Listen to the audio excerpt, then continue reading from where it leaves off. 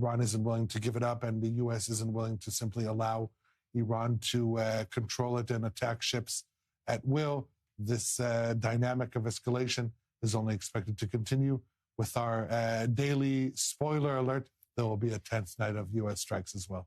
You were correct 24 hours ago, and now doubt you will be correct again. It's the easiest prediction. I couldn't predict the World Cup finals, but this is the easiest prediction I had to make in the past 24 hours. For a betting person, we'll hold you to your word, Ariel Osseran. Complicating matters even further if we zoom out and look at the entire region. The Houthis in Yemen announcing a maritime blockade on Saudi Arabia, and the UN warning of even greater regional escalation. Jonathan, talk us through the impact of this development. Again, not directly impacting Israel, but certainly everyone watching to see what the Houthis are up to. Yes, because the Houthis, of course, if we're speaking constantly about the Strait of Hormuz, the Houthis have their own strait, which is the Bab el-Mandab crossing, leading straight into the Red Sea. And they also hold this the strait is pretty much as a captive, being able to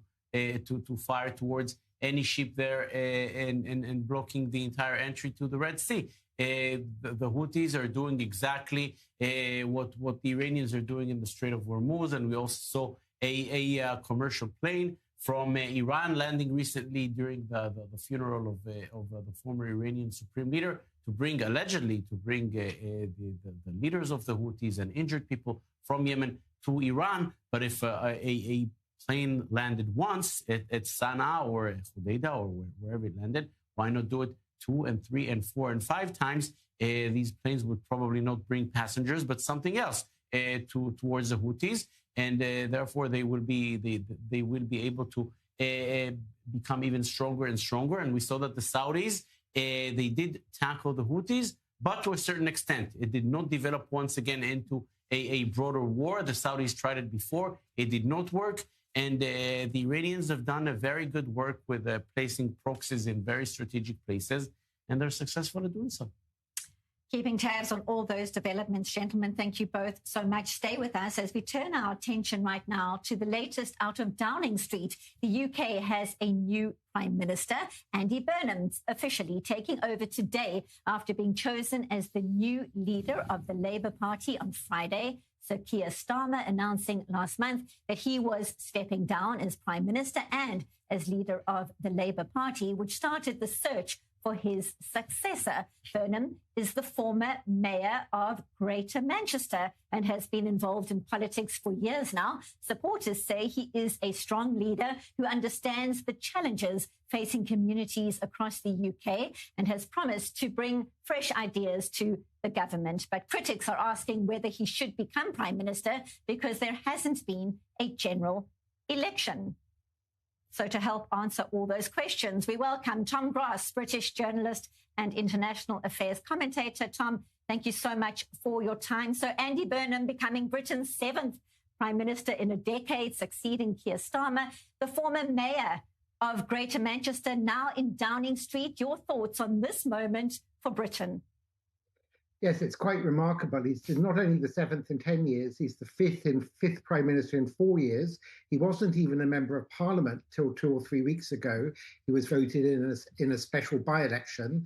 And he wasn't one of the MPs voted in less than 2 years ago when Keir Starmer delivered a landslide election victory for Labour. So many people are questioning the democratic credentials of just switching a Prime Minister like this mid-term without a general election and without even an election among his own MPs or among the Labour Party. Anyway, having said that, he may nevertheless turn out to be an improvement on Starmer. The big question is, we don't know, because he's been very cagey about specifics when it comes to policy. So we don't know really what kind of Prime Minister he is going to be. There's so many questions about his future policies, but talk about suddenly becoming Prime Minister and dealing with the big guns, so to speak. He's already spoken on the phone to Donald Trump, outlining the UK's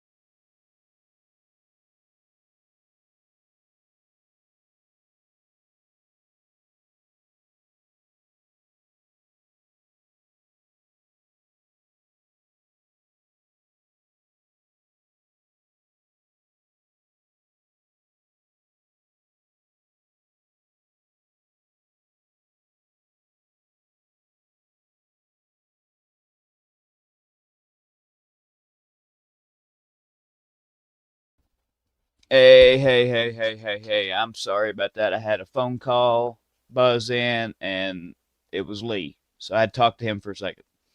How is everyone today? I hope everyone is having a decent day. Y'all please share this out. Also, for folks over here, if you have not moved your membership over to Coffee Club, you need to do so.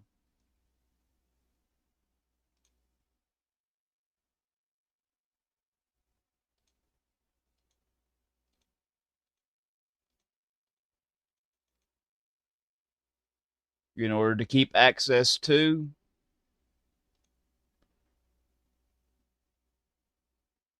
Discord. You need to get your Coffee Club membership squared away, please.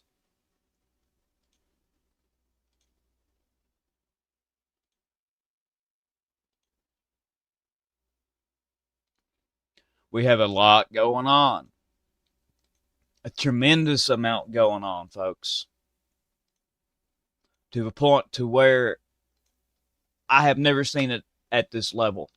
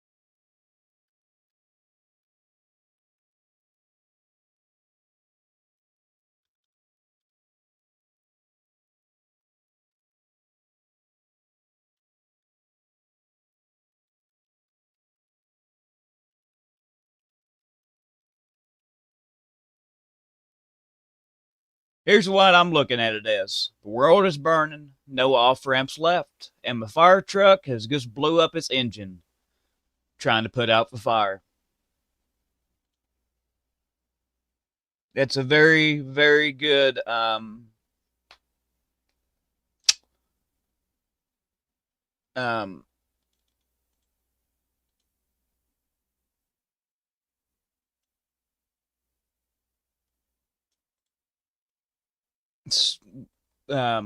I don't know what word I'm looking for, but that's what's going on right now. Christian, yes, we have very big issues. Very, very big issues. The Houthis in Yemen has now shut down the Bab al-Mandeb Strait and declared that there is a full naval blockade on Saudi Arabia ports in the Red Sea. This has just cut off 60% of the remaining Middle Eastern oil flows.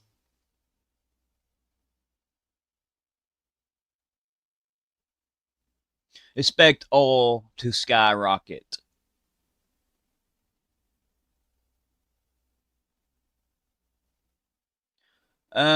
Christian, I think, can you tell me?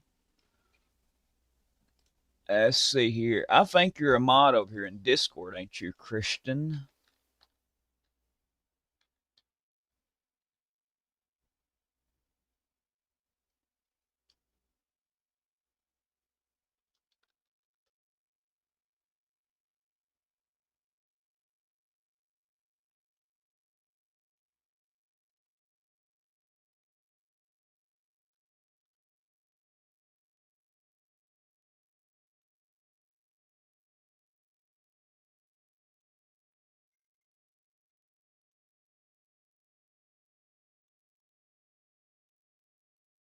Y'all, please share this stream out everywhere.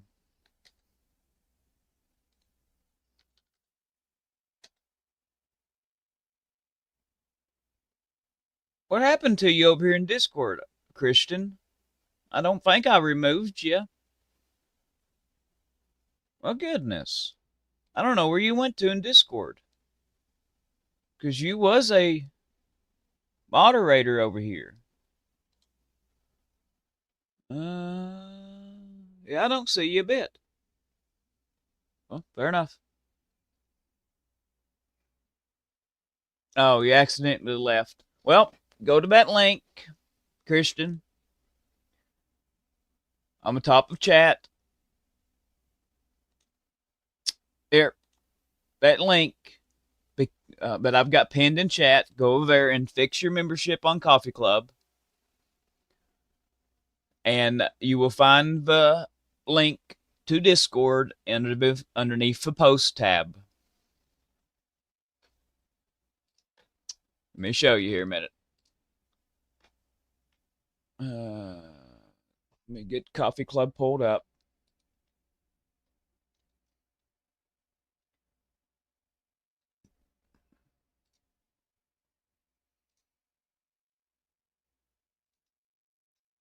Let me get this fixed.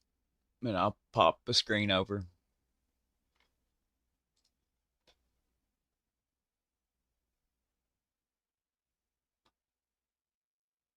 If you take that link,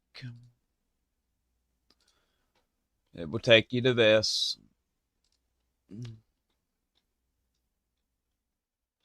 You go in here and you'll see a post tab.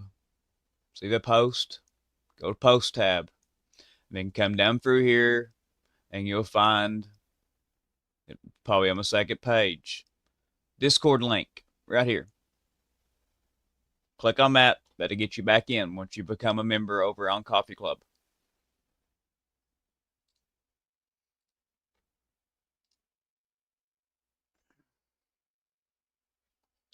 That'll work.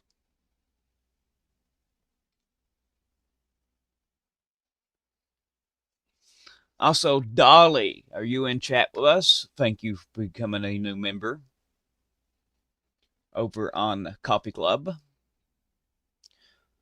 Folks, we need about 50 more members over on Coffee Club to be able to get back to where I can sustain doing this. So please, go over to Coffee Club, sign up, especially if you are in Discord. Go over and fix your membership status for us, please. You can do the $5 one is the bare minimum. It gets you in, but anything above that, we really would appreciate it.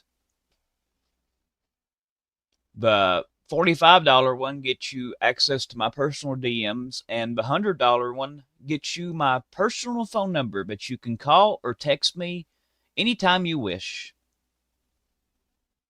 except between the hours of midnight and about 9 a.m. The rest of it is fair game.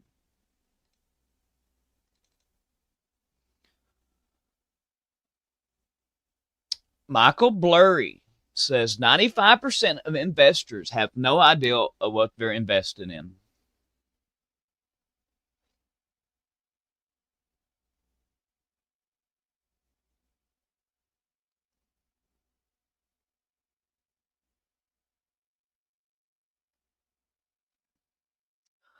Oh, guess what, folks? Moscow is once again enjoying the consequences of the special operation.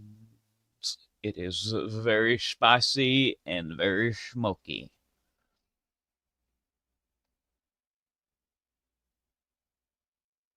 United Nations says a Houthi blockade of Saudi Arabia risks even wider regional conflict. Also, where is Charlie? Is Charlie around anywhere? Charlie. Let me text Charlie.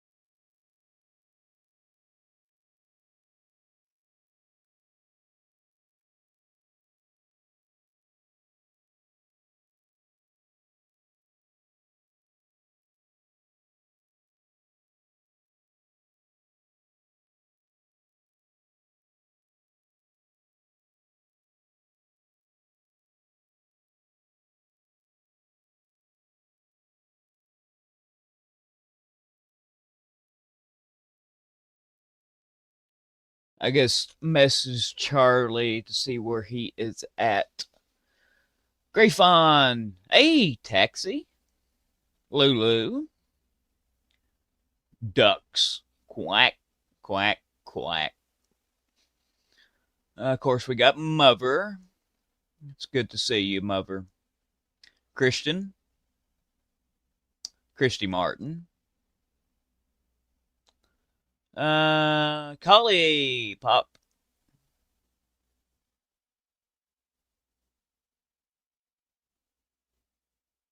Hey, lad. Guy Laddish. Welcome in.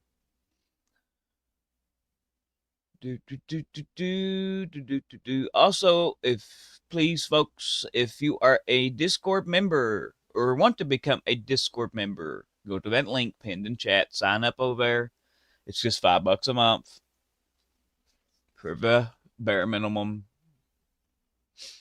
membership, and you will find the link in post tab.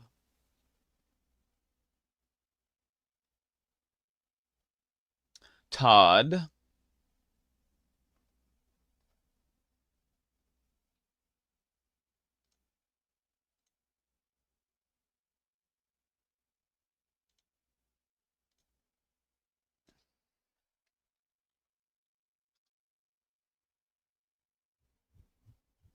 Also, folks, if anybody is having any issues accessing Discord through Coffee Club, all you got to do is reach out to me. Don't do like Christian has done. Oh, I lost the link, couldn't figure to get into it. You reach out to me, folks. Reach out to me. DuramaxWorldNews@gmail.com. I will help you any way possible. U.S. identifies the 2 troops that has been no longer with us now because Iranian strike in Jordan. Tyler James Feehan, 25, of Iwa Beach, Hawaii. Isabella Gonzalez, 19, of Collerton, Texas. Goodness gracious. A man with history of anti-ICE activity has set a big fire outside the immigration court in New York City. I'll give you a link to this. There, you all can go over and check that out. T-Rose, Retro Spark. Welcome in over here on Rumble.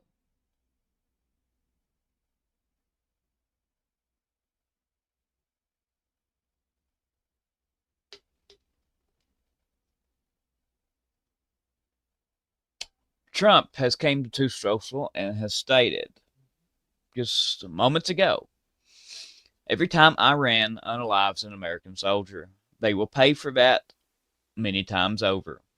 This directive has been passed on to Secretary of War Pete Hegseth, Chairman of the Joint Chiefs of Staff Daniel Kaine, and every leader in the military.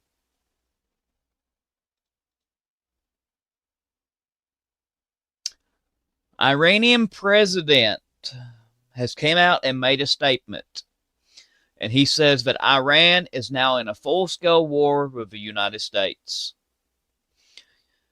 Iran is talking, saying they're fixing to activate the sleeper cells in the United States. Folks, you know, I've preached about this before. Iran has a sleeper cell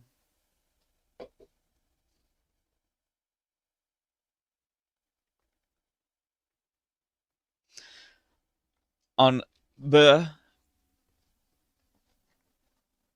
9 or whatever it is. I think it's 9 critical substations in the United States.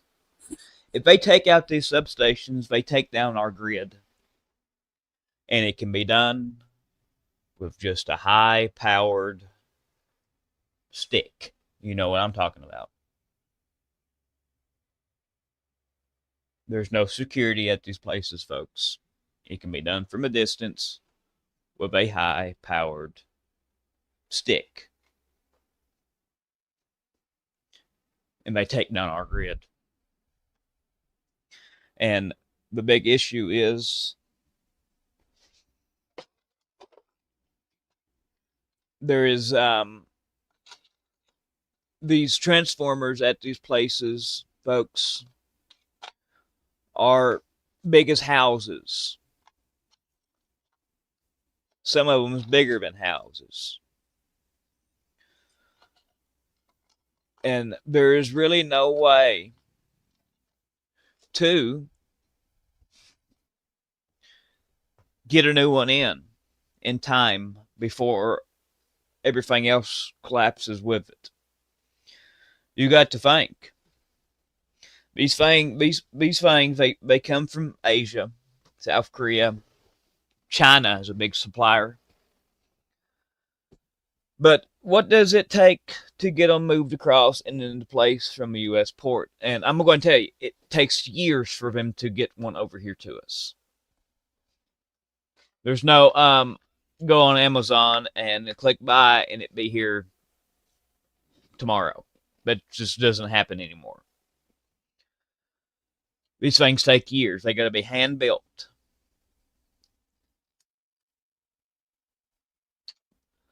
And once the power is gone, everything else stops. You can't pump fuel. The gas stations won't work because there's no way for the gas stations to pump fuel out of their trucks.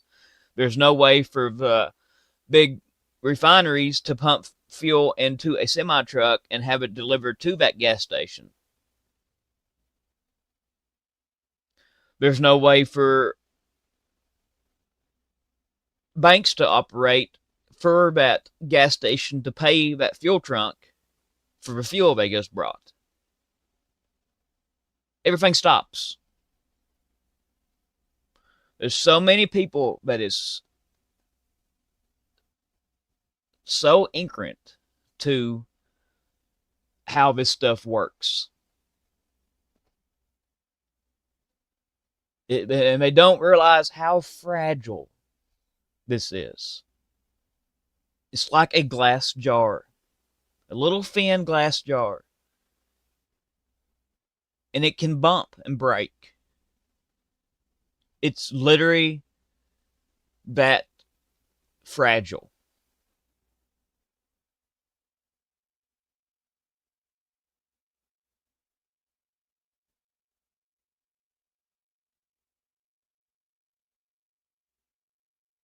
A fart from the sun can take it all out in a blink of an eye. The sun can go and boom, we're done. And we have a major sunspot looking at us right now. Huge sunspot. Fast evolving active sunspot. Sunspot was barely detectable. Today, it is the biggest sunspot group on the Earth side of the sun. And also, folks, the sunspot number is 44. 44. There is 3 visible sunspots on the Earth face. We should be in the hundreds. 400 sunspot count still. We're at 44. And we've had multiple days of 0 sunspots now recorded. The you know what is in full swing. Yeah, mother, but then we'll get bigger and bigger as we go on into this thing.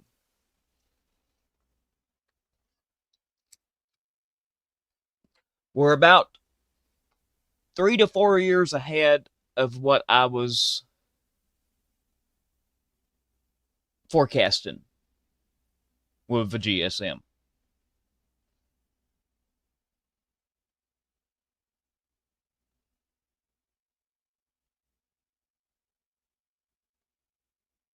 Sunspot count is 44. Folks, we're screwed.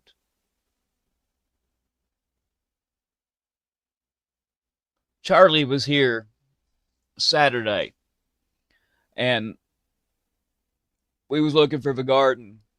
Folks, my tomatoes are burnt to a crisp.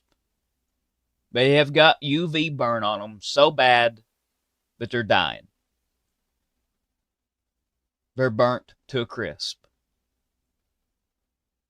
I've got to go out here when I get done with this stream. I've got to go and price a job.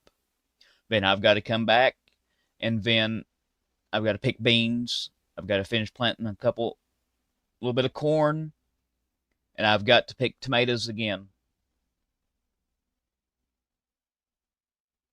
I've got to get all these beans picked before they go to waste. I probably got another 20 or 30 quarts out here waiting to be picked. I started on them yesterday.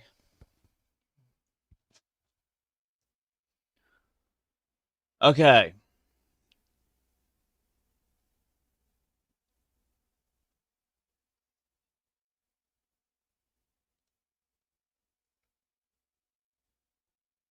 Members of the Chinese Coast Guard and the Philippine Navy has clashed with oars and sticks. They've come out and beat each other with oars and sticks.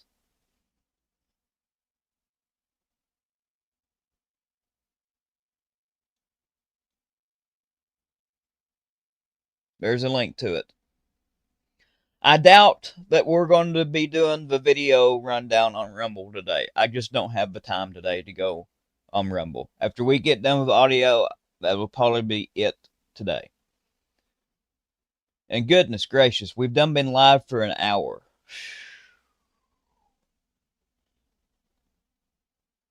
Cuba has infiltrated the highest reaches of the U.S. government, recruited and cultivated generations of American activists, and backed an unprecedented wave of left-wing terrorism on American soil, the U.S. State Department has said.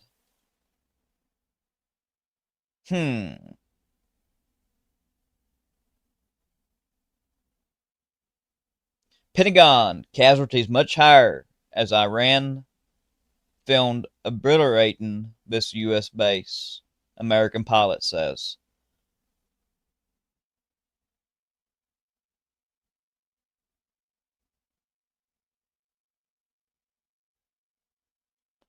Pentagon had made a post about mass casualties and then deleted it.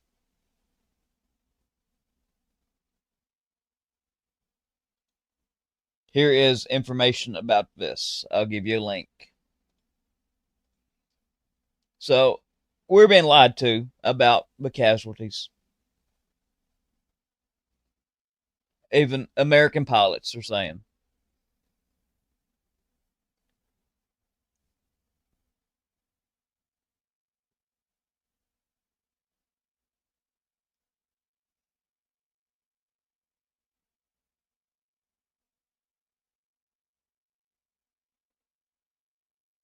Of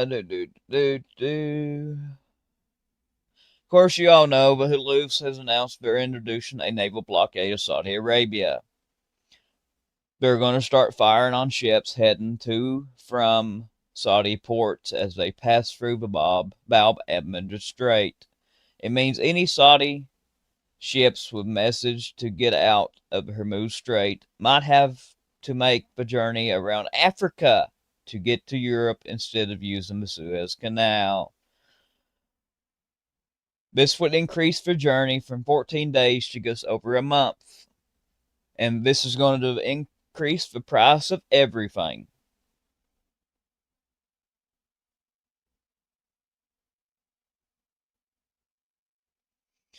Right now, if they leave the Arabian Sea to go to Rotterdam, which is in Europe, it takes 19 days. If they have to leave the Arabian Sea and go around the Cape of Good Hope, which is the Horn of Africa, it takes 34 days to get to Europe.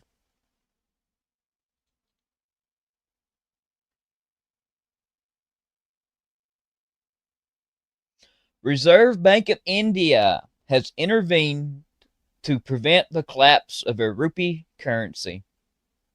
So India is having huge issues with their currency, folks. It's nearing the state of collapse. Japan is too. This is what I've been talking about. The fiat currency. They can't sustain this no longer, folks. They have artificially controlled the markets for so long. But now it's getting to a point to where they can't do it no more.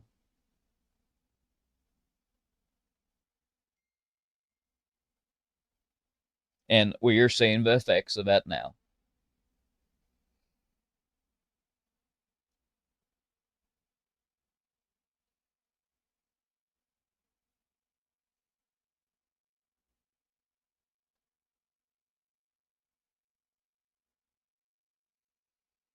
We got large numbers of U.S. cargo aircraft are heading to Europe en route to the Middle East. The military buildup raises the possibility of full-scale war resuming soon. Folks, the full-scale war has already resumed. I don't know why people are saying it could be resuming soon. It's no resuming soon, or possibility of it resuming soon. It is already resumed. And this scale of war of Iran has not been seen yet.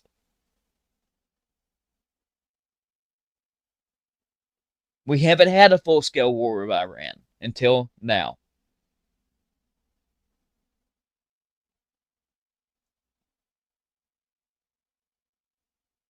Oh, good night.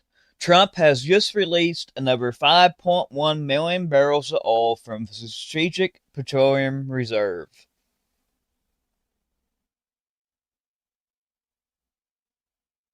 With it already at historically low levels not seen since we started filling our reserve up. Goodness gracious, folks.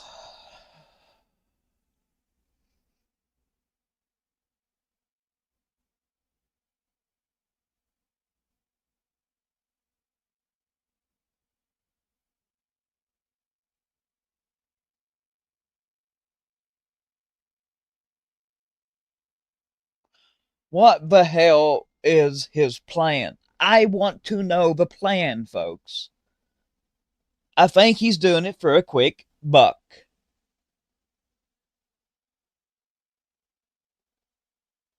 I really do.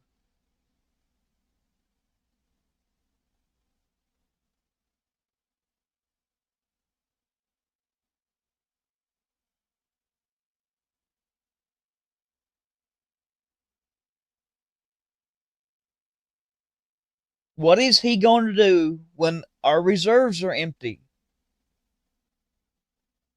They're empty already.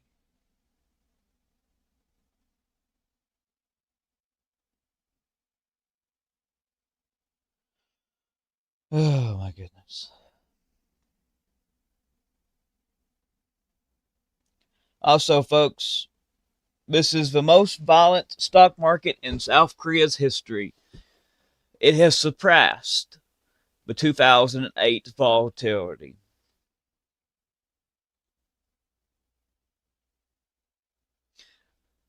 Their volatility index has now climbed to higher than it ever did in 2008, making it the most volatile the Korean market has ever traded in its entire history.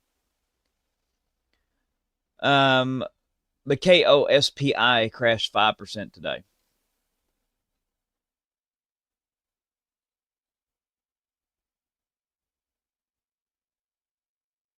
Oh my goodness. Rubio has signaled that Iran wants to negotiate, causing oil to go down.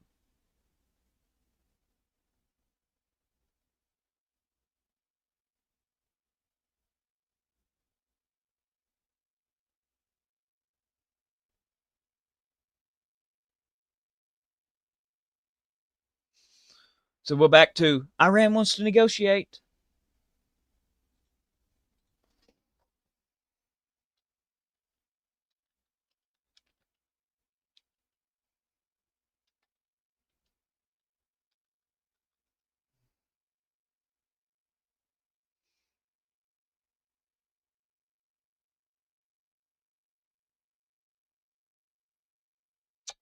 Trump warns Gulf states of Iran strikes unless ceasefire is secured.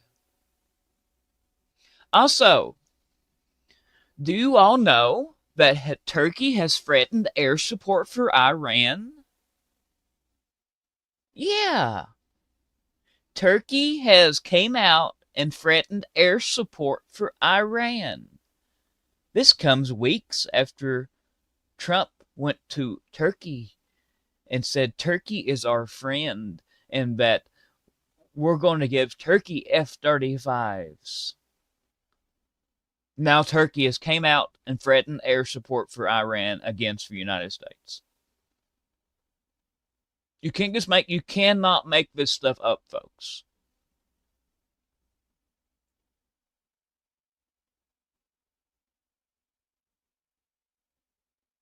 Hey, Nadine. Yep, tear it down for a new system. That's exactly what's going on. They know that we cannot survive this GSM. So they're just tearing it down, collapsing it. Wheat futures is approaching a very big decision point here. It looks like wheat is going to have a major breakout and go straight up in price. Do you know why? They have lost massive amounts of their harvest in China. We have lost big areas of our harvest that's coming up in the U.S.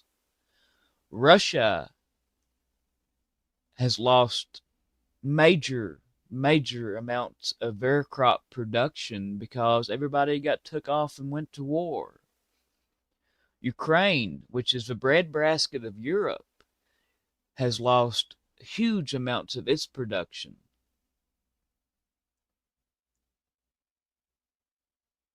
And the wheat markets are now waking up to this issue.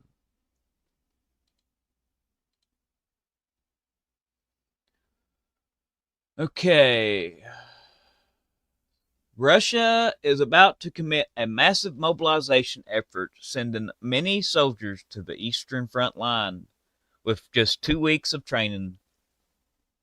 Mobilization drills are starting to take place in many regions of Russia. Here comes the mobilization that I have been speaking of. 1.5 million.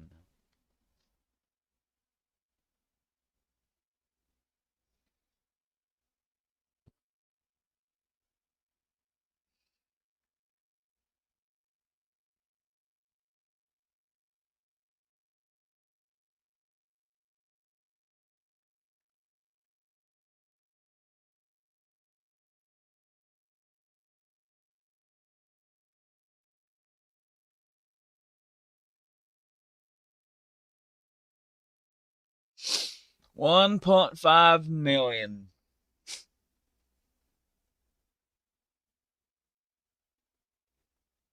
Huh. Check this out. Today we have learned that $1 million to MAGA Incorporated PAC gets you a public apology from the U.S. FDA for opening an investigation into your company.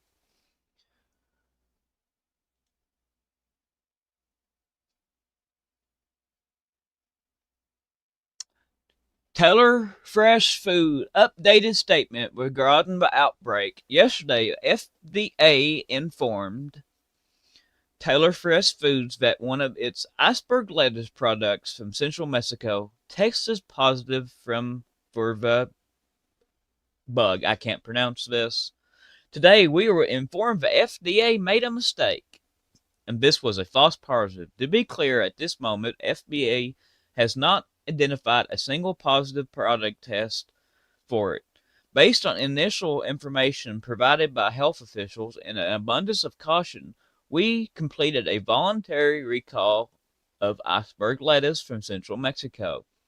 Recall of this product was limited to iceberg lettuce grown and processed in central Mexico. All other Taylor Farm products, including Taylor Farms brand products available for purchase, are not involved in the recall.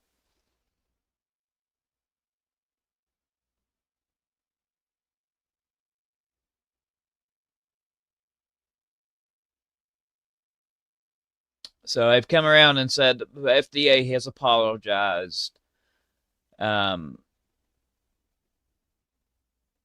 making a false. They're saying it's a false positive. Yeah, sure. But yep, they donated $1 million to MAGA Inc. PAC, and now the FDA comes out and said, it's a false positive. Imagine that. Here's a link to all that if y'all want to check it out.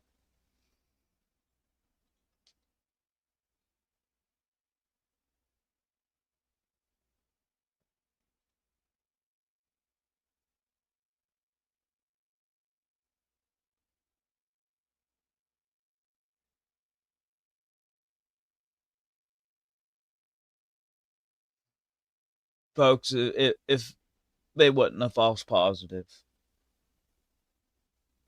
FDA wouldn't have came out originally and said this. The FDA don't come out just testing one time. They've tested this multiple times. They have confirmed it. And now it turns around and they have donated just now $1 million to a MAGA Inc. PAC.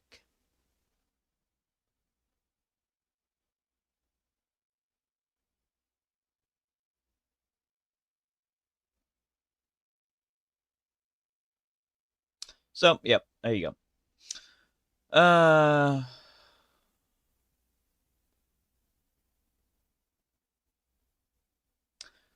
Crude oil only has 43 days of supply left in the United States, the lowest inventory in 45 years. So we have now jumped to 45 years.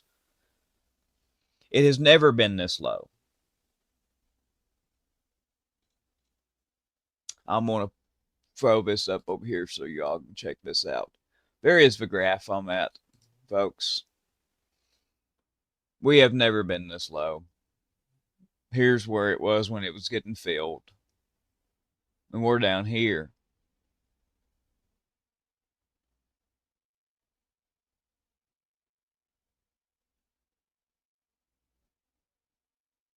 Can anybody tell me about this point of time? Right in here is when all this up in here was when you know who was in office for first round. And I'm sure all this drawdown here had already been planned before he left office the first time. But yep, there is the oil inventory thing.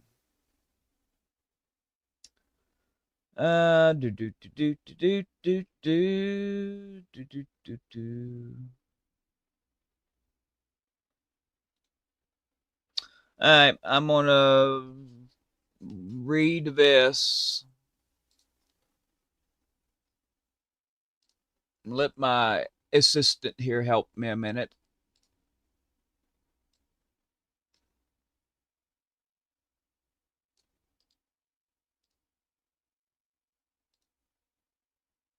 Breaking: Putin is desperate for a fresh geopolitical victory to mask his compounding failures in Ukraine, and the Kremlin is actively shifting its crosshairs toward the Baltic states and Poland to stage its next theater of aggression.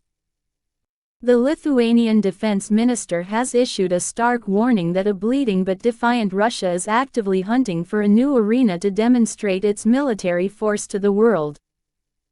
While Lithuania's chief of the general staff confirmed that a full-scale conventional invasion is not yet imminent on their borders, the entire region remains on high alert for an imminent wave of aggressive hybrid provocations.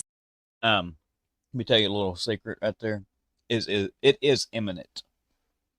Don't believe that they're saying that it's not imminent. They're trying to keep this a lid on it somewhat to keep the public from panicking. Because if they came out and said that this was imminent, the public would panic. It is imminent, folks. They've let it slip multiple times, but they're trying to keep a lid on this. And I can't believe we only have 24 people watching us between YouTube and Rumble. Provocations. This dual reality means that while Russia's conventional forces are bogged down and depleted, the Kremlin is looking to exploit asymmetric vulnerabilities along NATO's eastern flank. This warning exposes the predictable, dangerous psychology of a cornered regime that thrives entirely on perpetual conflict. By threatening Poland and the Baltics, Putin is desperately trying to project strength abroad to distract from the catastrophic reality that Russia cannot even protect its own domestic infrastructure from Ukrainian deep strikes. As the Kremlin looks to test NATO's resolve through hybrid warfare, the Democratic Alliance must realize that the only way to permanently protect Eastern Europe is to ensure a total, crushing Ukrainian victory that breaks Russia's imperial ambitions once and for all. See the latest updates with us at VisionerGeo. Breaking Putin. Okay, folks. There you have it. Marco Rubio has, during a little press briefing, little thing as he was getting on the airplane, he addressed the press there. Wart has stated he has asked other countries to help the United States. We're trying to protect global shipping, but other countries need to step up and help carry the burden. It is not the United States' job to protect the entire planet forever.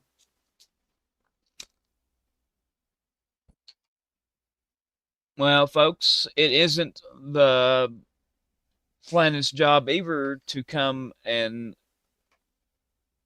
fix something that was perfectly fine before the U.S. started it. There wasn't no issue of shipping, period.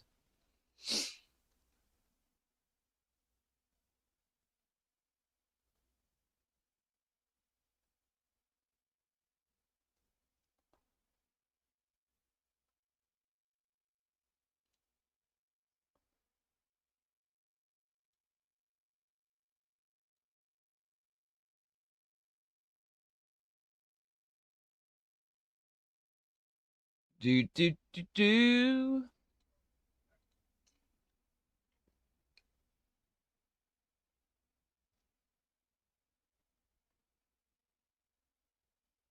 Now take this with a grain of salt because it is from CNN. Trump is in the worst position of any 21st century president in the second term. 45 points underwater. That is worse than Nixon just before he was forced to leave office because of Watergate and Bush in the middle of the Iraqi war. That is his approval ratings.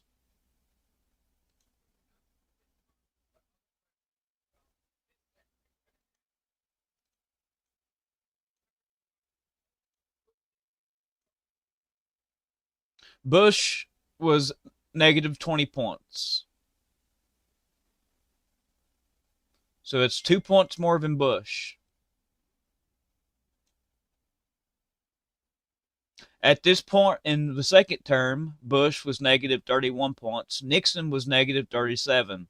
Trump is negative 45. Here's a little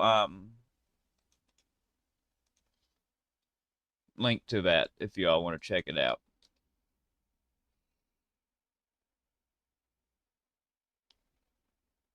Let's see here.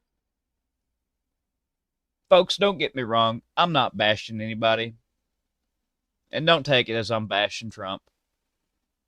I love his stateside policies.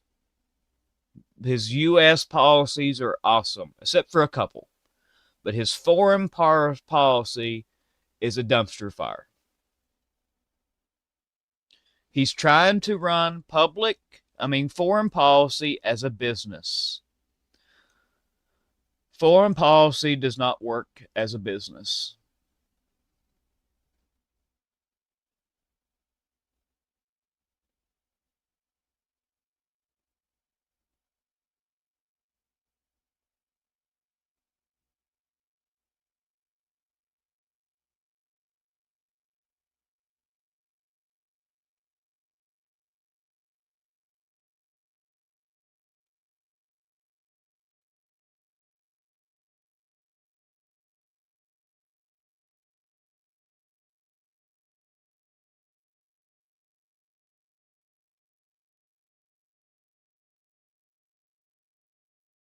Anybody got any questions so far?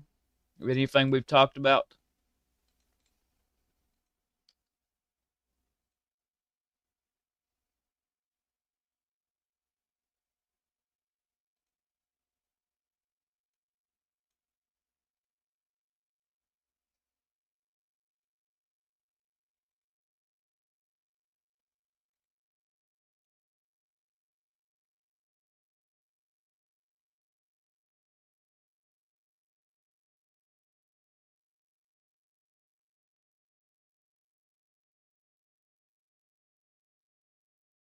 Uh, it is Creekwalker, but there's a difference between politics and business. He is trying to run his foreign affairs as a giant business. You've got it. This does not work like that.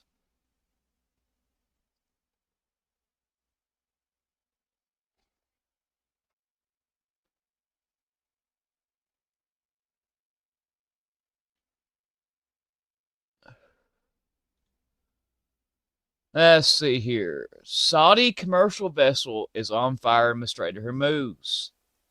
It was reportedly hit by Iran while trying to cross the strait through the Omani side. So Iran has another vessel that has been attacked. And from the looks of it, it is an oil tanker and it is leaking oil. I can see an oil skim coming away from the ship, and it has been hit right in the cargo hold.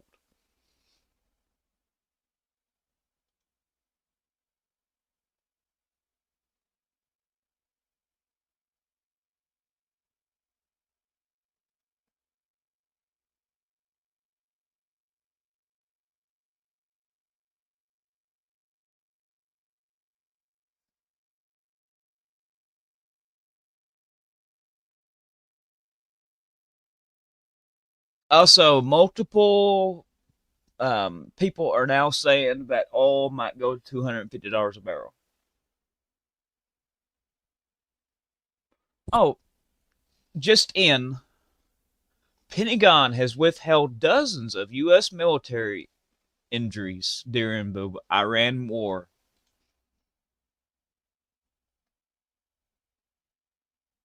So they was hiding it. I told you all they was more injuries than what they was saying.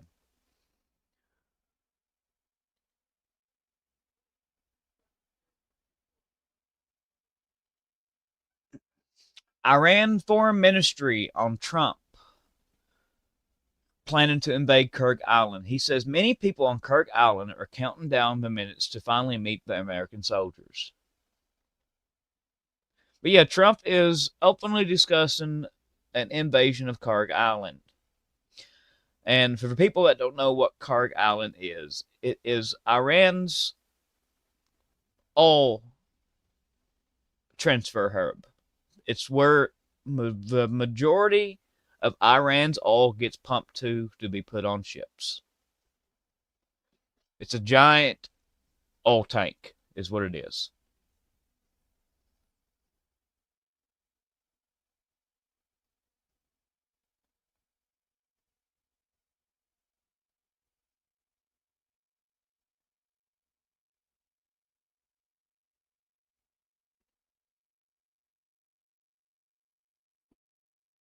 We've got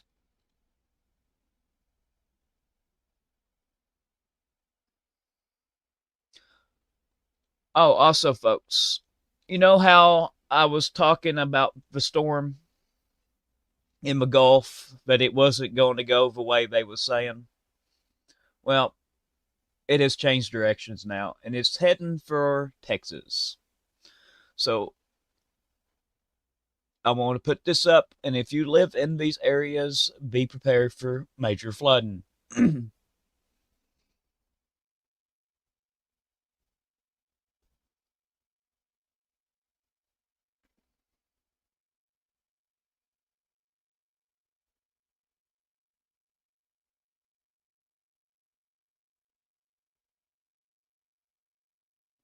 It was originally saying it was going to go across Florida and out into the Atlantic. Now it's doing the exact opposite way.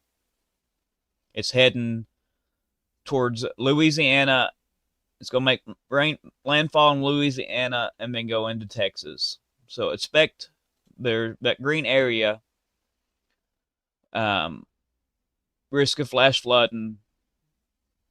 If you live in that green area, prepare for flash flooding. If you live in the yellow area, you need to prepare now for a lot of flooding.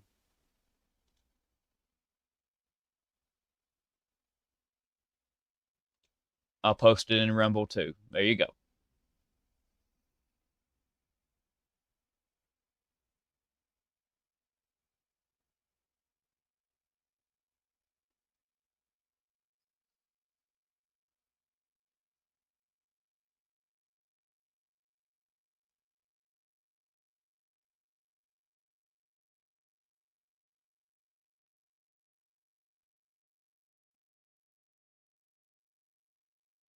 Well, White House has done a poll. Trust in Trump. Voters overwhelmingly support Iran peace deal. And here it is. I'll give you all a link to this if you want to look at it. But it is a poll. 60.4% support, 23.7% oppose, and 15.9% is unsure.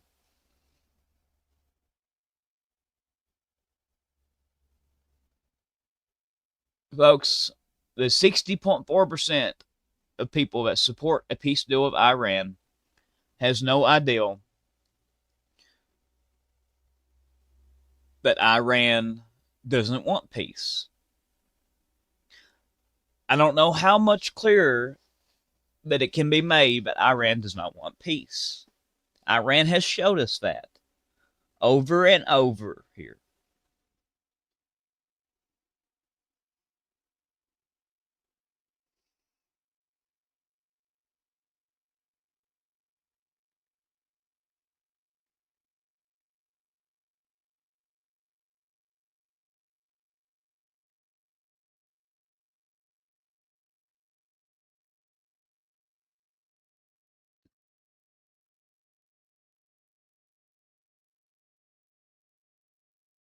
Warren Buffett has just jumped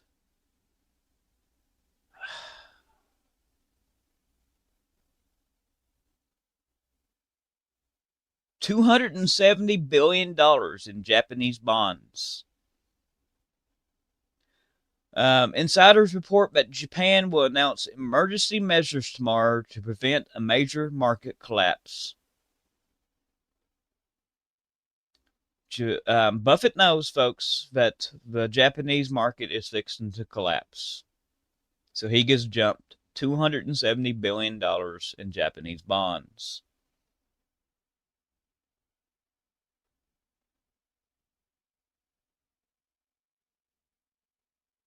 Orlando declared a ground stop for the Orlando International Airport for hurricane precaution. Yep.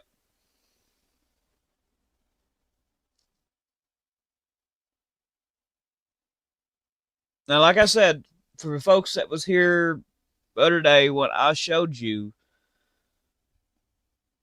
the original map of the forecasted area where the hurricane was going, it is the exact opposite now. You all seen the original map that I showed you that they put out. And I told you it wasn't going to do that. But I was saying it was going to go straight up or go a little west. So I was wrong too, and it's took about a 90-degree turn west.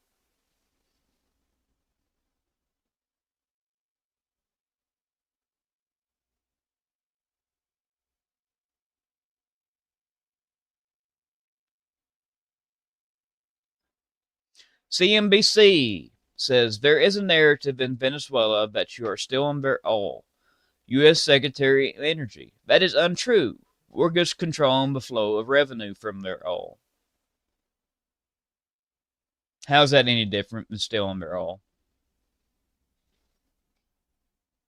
He just put some fancy words there. Basically, they didn't steal your wallet. They're just going to control your direct deposit and all funds tied to it.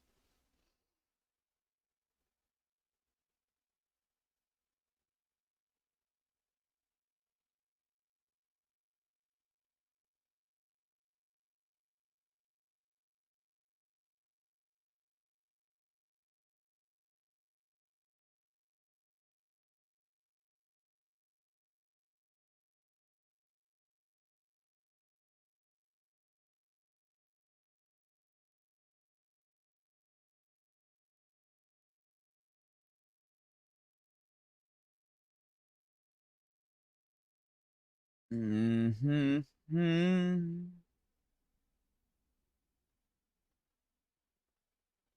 We've got an uproar in the Russian military after Putin has installed his cousin's niece as lieutenant general in the army, a woman with no experience other than as a hospital psychiatrist in 1996.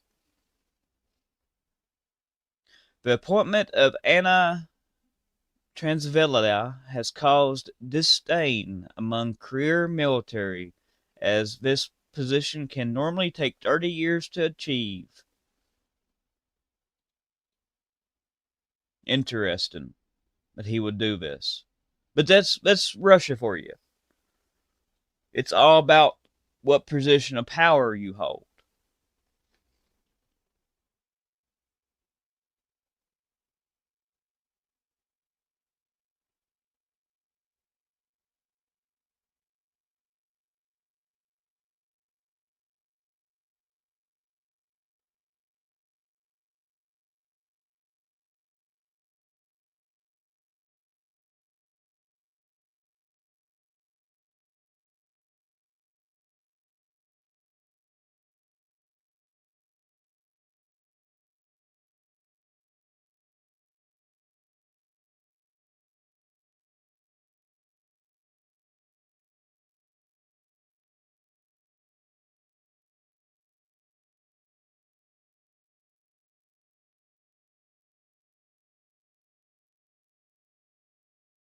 Hang on a second, I'm having to reply back to a text.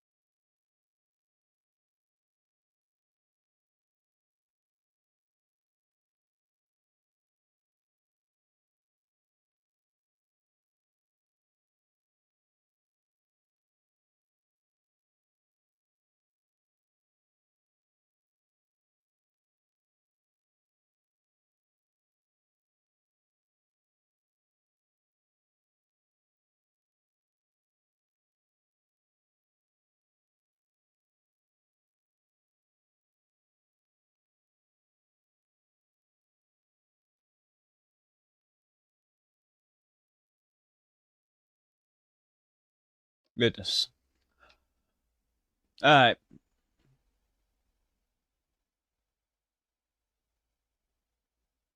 A message from inside Iran.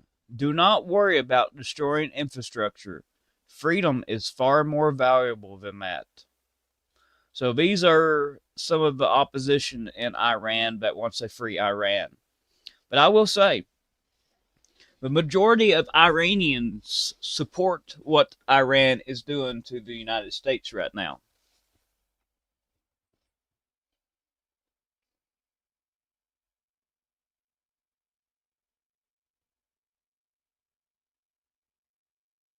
Four Indian crew members have been killed and another critically injured after an attack on a cargo ship MV Golden departing Ukraine's Odessa port, India says. Ukraine says a Russian missile struck the vessel.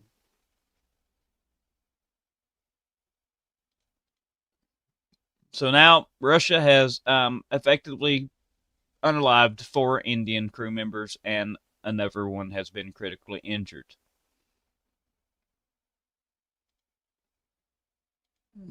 Trump has spoke about Chinese election interference. Also, folks, I am going to post this from Ryan Hall, a link to it. This is the tornado threat for tomorrow. It's a huge area of middle to northeastern U.S. A level 2 risk for tornadoes tomorrow, and the highest odds run right through New York City, Philadelphia, and Washington, D.C. This is a huge area, and I am in this area. So, you all be prepared tomorrow for storms.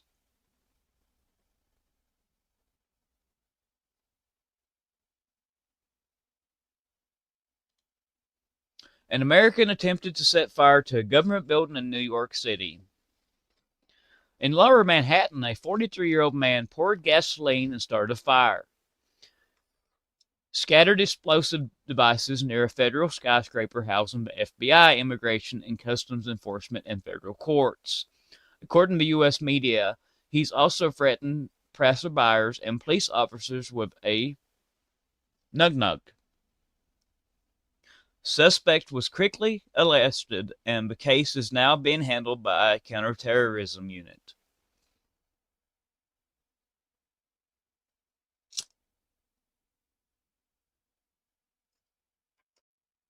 He was arrested moments after setting fire, and he threw fireworks into the fire.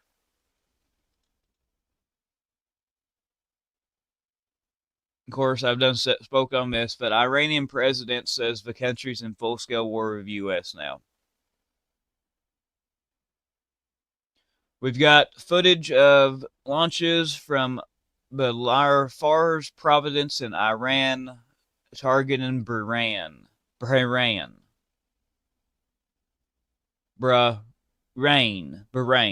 Sorry.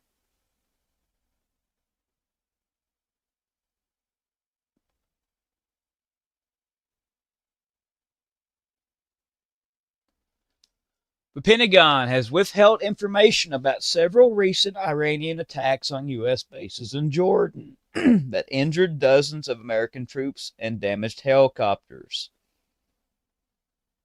Officials say they kept the attacks secret for Operation Security. Yeah, it wasn't Operation Security, folks. They was trying to cover this up and didn't want you to know about the injuries and deaths of American troops. They're getting plenty of help targeting our assets. Russia is helping, and China is helping Iran with targeting data, folks. Lying about what happened zaps your credibility. Not that the DoD had much to begin with. Yep. They didn't have much credibility left anyway.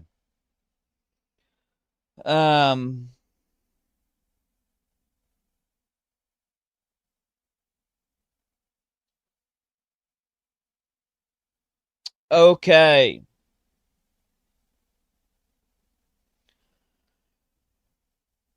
Iran is talking about invading Kuwait.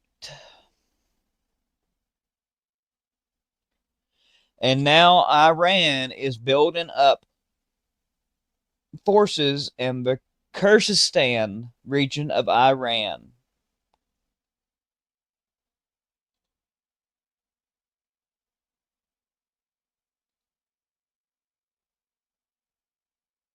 So I think this is a go. Iran is going to try to invade Kuwait. They said they was going to invade Kuwait. I think it was Kuwait. Let me go back and make sure what I'm speaking on is correct before I keep on going here.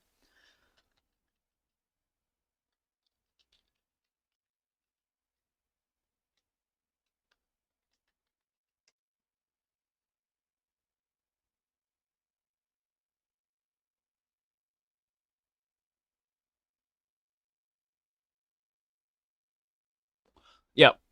Iran is actively planning a ground incursion into Kuwait to seize U.S. military bases, including Camp Buring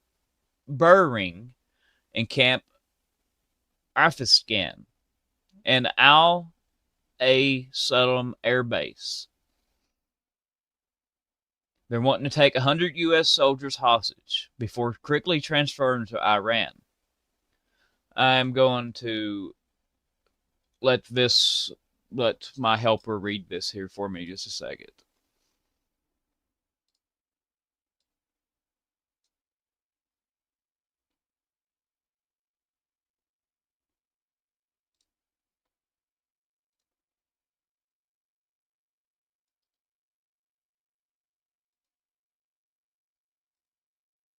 Breaking. Iran is actively planning and seriously considering a ground incursion into Kuwait to seize U.S. military bases, including Camp Buring. I'm just going ahead and tell you here what this post is from the 19th, which is yesterday.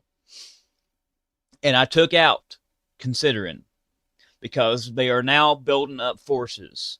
So they're actively planning a ground inclusion now. If they was still seriously considering it, they wouldn't be building up forces. Camp Arifjan and Ali Al Salem Air Base, and then take 100 U.S. soldiers hostage, before quickly transferring them to Iran, if the U.S. continues its military campaign against Iran, per prominent Iranian analyst Mahdi Khanalizadeh and former Iranian Foreign Minister Mataki. Khanalizadeh adds, the city that should be evacuated is not Tehran, it is Doha, Manama, Abu Dhabi, and Kuwait. Warning, a flood of American blood will flow in the region, with Kuwait being considered one of Iran's principal options for the ground incursion. He says, no political border will be safe, and that Iran would shift to a full-scale offensive if U.S. strikes continue.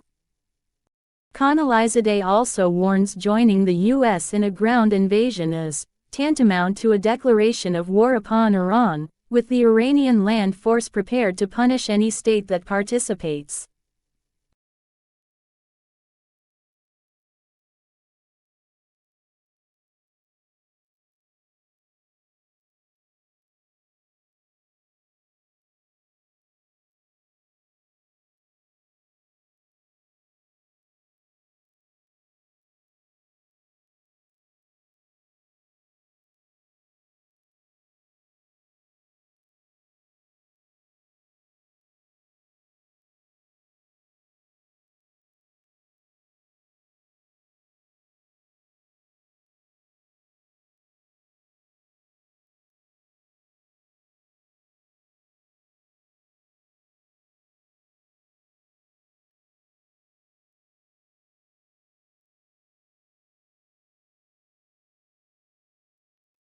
So here you go.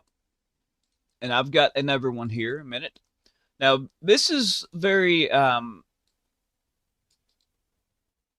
concerning. One notable detail from the Washington Post's reporting, even as the Pentagon prepares for the possibility of a broader conflict with Iran, One U.S. official warned that the campaign could be constrained by dwindling stocks of air defense interceptors and long-range munitions, along with limits on how quickly additional troops and aircraft can be surged into the region because of battle damage. The official said those factors could make it difficult to safely sustain expanded operations. Hang on a second. I'm going to butt in here just a minute, and we're going to redo this. But battle damage. So now they're admitting that there is massive battle damage that can restrict additional troops and aircraft that can be surged into the region. So that tells me our bases over there has took serious damage from Iran.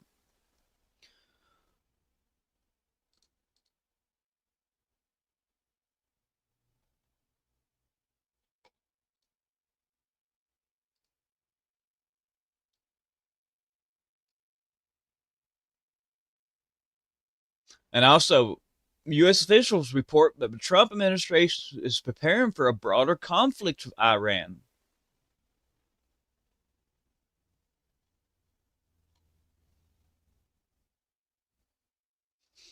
Also, I need to get this.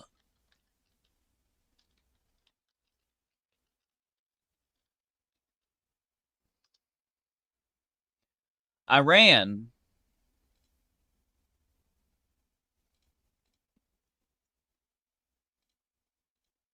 we're going to help my helper do this here too.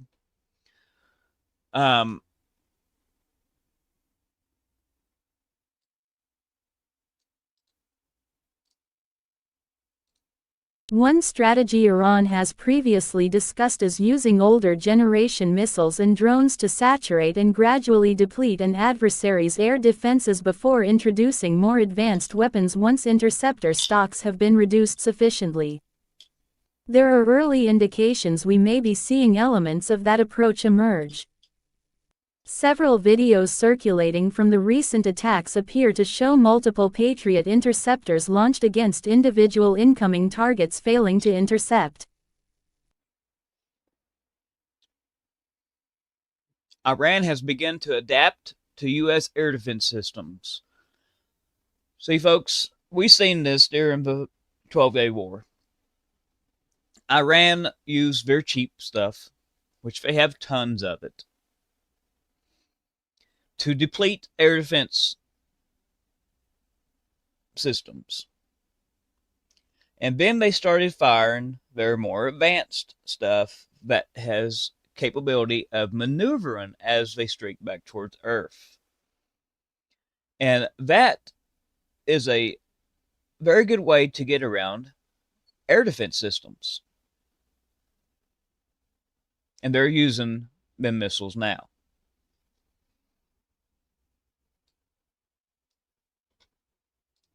Iran has begun to adapt to U.S. air defense systems, firing ballistic missiles that travel at extremely high speeds and can maneuver as they streak back towards Earth, according to U.S. officials who spoke to the Wall Street Journal.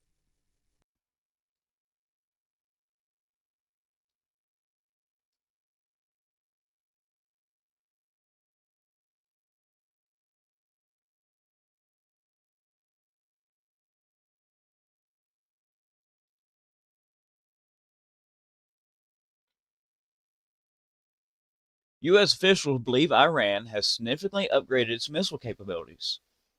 According to the Wall Street Journal, Iran is now using missiles that travel at extremely high speeds and can maneuver during minor descent, making them far more difficult for American missile defenses to intercept. Also, there is a very big shortage of interceptors and U.S. munitions now. We've used up majority of our stockpiles.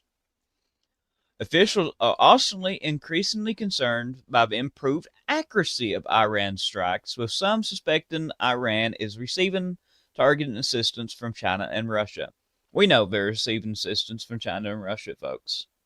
There's no suspecting it. We know. And I don't know why the officials are still saying, we think.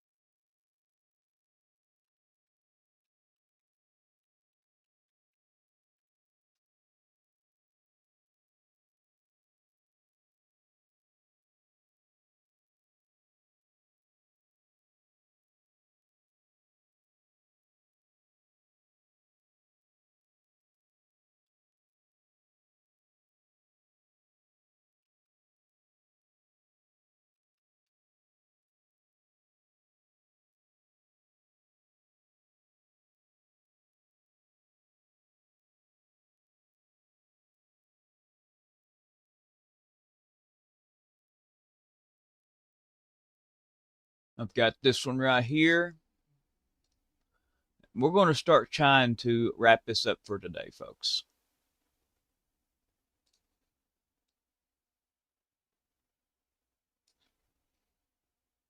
U.S. official to the Wall Street Journal. We do not have enough munitions to safely sustain operations against Iran, and I don't think the White House is aware of that. They're not.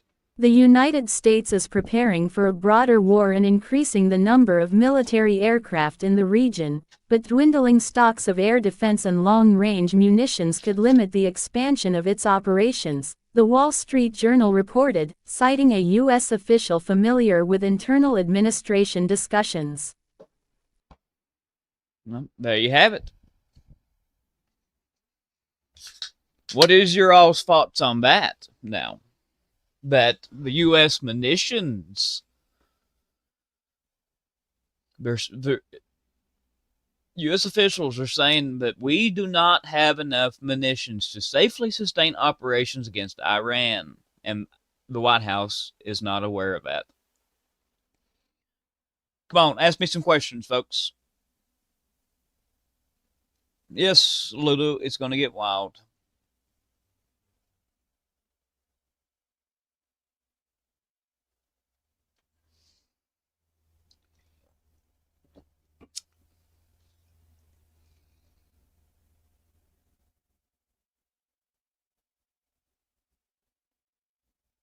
Collie, I don't think it's a stop.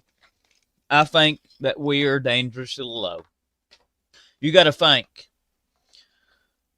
that we have fired hundreds, well, not hundreds, tens of thousands of these things in the last couple years. And we don't make. Hang on a minute. Let me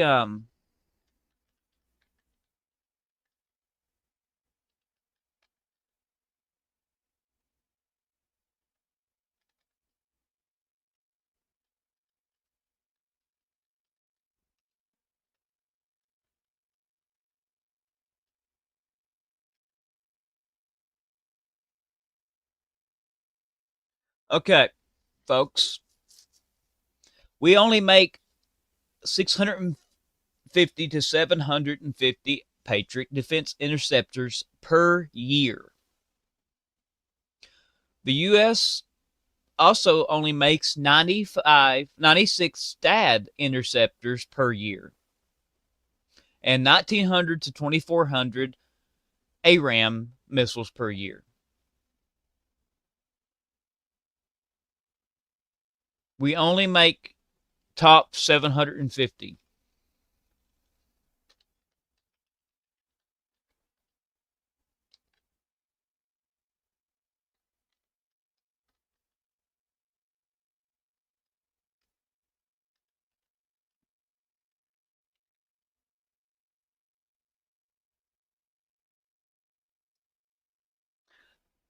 And just the recent here, since this has started back up, we have already used 1,430 Patriot interceptors during recent strike campaigns against Iran, consuming roughly half of the total pre-war inventory.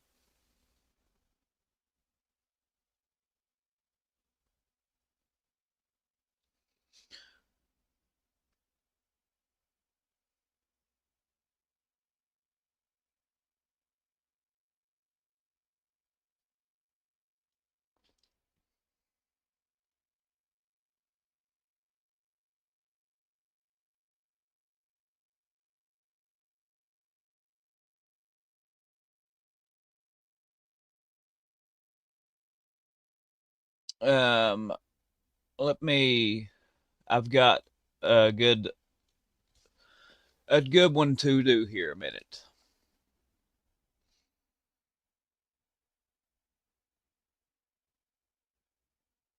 That ain't what I'm looking for. It's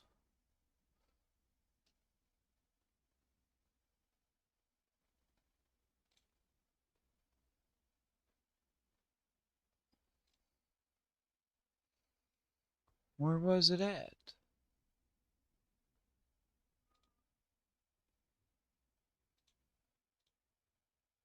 Oh my goodness.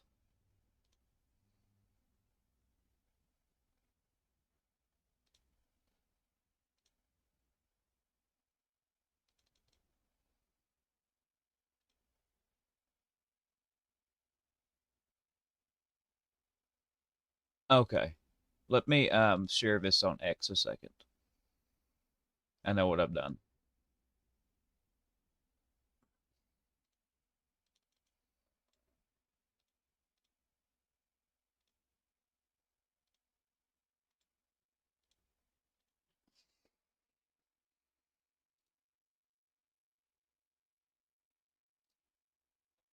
We're going to do this a second.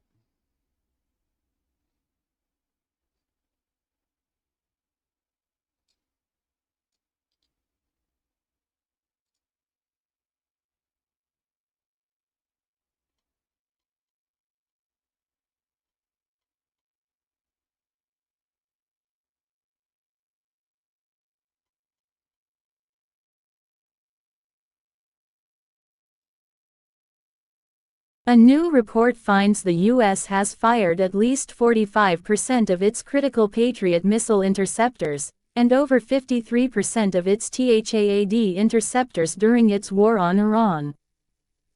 The report, released by the Center for Strategic and International Studies (CSIS) Tuesday, finds the U.S. has blown through a number of key stockpiles, including more than 45% of its precision strike missiles (PRSMs).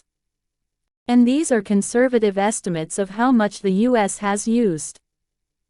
At most, CSIS finds the U.S. could have blown through up to 290 of its estimated 360 THAAD interceptors, more than 80%. Altogether, the report asserts the U.S. has enough critical munitions to continue its war on Iran, under any plausible scenario. It also finds many U.S. munitions have acceptable inventories. Newsletter. Subscribe now to our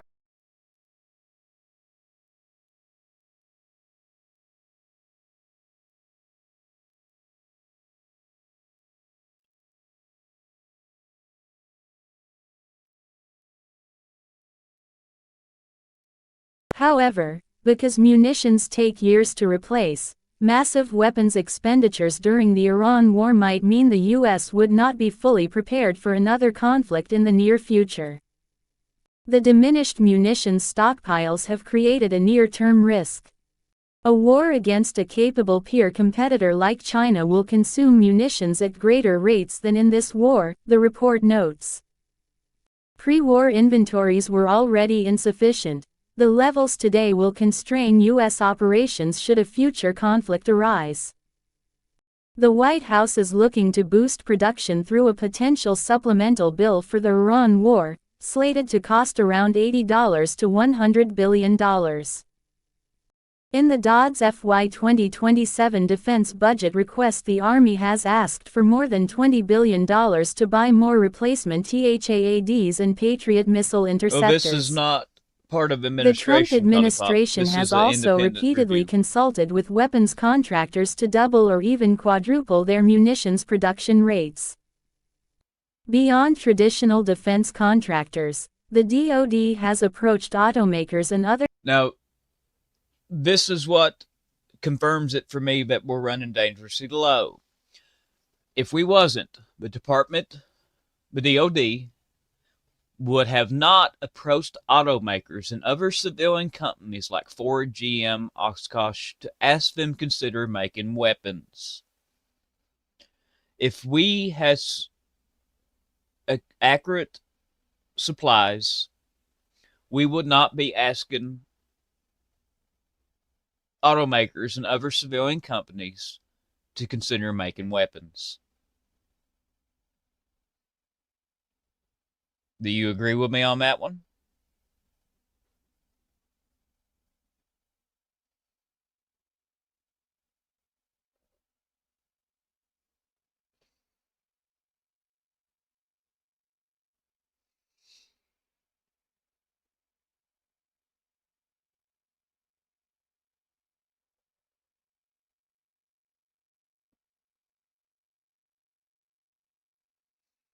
Also, moving on.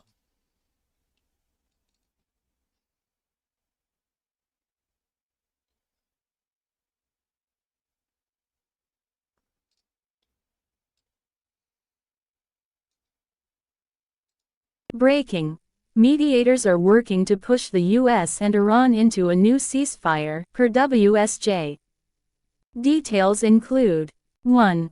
Mediators are worried the U.S. and Iran could settle into a pattern where they keep conflict below the level of all-out war but disrupt regional economies indefinitely. 2. Traffic in the Strait of Hormuz has now collapsed to just 10 ships per day. 3. I don't believe 10 ships per day.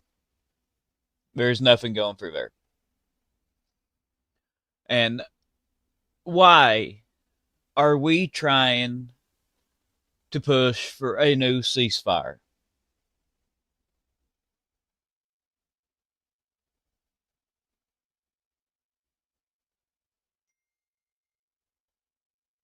Folks, this is ridiculous.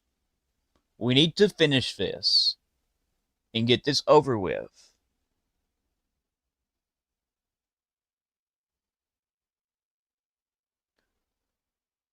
Qatar has floated the idea of a 10-day ceasefire and an end to restrictions on shipping in the Strait of Hormuz to cool tensions. Folks, Iran's not going to end restrictions on shipping in the Strait of Hormuz. I don't even know why they're even kind of consider this stuff.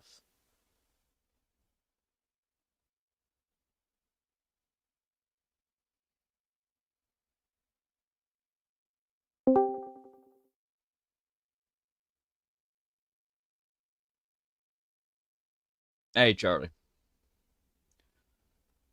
Your microphone's muted or something. I can't hear you.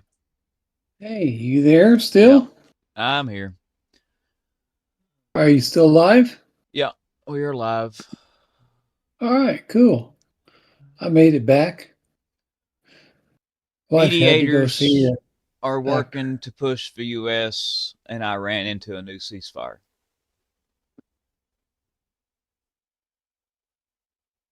Who is doing that? Mediators. Oh, the media. Okay. Qatar, not media, but the mediators. Mediators. Yeah. From Qatar Iran. is floating an ideal of a 10-day ceasefire. And what would be the purpose of that? What would be a purpose of any ceasefire? Yeah, exactly. And we just done a big deep dive into how the U.S. has burned through half or more of its critical missile interceptors. U.S. officials are saying that the U.S. is running out of interceptors. Okay. Are you, just a question, are you live on Rumble or on Both. YouTube? Okay. Let me get over there. I just walked in the door a few minutes ago. We're trying to get ready to wrap it up. I've got to go price a job here in a few, and I've got to go do beans. Yeah, I was here at noon, but then the wife had an appointment at 1, so. Gotcha. We've been live for about 2 hours. Okay. Let's see. News breakdown. There we go. Gotcha. We've been live for about 2 hours. You got feedback. I got feedback, yeah. Gotcha. Let's see. News breakdown. There we go. Been live for about 2 hours. There we go. I got it fixed. Okay, you're very loud. How's that? A little bit more. How's that? A little bit more. Wow. You're still pegging. How about now? Touch more. Wow, I can hardly hear. Yeah, hang on a sec. No, your microphone is pegging the red. Turn your mic gain down some.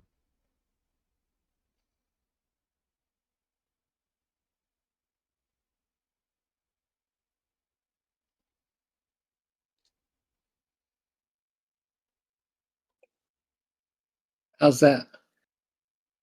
Touch more of a mic gain. Oh man, I can hardly hear you. No, it's not your end. You can keep as loud as you want. It's your microphone gain. Right, right. Yeah, let me get in my settings real fast here.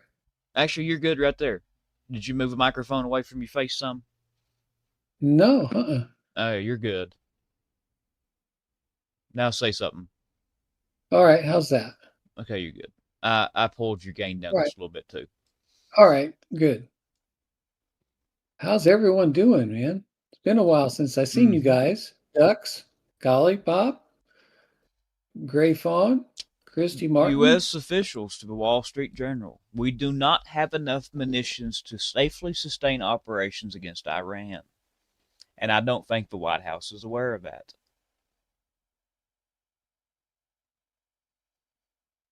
The U.S. official says. Also, Charlie, I'm going to run down with this for a minute here. All right. One strategy Iran has previously discussed is using older generation missiles and drones to saturate and gradually deplete an adversary's air defenses before introducing more advanced weapons and once interceptor stocks have been reduced significantly. There is early indications we are seeing the elements of that approach emerge. In recent attacks, multiple Patriot interceptors launched against individual incoming targets has failed to intercept. Iran has begun to adapt to U.S. air defense systems, firing ballistic missiles that travel at extremely high speeds and can maneuver as they streak back towards Earth, according to U.S. officials. So, see, can you hear? I bet you can't. U.S. officials say Iran significantly upgraded its missile capabilities. And also, officials are concerned about the improved accuracy of Iran's strikes. They're suspecting Iran is receiving targeted assistance from China and Russia. Of course, we know they are.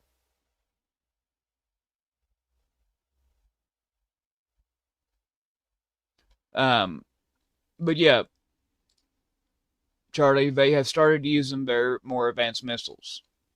And we knew this was coming. Yeah, they've been holding back, right? Yeah. And I'm going to go ahead and tell you, this BS about how we have destroyed all of Iran's missile stocks is BS. Iran has huge, huge caverns they have carved out that is completely full of this stuff. And they're too deep for us to destroy.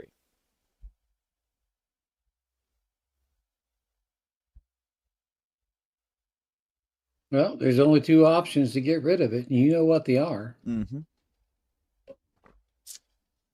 Neither one of them are very good. Nope.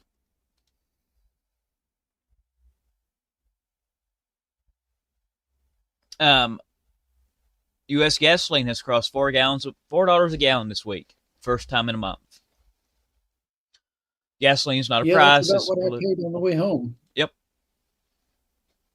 And also, let me go in here and get this a second. I called Lee and talked to him about this. Also, Charlie, you need to check your weather. We've got a huge tornado risk for tomorrow. I'll send this to you. Yeah, I just turned on Radar Omega now. There, it's in your DMs. All right. Also, Russia has attacked an Indian ship leaving the Odessa port of Ukraine, and it has unalived 4 Indian crew members.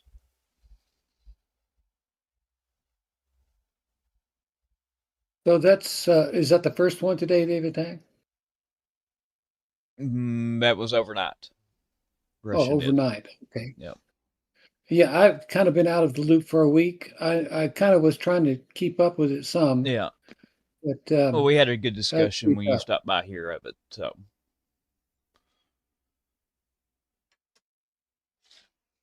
So today we have learned what $1 million to MAGA Inc.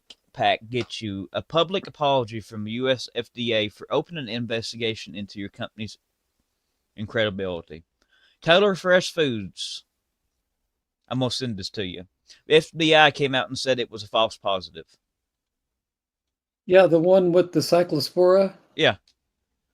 Yeah, I saw that the FBI said it was, or the Yeah. FDA said it was. Yeah. They were trying. I think it had a lot to do with the fact that they kind of implicated Taco Bell. Yeah. But if you read what I just sent you, though, they've donated $1 million to MAGA Inc.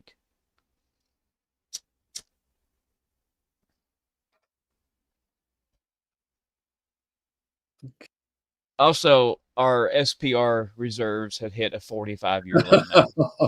Yeah, so he must have had a call with them, Yep. and then they donated $1 million. Yep. And if you look on screen there on that graph, our U.S. crude inventories have hit a 45-year low now. And Trump just released another 5.9 million barrels today from it. Oh man, it's got to be really low. It's 45-year low. It's never been this low. Look at that graph that's on screen. Yeah, I'm looking at that. Yep. June 26th. Yep. Reserve Bank of India has intervened to prevent the collapse of their rupee currency too, by the way. So now India is having major issues with their currency, along with South Korea and Japan. Also, the Houthis has announced they are introducing a naval blockade of Saudi Arabia. They're going to start firing on ships heading to or from Saudi ports as they pass through the Bab el-Mandeb Strait.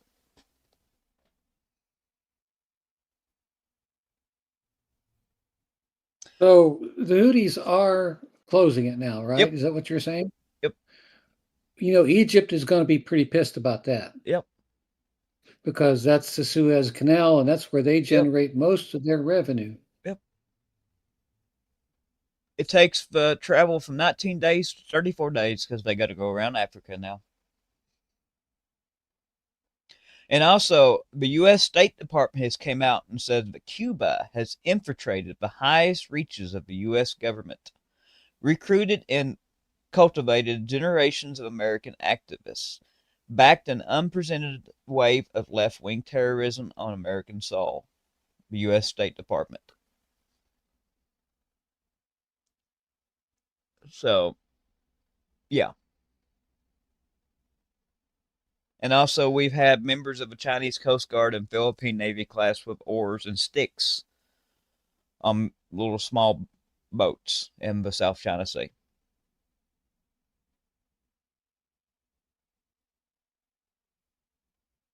I just looked up the Cushing oil index. You know what that is? Mm-hmm. Okay, and let's see. Right now, yeah, it's not quite as low. Well, according to the Cushing index, it's about what it was back in 2005. Look at the 123 index. But I remember me talking about that to you. Yes. Mm-hmm. Also, this morning, oil went down 3% as Secretary Rubio signals that Iran wants to negotiate. Christy, here's what I see it going to, and I shared it. The world is burning. No off reps left, and the fire truck engine has blew up trying to put out the fire. That's where we're at.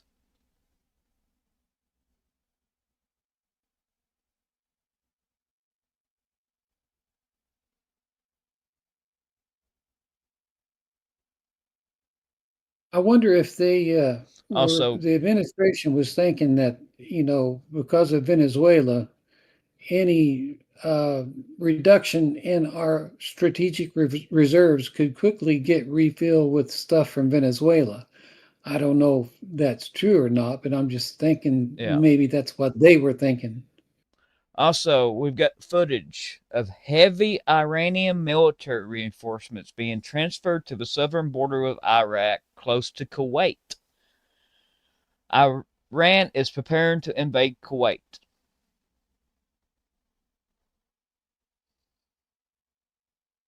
Iran has said that they're actively planning a ground incursion into Kuwait to seize U.S. military bases. Here, I'll send this to you. Now, this was yesterday, and the reports said they were seriously considering it. I'm going to take the seriously considering out of it now because they are moving all these assets into here. I'll send this to you and let you read it off. We've done talked about most of this on stream, but I'm running it back by you. All right. I just saw an interesting little statistic here. This is aircraft types observed in Europe and the Middle East over the last 60 days. There have been 1,855 KC-135 flights involving 215 unique aircraft. There's been 417 KC-46 flights with 56 unique aircrafts, 1,957 C-17 flights with 146 unique aircrafts. There have been 199 C-130s with 45 unique, and there have been 181 C-5Ms with 25 of them being unique aircrafts.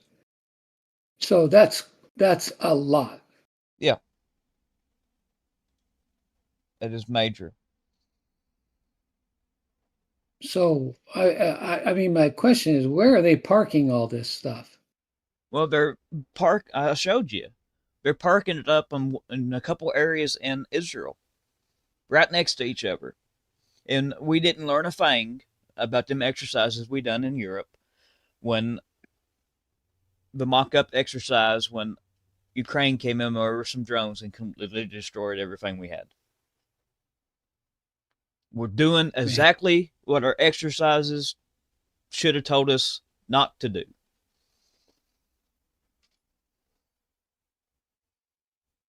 Wonder why they're doing that. Because they don't know any better, Charlie. Do you really think they're that stupid? Yes, I do. Man. I do. All I know is I've seen, you've seen pictures of their at Tel Aviv, the airport. They were just cram-packed in there. Yeah. I've seen too much not to believe elsewise at this point. And we're supposed to have what? About 50,000, 60,000 troops stationed across the Middle East right now? Yeah, something like that. I wonder where the bulk of those folks are. Well, in these bases that's getting attacked and destroyed. I mean, I wonder if most of them are in Jordan or if they're in Bahrain or Qatar. I don't know. But they've came out and said, now they've let it kind of slip. Let me find it here. That the U.S. does not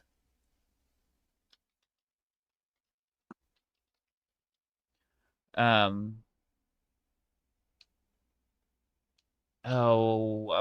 don't know where I done with this. Oh, my goodness. Well, you're looking for that. CNN just said that the U.S. is surging air assets to the Middle East with an additional F-35s, F-16s, and aerial tankers set to redeploy to the region.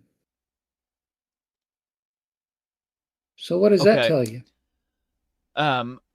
Even as the Pentagon prepares the possibility of a broader conflict, Iran, one official has warned that the campaign could be constrained by dwindling stocks of air defense interceptors, long-range munitions, along with limits on how quickly additional troops and aircraft can be surged into the region because of battle damage. I think there's a lot of mounting evidence that this administration and the Pentagon is hiding a lot of damage that has been done. Yep. Well, they came out and they have announced, they have really confirmed that they hid the amount of injuries and casualties. But right here, surged into the region because of battle damage. That is a major statement right there, folks. Mm-hmm. That confirms. Last I heard, it was 17 U.S. soldiers have been unalived. Yep. Is that still the same, or is it gone up? I think 2. I don't know. I'm losing count. But this right here confirms that we have got major damage to our bases. And the White House has come out. Well, the White House is not. But even as Pentagon prepares the possibility of broader conflict, blah, blah, blah, official warned that the campaign could be constrained by dwindling stocks of air defense interceptors and long-range munitions. That also tells me that we are seriously low on air defense interceptors and long-range munitions. Yeah, I was just going to ask you whether it was across the board or whether it was defensive or offensive. I don't know. I can't speak on that right now. It's across the board, though. That's not good at all. Collipop says, stupid like a fox. Swing U.S. public opinion after catastrophic losses. New Pearl Harbor.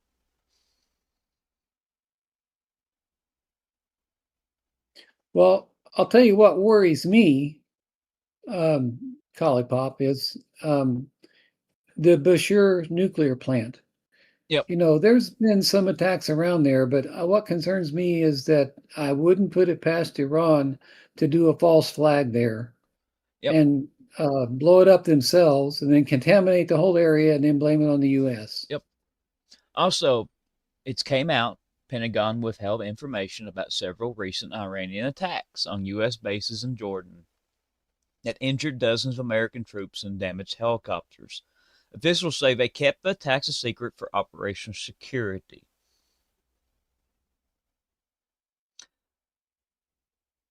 Has the new Ayatollah ever showed his face? Yes. Yep. He has been seen in public now? I think so, but he's put out a statement too that they're at full-scale war with us now. Yeah, I saw the full-scale war statement, but I don't know if that's from him or not. It's straight from him. Well, they say it is, but I don't know. You know, if he hasn't been seen in public, I still wonder about him. They've killed 4, injured dozens over the last 7 days. They're getting plenty of help targeting our assets from Russia and China. And this is a post from the Intel Frog. Lying about what happened zaps your credibility, not that the DoD had much to begin with. And I can't believe we've only got 21 people watching between Rumble and YouTube.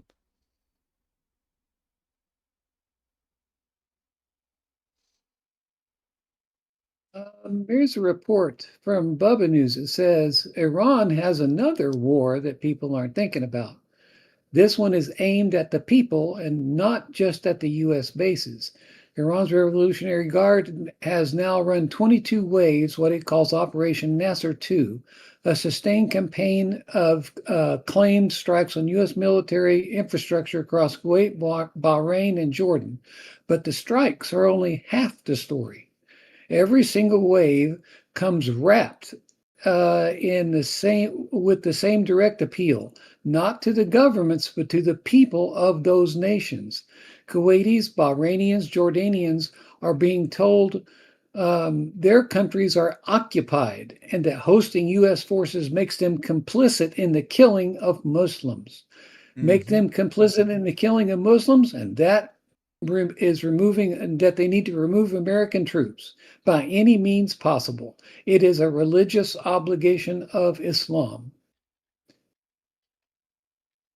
So it's a battle for the hearts and minds as well. And they're not stupid, and they're doing it. They're trying to get all of these countries to think about their faith and say, we have to protect Islam, is what they're trying to do.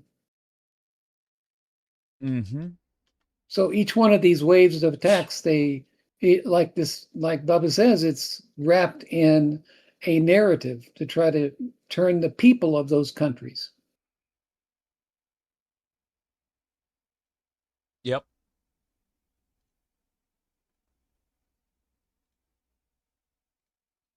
I had a few things lined up, but let's see if I can pull them up, back up. Let's see.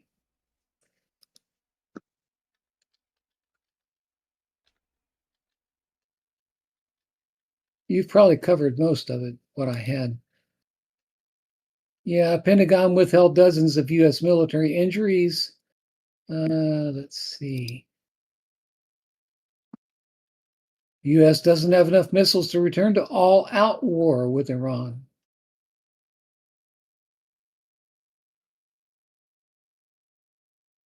Jordan is the new flashpoint.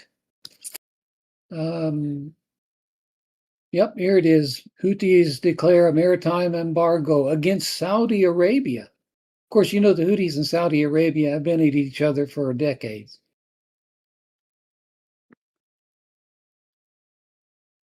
The last I heard, Brent oil was about $80 a barrel. Do you have anything other than that, what the price of oil is right now?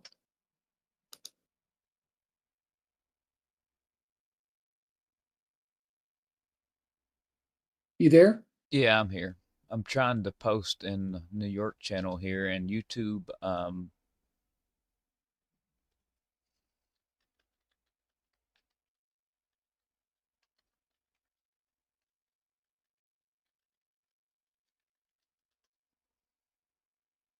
Won't let me post nothing hardly.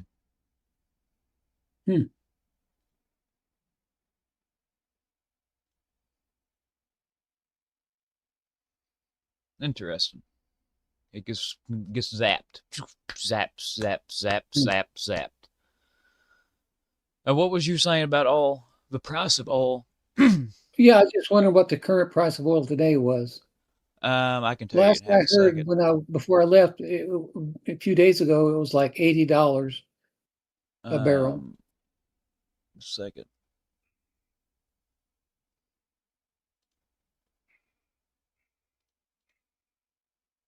We're at 83. Okay, it's still creeping up.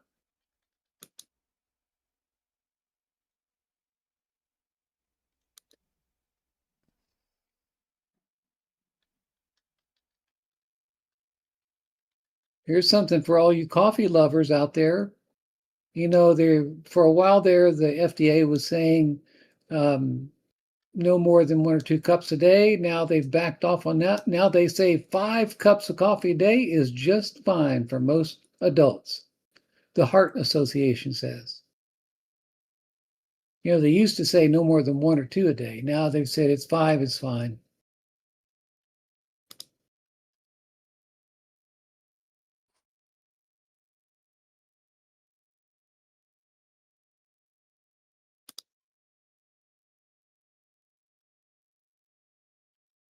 The heat wave's still going on over in Europe, it looks like.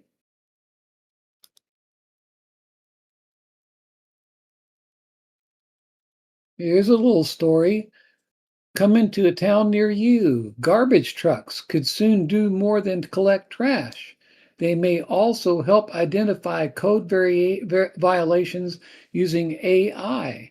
Officials in Cape Coral, Florida, and someplace in California, I can't remember, recently considered equipping sanitation trucks with AI-powered cameras that would photograph properties as crews complete their normal collection routes.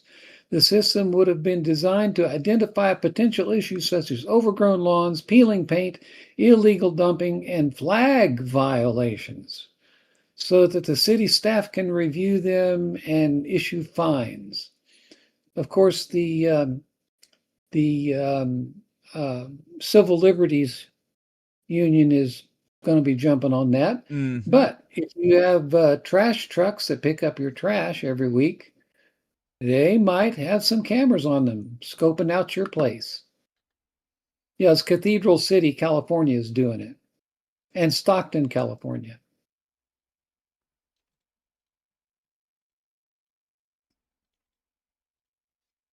There's a lot of pushback on those flock cameras too, for the same reasons. When I was down around Atlanta, I started looking for them, and I could see a few of them. And not California. When I was down in Atlanta, did I say Atlanta? Yeah. Yeah. When I was in Atlanta, I was looking for flock cameras, and you could see them. They are definitely there.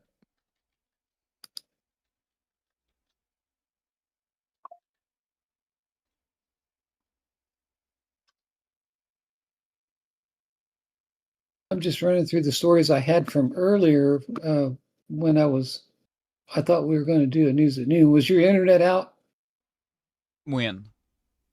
earlier today at Oh, noonish? no, I was resting.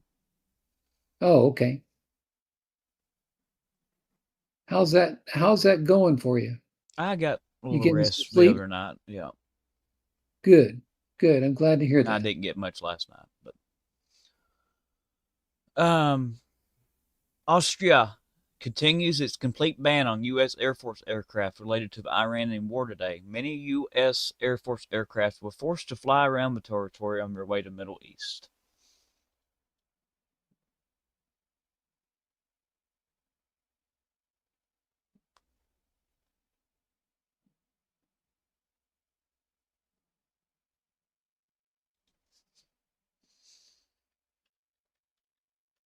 Yeah, here's this post. I think you've alluded to this already. Israeli officials say the U.S. has decided to reinforce the existing fleet of aerial refueling aircraft stationed in Israel.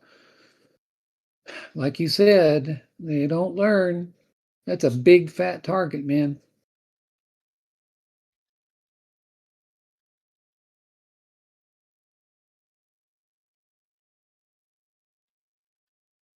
So, how's everyone been doing since I've been gone? You guys doing all right?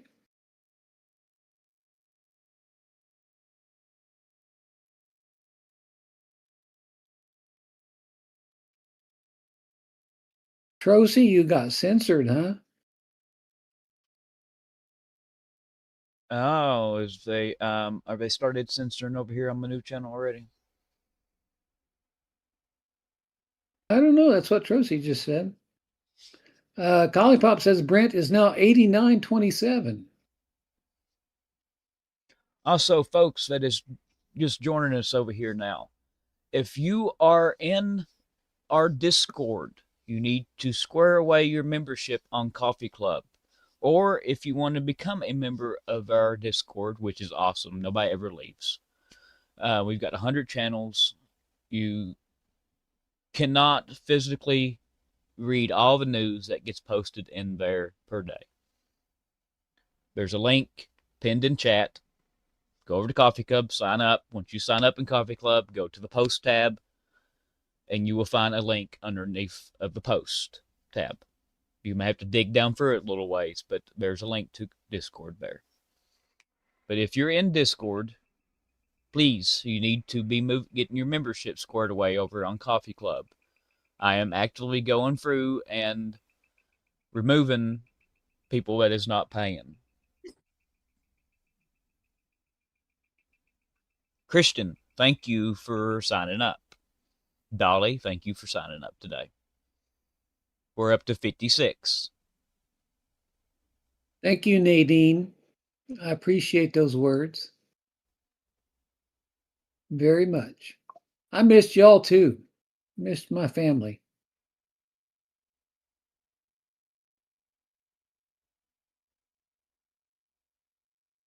I was going to try to get on from Atlanta, but because of the situation there, it was tough. What's that? You did once from down there. Yeah, I wanted to do more, but the situation there with my grandson being autistic and ADHD, it was really difficult. I don't think I can do that again. I'm too old. Minister of Defense of Lithuania. Russia is considering attack on Poland and the Baltic states as an alternative path to victory. That's exactly what I've been saying. Also, we've got another oil crisis brewing. Everyone is watching the Hormuz and Al-Bab Mandeb Strait. Nobody is counting the hits in the Black Sea. 183 Ukrainian strikes have hit Russian vessels there. 119 ships in the Sea of Azov and 64 in the Black Sea. All of this in the Sea of Azov has been happened within a couple of days. Well, the last week or two, actually. I screenshotted the censored post. Yep, posted into the censorship channel on YouTube on the Discord channel. This route carries 3.7 million barrels of oil a day. It has no bypass. So this is another big oil route that is getting shut down.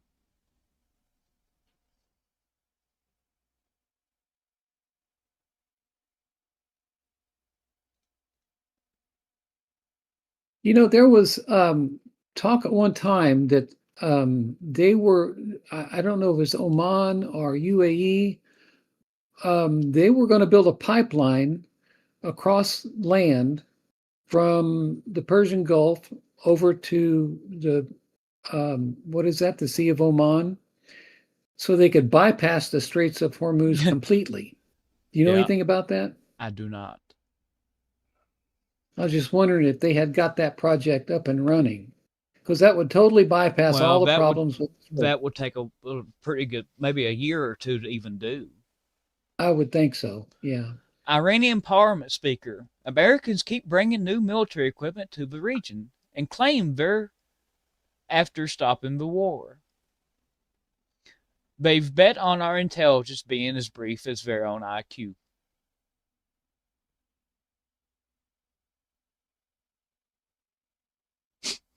Let's see. Right now in Tehran, it is 11:15 p.m. And I'm just seeing a report that just came in that says that there are sirens in Bahrain again. Yep.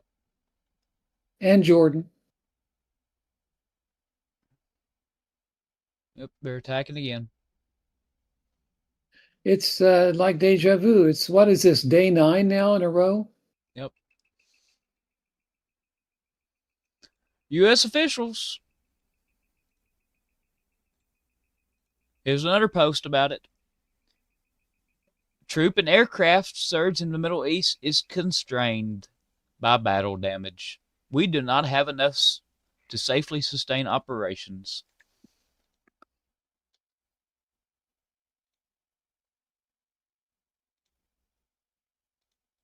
Is Trump still talking about taking over Karg Island? Yes. Yeah, that is a venture that is stupid, if you ask me, because there's just no way. I mean, that island would just be pummeled with missiles every hour. If they tried that. There's no way they could stay. Also, Trump is reportedly preparing operations for at least a ground invasion into the SOH, which is up there next to Kuwait. They're talking about maybe going into Iran.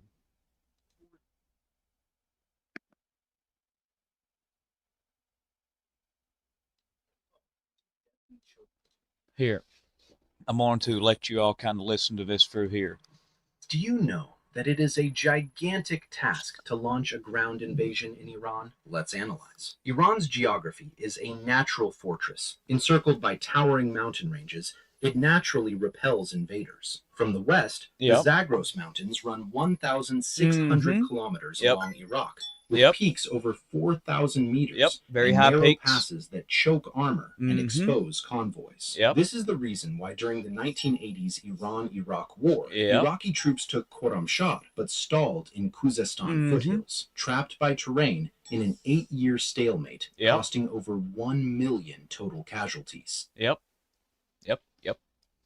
But the president is reportedly preparing options for a ground invasion.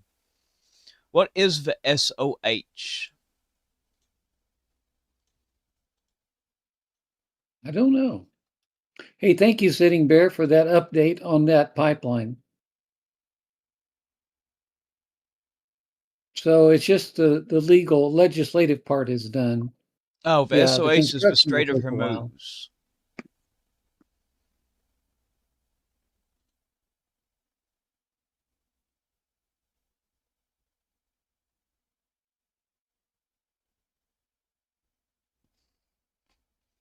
He's preparing options for a ground invasion of the Strait of Hormuz. So I don't know what part of the Strait of Hormuz.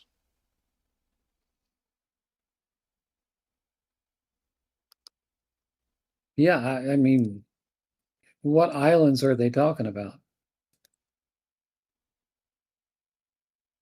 Unless he means Iran's coastline. That's kind of all I mean, it's either got to be islands or the coastline or something, but um, I guess there could be an invasion from north, from what is the name of that country up north in Iran? Kuwait. No, it's at the border on the mainland. Oh, not Turkmenistan. What is that? Azerbaijan? Yeah, Azerbaijan. Yep. Yeah. I guess they could come in through there, but They've got all the most of mountains, though. You can't do it because of the mountains.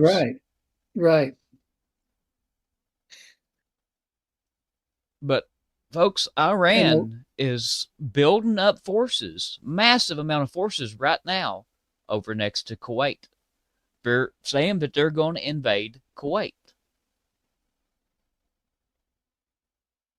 Also, for the folks that's just now joining, coming over from New York stream, if you are in Discord, you need to go to that link that is pinned in chat and square away your membership on Coffee Club. I'll post another link to it in chat here.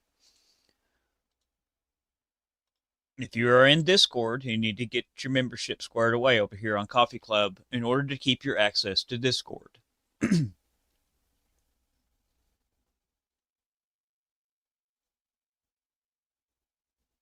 There's another link to it right there.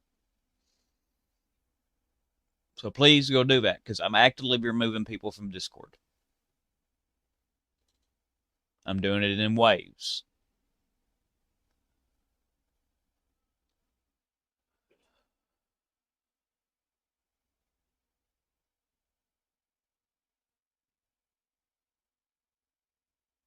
The number of ships crossing the Strait of Hormuz is back to levels consistent with the pre-MOU average, which is almost nothing.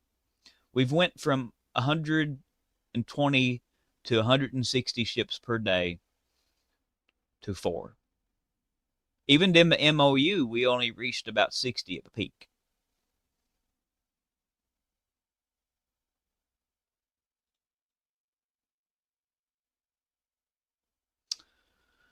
The U.S. attacks on Iran are down massively. They do not have the ammunition to sustain this battle.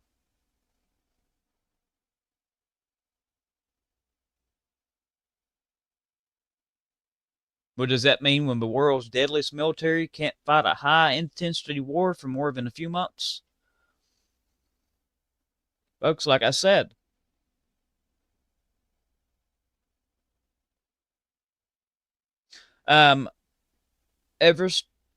once you fix your membership in Coffee Club, you will find a link in Post tab. You come over here to this Post tab. Once you've got your membership squared away, you got Home, Memberships, and Post. Come over here, get your Post, get this squared away over here. Then come over to Post tab and scroll down through here, and it should be on the second page. You'll find a Discord link right here. You click on that Discord link, and it will take you to the Discord. Hey, Mr. Quacker. Good to see you again. I need to do a little video, I guess, on how to do this in post. But that should get you took care of there.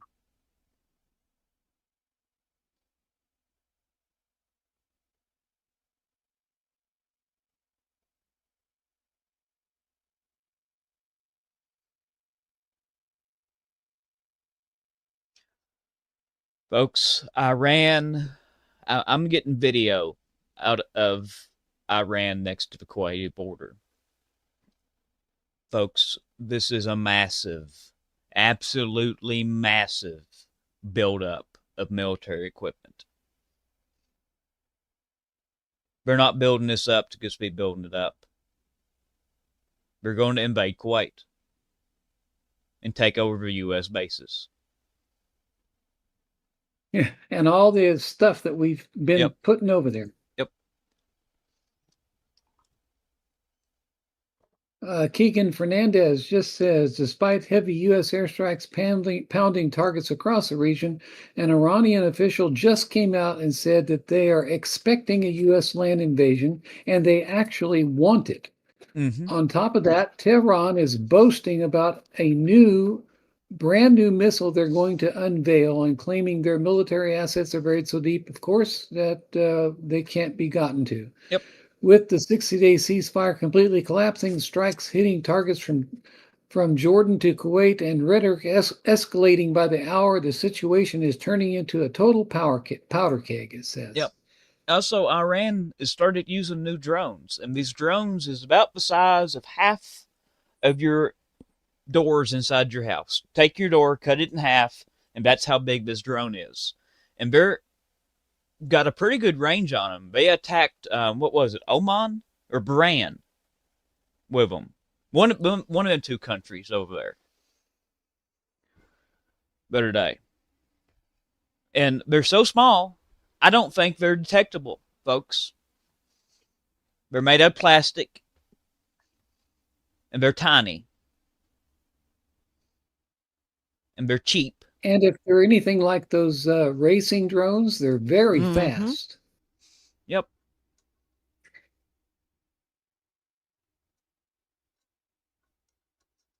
So what's the latest story on Pickaxe Mountain? We've hit it again, but I'm telling you, there's not much we can do. No, there's nothing you can do about that. Like I said, there's only two options to take that out. Yep. One is tactical, you know what, Mm-hmm. and the other is ground forces. That's the only two options. Yep. That's the only options we got, folks.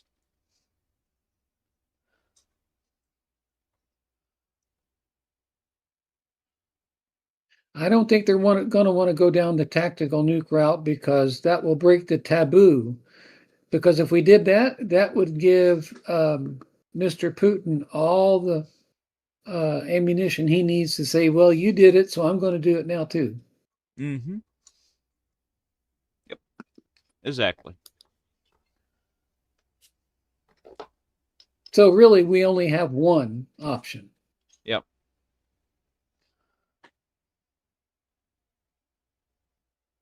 I'm just waiting for Iran to start lobbing missiles back over to Israel. You know it's going to happen. Yeah. It's coming.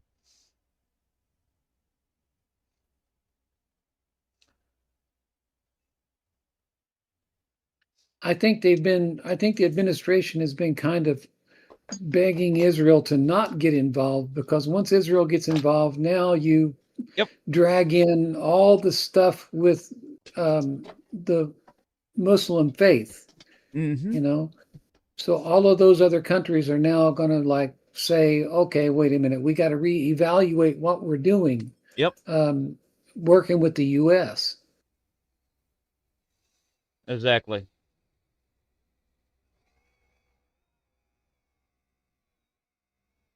Exactly.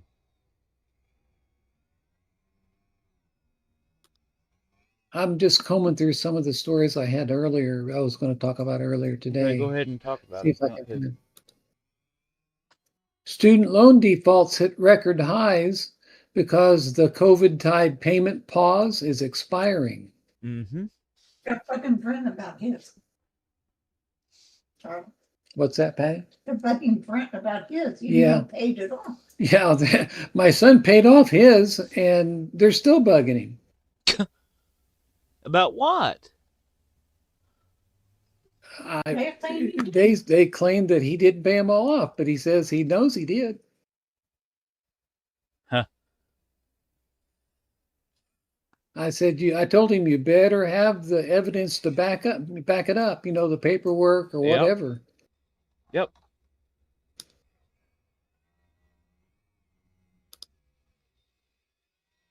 Did you cover the stuff about the 26 Federal Plaza in Lower Manhattan? A little bit. Explosives? I touched on it, but I didn't do much into it. A man ignited a fire, set off fireworks, and menaced pedestrians with a firearm outside 26 Federal Plaza in Lower Manhattan on Monday morning, before federal police took him into custody. The man was pulling a cart, I think it's a shopping cart, and he had long guns in it and pistols and all kinds of fireworks. It was an anti-ice demonstration or something, I think. Trump says the new Air Force One, the one that's gifted to him by Qatar, it's going to be taken out of service so they can max it out with air defenses. You know, there was that faux pas that happened not too long ago, back when Trump was there in Turkey, I believe it was, and he had to suddenly switch planes. Yep, I remember that. They were saying that there was some intelligence that said that there were like man pads or something that had a threat, and the new Air Force One didn't have all of the air defense capability that the usual one had. Yep. So he had to switch that out. But so now they're updating the new one that they gave. How much is that going to cost us? Yeah, I don't know. You know, how much, that's a good question, because how much is all of this stuff that we're doing over there? How much is all of it costing us? I mean, Billions. Per day. Billions. If not trillions. If you take the damage to all of our bases, it's trillions.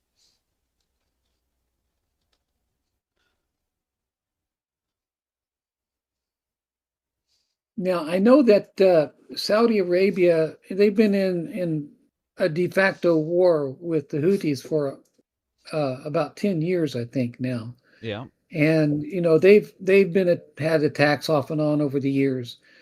Do you know what kind of size of military that Saudi Arabia has? You'll have to just keep going. I do not. I've got a phone call. Okay. All right. So I was just wondering about, you know, where Saudi Arabia stands in terms of their military, and could they really make a difference? Because if they could, that would be someone to help us out a little bit. The U.S. has issued a worldwide travel ban, a travel warning over, and it's causing flight cancellations and lots of snarled travel plans. U.S. State Department has issued a worldwide caution for Americans traveling abroad. The alert comes amid ongoing tensions in the Middle East, with the U.S. and Iran continuing to exchange fire. On Saturday, an Iranian missile drone strike in Jordan killed 2 Americans. We've gone over that. The State Department has now urged Americans worldwide, especially those in the Middle East, to exercise increased caution. Well, no, duh. Keep an eye on your security guidance from local U.S. embassies and consulates. Americans now have big fat targets on their backs anywhere they go in the world now.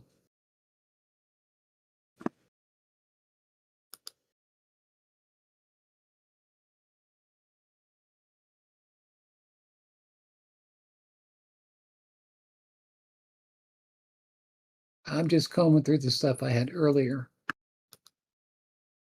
Let's see. While I'm looking through these, tell me, guys, how have you guys been doing while I was gone? You been okay, all of you?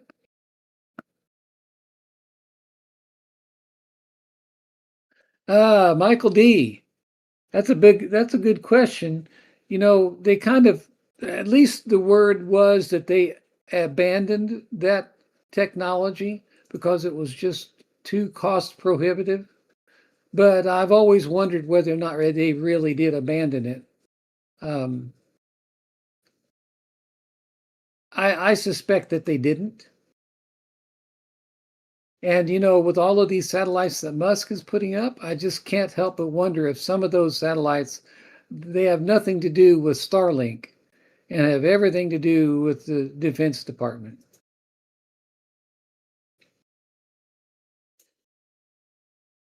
You know what I'm talking about, folks. The rods from God. Titanium. What were they, Michael? I think they were supposed to be what? Telephone pole size rods of titanium? That they were essentially just going to drop from space. And by the time, they've reached terminal velocity and re-entered the atmosphere, the speed was such that it would release the equivalent of energy of like a small nuclear weapon, without the radiation, of course.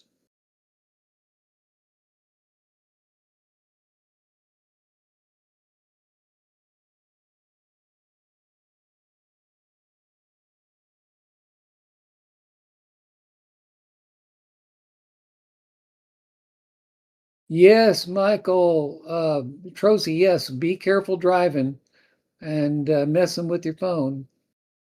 I like for you guys to listen to us while you're driving, but don't do it putting yourself at risk. Hi, Ivarsa, good to see you. Matt Phillips, it's been a long time since I said hi to you, buddy. Hope you're doing well.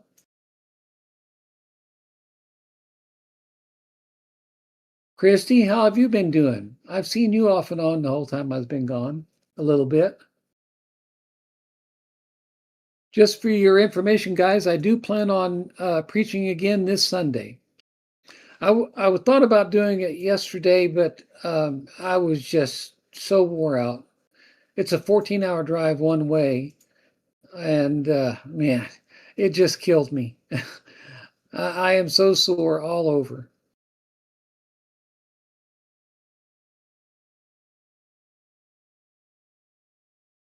Lots of fires, Matt Phillips says. I know. Was it Michael D. or was it Matt that was out battling the fires in water trucks and that sort of thing? I saw you making some comments on that last night. Was that you, Michael, or was that you, Matt?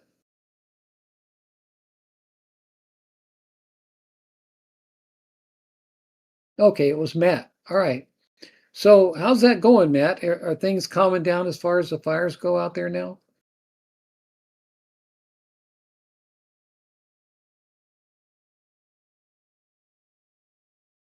I mean, it didn't come close to your place, did it? Or did it get close?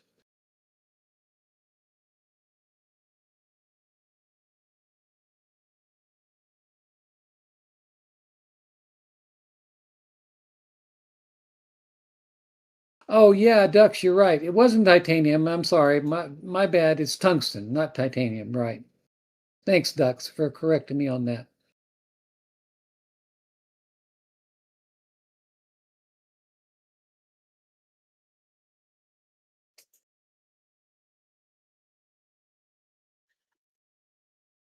Oh, great, Matt. A lightning warning. Oh, it did burn 2 of your pastures. Oh, I'm so really sorry to hear that, Matt. Hope it didn't get close to your homestead, though.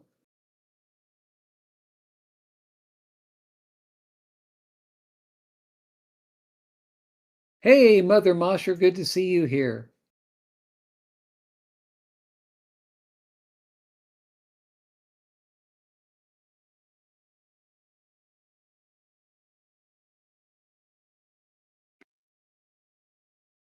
Okay, let me see what else I can find.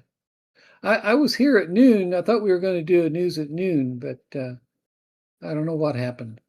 And then Miss P had a doctor appointment she had to go to.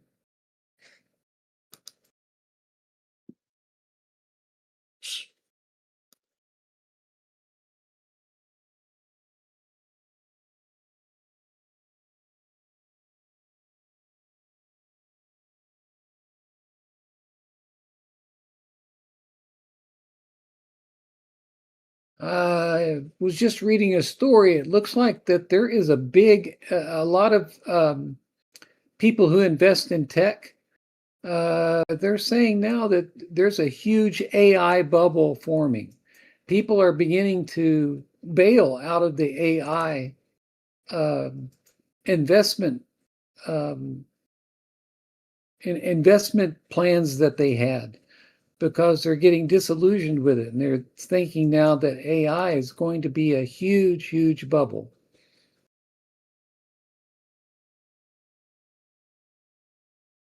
Let's see what else I can find.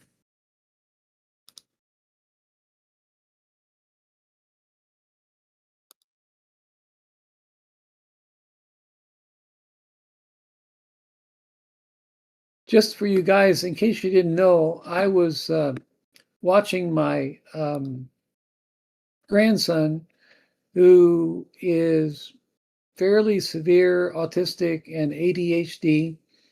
And my son works at night, has been working at night lately, and his wife was in Montana for a funeral. So we had to go down and watch my grandson at night. And boy, let me tell you, I don't see how my son does it. He's got the patience of a saint. That's really tough. And I think me and Miss P are just getting too old to handle that sort of thing anymore.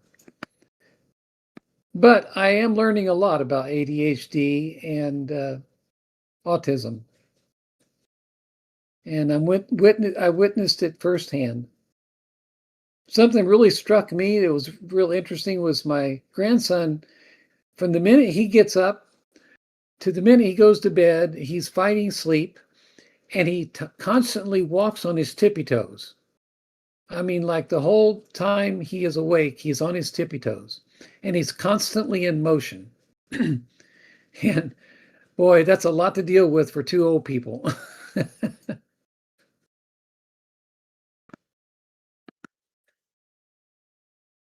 He's not, his memory is really good. He has his own set of movies and, Disney things he watches, and he has it all memorized.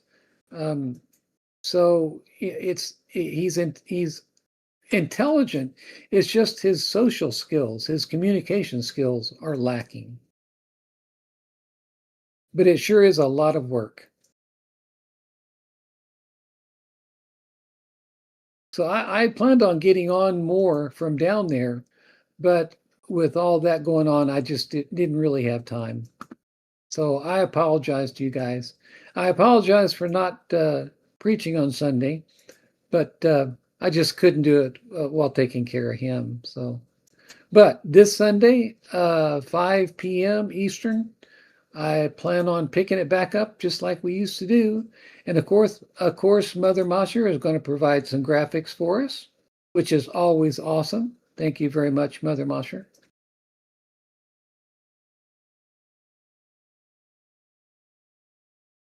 If you guys have any topics that you want me to preach on, feel free to give me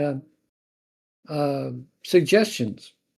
I kind of always follow what the Spirit puts on my heart, but if you guys have anything you want to hear about, I'd be happy to do that. So just if you're on the Discord, send me a DM or whatever. Just get a hold of me, and I'll try to put something together for you.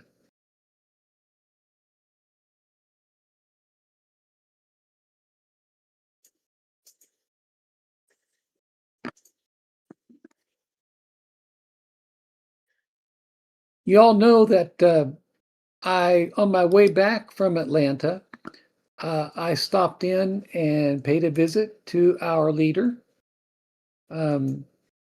He gave me a tour of his place, all of his solar stuff. I got to see his RC excavator, got to see his garden. He gave me a bunch of maters, fresh maters. Oh man, they are so good. The minute we got home, we ate one. Oh, they were really, really good. Very meaty. Gave me some beans. Got a tour of his studio where he does all this stuff from. Okay. I'm back for a second. I've got a proposition for you, Charlie. Uh-oh. Do you want to stay here and yak and talk while I run out and look at this job for his stumps? Sure, I can always talk. I won't be gone for probably about 30 or 45 minutes. There's just so Sure, much going on right now with all this over Middle East that I really don't want to end this, but... Yeah, I can still talk. Okay. Because when I get back... As you saw firsthand, I can talk. Because when I get back, I can yak again for a little bit. Without having to end this and then restart. And yeah, go do what you need to do. No problem. Okay. I just wanted to run it by you first. Yeah, no problem. Okay. Maybe Miss P will say something. She's sitting right behind me. Everyone say hi to Miss P. Also, folks, if you're on Discord and want to post some news stories into the Ask Charlie and Duramax channel about some breaking stuff that you can find right now on X, Charlie can read it off to y'all if he wants to. You see what I'm saying? Yep, I will do that. That will help you out, and then get breaking news out while I'm gone too. Yep. As I've said so many times, guys, I'm more of a news reader. You know, I can read stories, but I'm not too good at news finding. Yeah. I'm not a news bloodhound. I mean, I'm trying to change that right now. I didn't even have an X account. I just never had a need to have one. But now, with doing the news like this, I'm going to have to start setting up an X account and getting all the same sources of news that Duramax and Ducks and all you guys get. Mm-hmm. So I'm working on it. But anytime you guys have any kind of news stories you want me to call out or read out, I'm more than happy to. Okay. Well, I can join for my phone too, through Discord. Okay. So I'll do that on the way to go look at this job. It's not too far from me. It's about 20 minutes away. And then when I get back, I can join for my phone to go here and pick beans, and we can just yak. Would chat like that? Put a 1 in chat if you all would like that. You're right, Ducks. Walking on tippy toes is absolutely a hallmark trait of autism. Absolutely. I witnessed it firsthand. And I'll bet you, his name is Jamie. I'll bet you his calf muscles, I bet you, man, he's really strong. His legs are so strong, man, because he's going constantly the whole time he's up.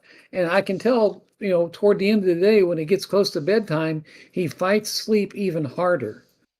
And of course, you know what that leads to with autistic children. They do a lot of yelling and screaming, and I've come to realize that the volume of their voice, because they can't communicate very well, they raise their voice to try to get their emphasis across, you know. So that in part, that's why they do a lot of yelling and screaming, trying to get. They're frustrated because they can't get what they want you to understand. They can't get it across to you with words, so they raise their voice to yell. But for two old people, don't need to say any more about that. It's pretty stressful.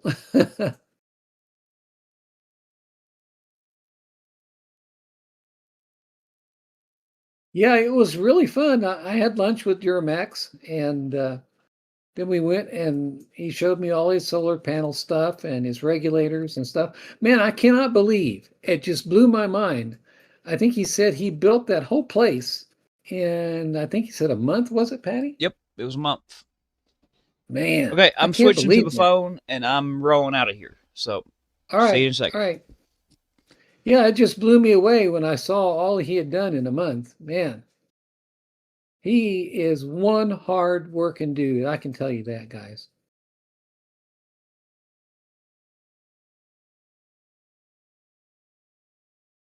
I can also tell you firsthand that he is one of the nicest men I have ever met. Now that I've met him in person and talked to him in person, extremely nice man.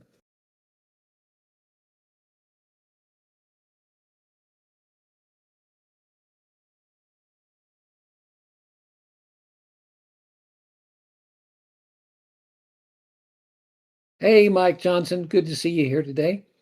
You said, what about the boom at New York City Federal Building? I think we were just talking about that. Just when we thought we were safe, huh? Right. Yeah, I think that was a guy had kind of went off the deep end about the ICE stuff. He had a whole bunch of fireworks, apparently some long guns and some pistols or something, and was threatening people on the sidewalk or something like that.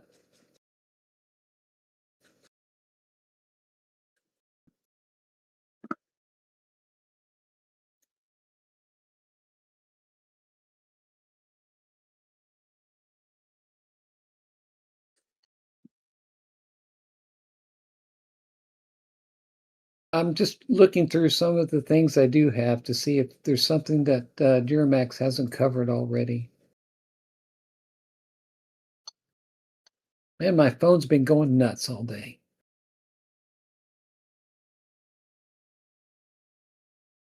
I'm happy to report to you guys that my precious little Miss Piper, little doggie, she is fully recovered. And it was touch and go there for a while with her, but she's fully recovered now and she's back to her normal self, which was a great relief to me. Of course, we lost the puppies, but we still have little Miss Piper. So I have two Miss P's. I have a big Miss P and a little Miss P. In case you guys didn't know, Miss P is her name is Patty. I asked Jermax when I saw him, I said, do we look older or younger than what he thought? And he said, no, it's about right. So, since I've been there on the scene, do you guys have any questions you'd like to ask me and my impressions of Duramax's setup and the stuff he has? I'm definitely going to check out getting some of the solar panels that he has. He's told me where to get them, and they're like seconds, these big panels. They're they have like a scratch on them or something, but it doesn't really affect their functionality. So I'm really looking into getting me a whole set of them myself. And the expensive part's going to be the lithium batteries that he has. He's got a really awesome setup, guys. He told me that he's completely off grid. His place that he built there is not even, I don't even think it's connected to the grid. And he runs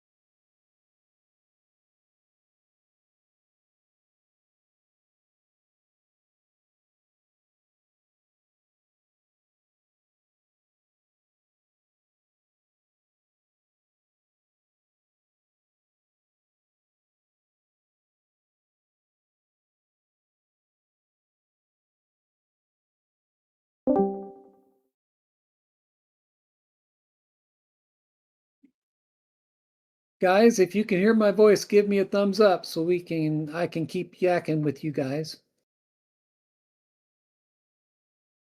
They want you to Guys, if shut you up. can hear my voice, give me a thumbs up so we can keep yakking with you guys. I can understand if you.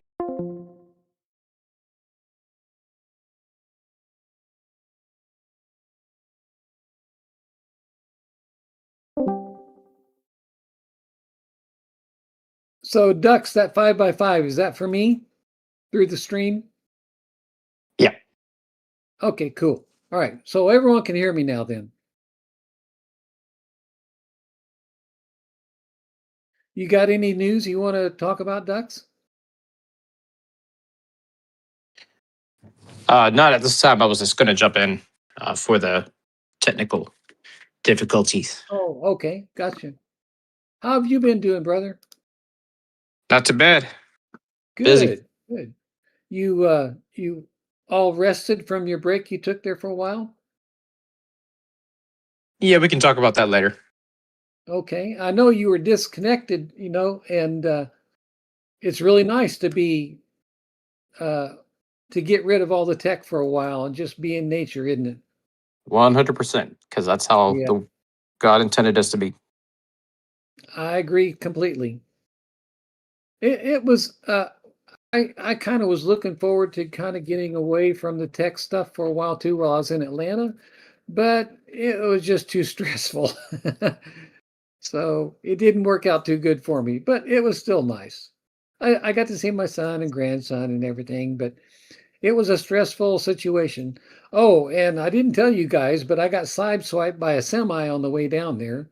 I was 12 miles from Atlanta, and it was kind of in rush hour, and a semi, I guess he just misjudged the distance of his trailer and kind of sideswiped the left-hand side of my car. It pulled the mirror partway off. Um, it could have been a whole lot worse. But nothing real serious happened. But the only serious thing that happened was the truck driver got pissed at me. I don't know why. He said, "You hit me," and I'm like, "No, no, no, you hit me, brother." So we had a few choice words for each other. And I was going to call the state patrol to come out and do an accident report because, it caught the side of my mirror and it bent it forward. And I thought, oh man, I'm going to have a new mirror put on. But after we both calmed down and we started looking around at my car, it turned out that there were just a few scratches on the car. And it didn't do any real damage. So, and it was right there in the middle of rush hour. And the state patrol said they weren't going to be there for about 45 minutes to be able to fill out a police report. So, since there wasn't really any damage except for a couple scratches, I just said, just go ahead and go. Just take off, and I'll take off too. It's not worth it to sit here with all the rush hour traffic. It was really dangerous because semis were flying by about 3 foot from where I was standing. So it wasn't worth it. So I just said, just take off. I was mostly concerned about the electronics in the mirror, the electric mirrors and that sort of thing. But it turns out that they were all fine. But that was pretty dang scary. I have to say that. Test, test, test, test, test. I can hear you. Okay, good deal. We got audio on the stream. I made another account. It's called Duramax Mobile account. Oh, that's fast. What it was doing when I came in there and pulled audio on my phone, it was pulling me out of the audio on the computer. As I had. There you go, Ducks. We were just talking about that, Ducks, about the Bashir nuclear plant, and we were thinking that Iran could possibly do a false flag there. So air defense systems are now activated. Yep, that was 5 minutes ago by RL Red Alert. Oh boy. Good deal. So now I can operate mobile. But yeah, what it was doing when I was pulling two audios on the same account, it was pulling me out of that other audio on the computer, if that makes sense. Yeah, that makes sense. Oh, let's see here. I got a text. I need to pull this. Reverend Navarim is reporting an explosion was just heard in the Bashur region close to the nuclear plant facilities. Also explosions are being heard near Keshem Island. Okay.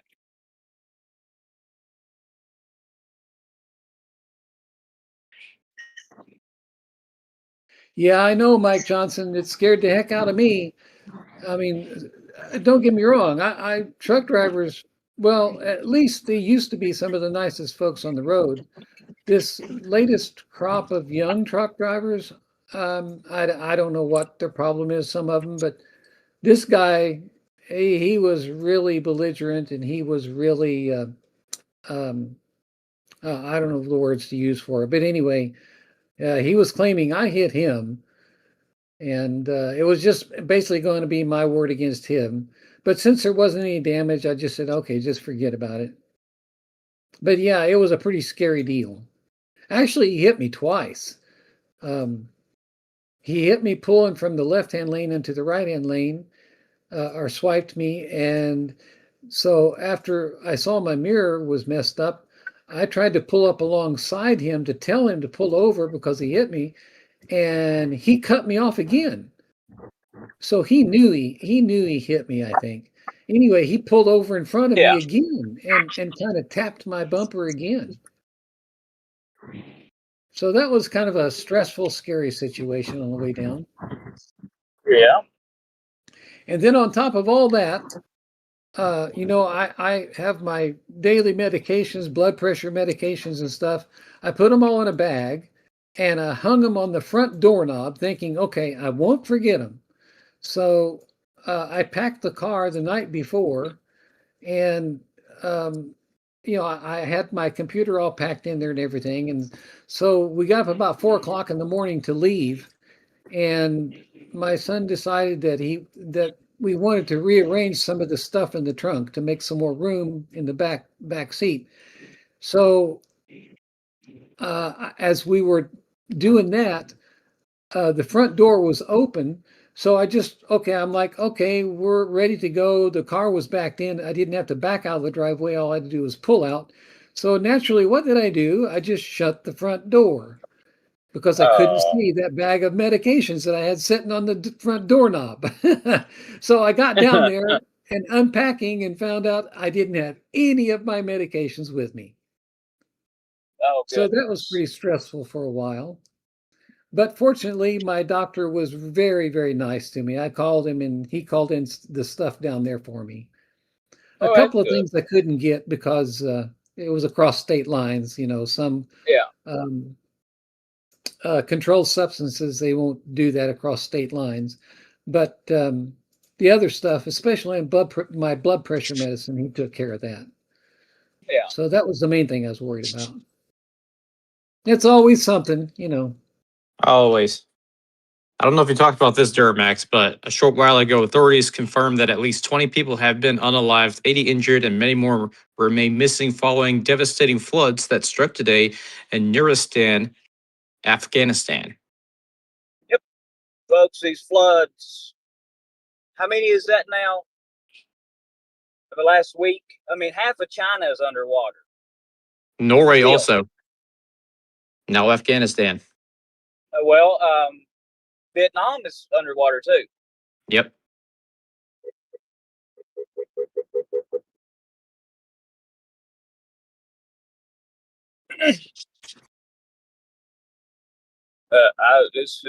It's wild.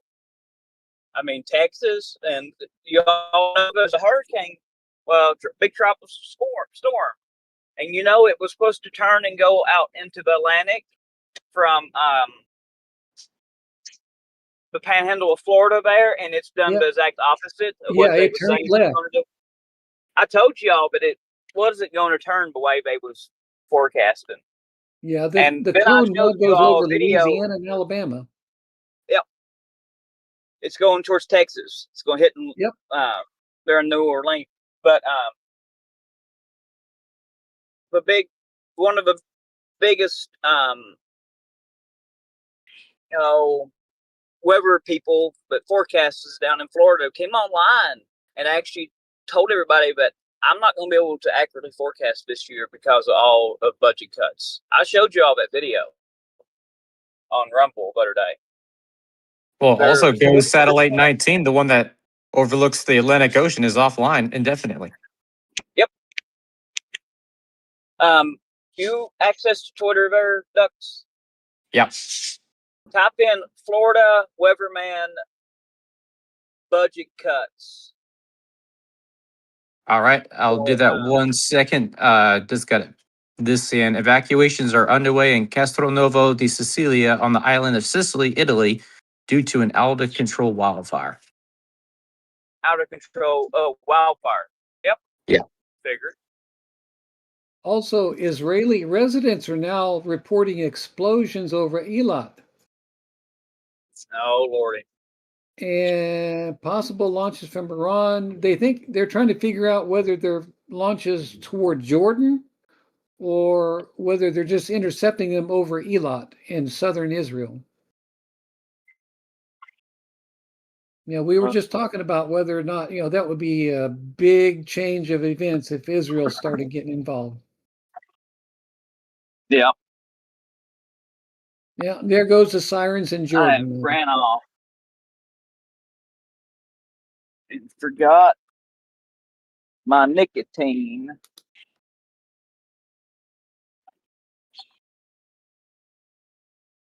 But I had some nicotine in this truck. Well, great.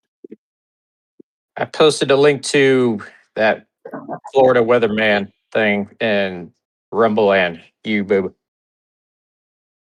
Okay. Thank you, Ducks. Yes, sir. But yeah, if you don't care, read it off there to him. Hello, Argo. Good to see you here, brother. Argo, my ego. Or aggro, my ego. I'm about to turn around and run back over to the gas station a minute.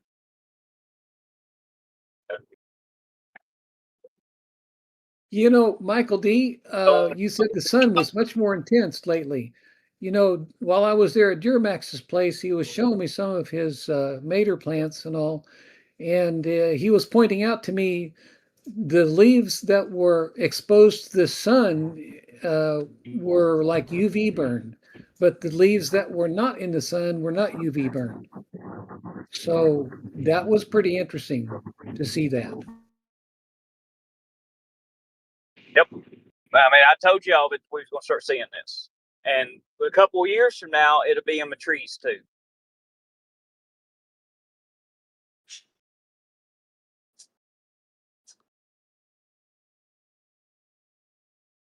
Then the grass will get it in the height of it. It just makes me wonder, years ago, when this global warming stuff all started blowing up, the government and all, we're all talking about global warming. Well, it just makes me wonder if the government is well aware of the GSM coming. They are. Back then, they were already starting to get people thinking about it without telling them. Yep, that's exactly what it was. It's a giant cover-up.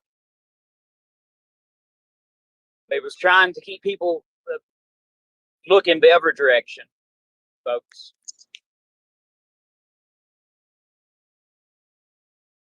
But a few scientists knew better, like Valentina Zarkova and other ones in her field, and actually went and done the real work. Do you know the sunspot count is at 44 right now?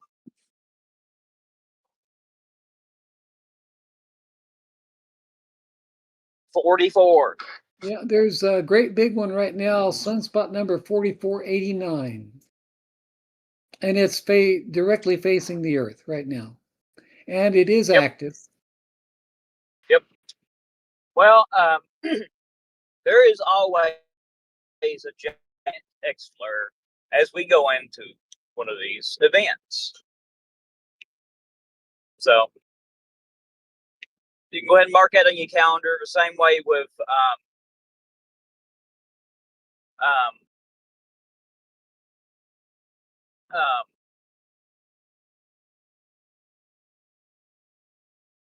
the big earthquake at the New Mandarin Fault.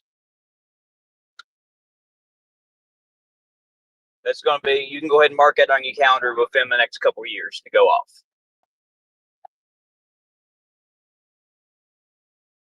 Can you all hear me? Yep, I can hear you. Yep. All right, good. Now say I got to run in here. Second store. Be right back.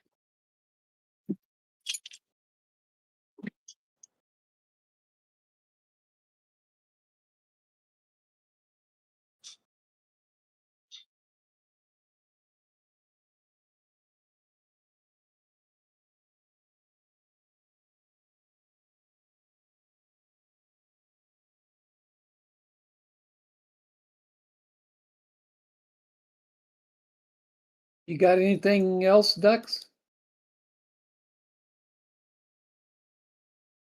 I'm looking. Yeah, I'm combing through some stuff too. I'm trying to get a handle on whether or not those explosions the Israelis were reporting is going toward Jordan or going toward Israel.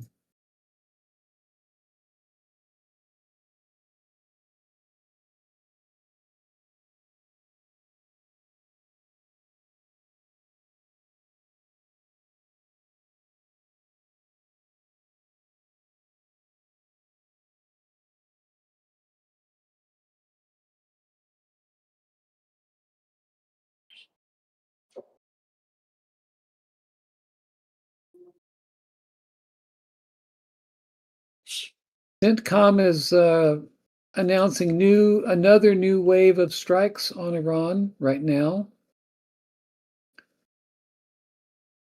And they're still reporting that air defense activity is activated at the Bashir nuclear power station.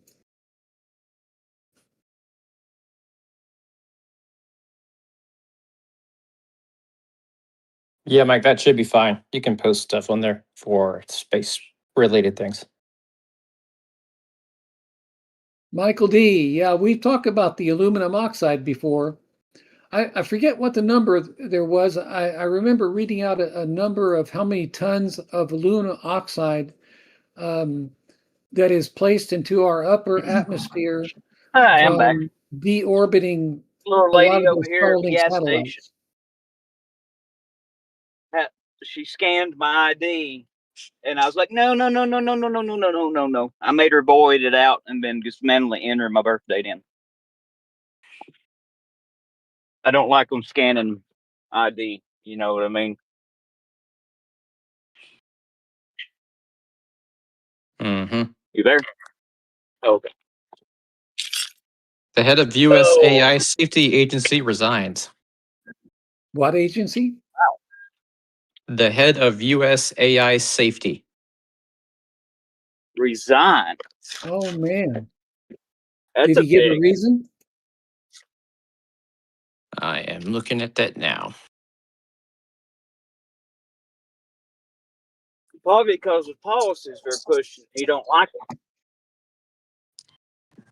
The Commerce Department did not provide a reason for the departure. And a spokesperson for the president declined to comment. You know, they passed a bill that pretty much permitted AI to go unchecked for 10 years, right? And it passed. This has been a while back. You know, they just started building a new AI data center about 10 miles north of where I live. And I'm going to kind of keep an eye on it, take some pictures of it every once in a while as it grows, let you guys know what I see. Well, they've been caught somewhere. I can't remember where it's at. One of the states dumping their water into the creeks and stuff, and it's contaminated. It contaminated the whole place.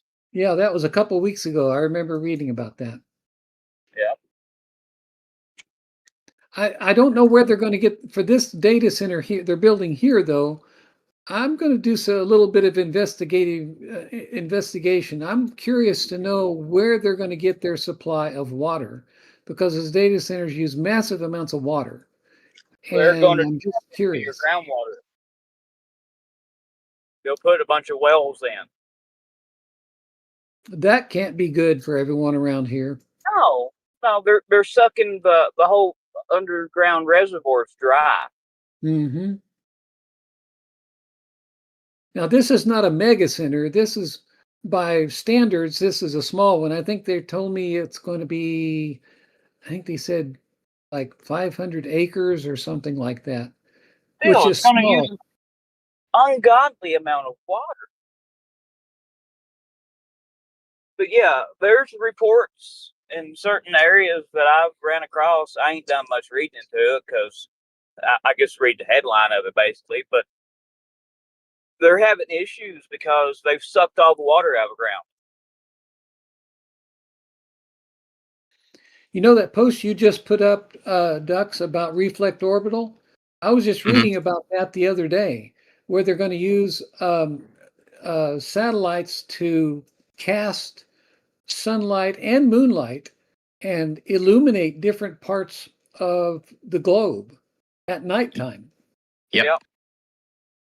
And there's a lot of people that are up in arms about that, because it's gonna the nocturnal animals, it's gonna really whack them out. Yeah, the nocturnal and even the daytime animals, they're going to wake up thinking it's daytime, and then all of a sudden the light goes off again. That's going to really mess with the ecosystems. Right. Massive. And they promised that it can't get focused enough to start any fires, they said. Uh-huh. Yeah, uh-huh. Yeah. But they were talking about putting up hundreds of thousands of these satellites. And it's just what we need, more satellites, because with Starlink, there's already, what is it now, 20,000 of them? And they want up to 1 million of them. It's going to require AI to keep all of those satellites in proper orbit, because if just one of them collides with another one, that would be a massive chain reaction. It's called the Kessler syndrome, which I've talked to you guys about before, and it would just end up being they just chew each other up, and it would completely cut off low Earth orbit. In other words, we won't be able to put up any more satellites.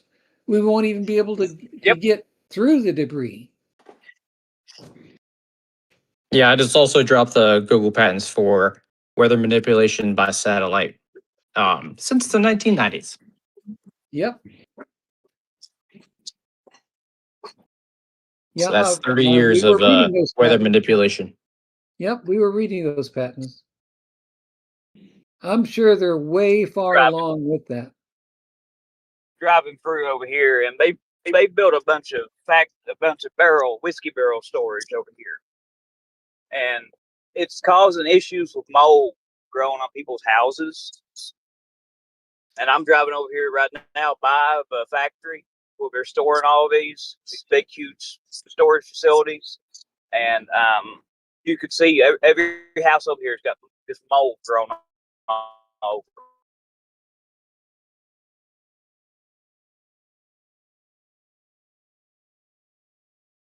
Now it's being reported that there are more explosions being heard right next to Bushura nuclear plant. Huh. And I moved up here to this area. You're cutting out, Duramax. I think it's something to do with. Can you hear me now? Yep.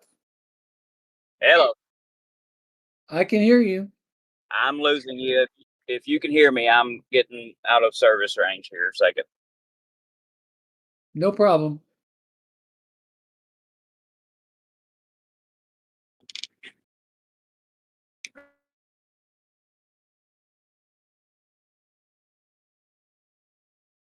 Let me hop off here a minute and give you a call back in a minute. All I got to right. call somebody.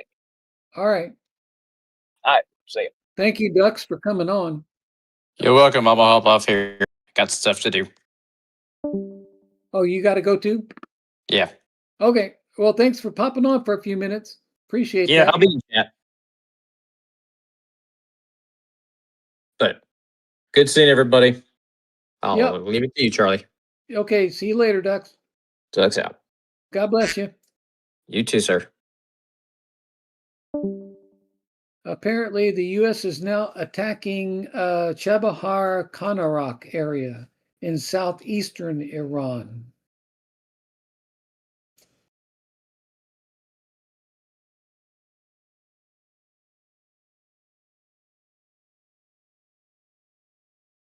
Let's see what else I can find. I still have not heard anything else about any air defense activity or explosions in Israel.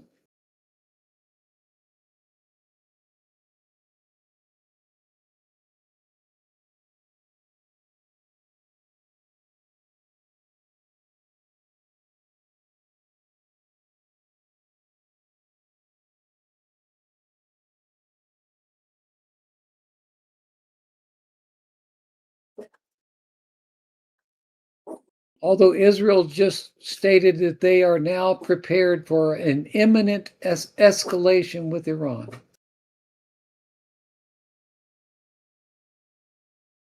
That's enough. No.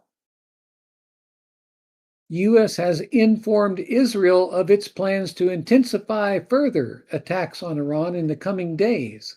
I don't know how they can do that based on the fact that we've been reporting that they don't have the missiles to do any sustained attacks now, or they're running low. So I don't know how they plan on escalating it much further.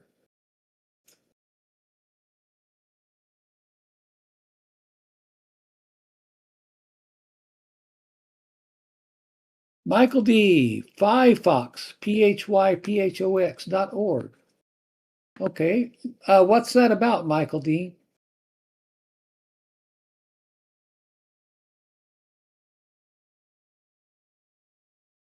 I'm looking it up now.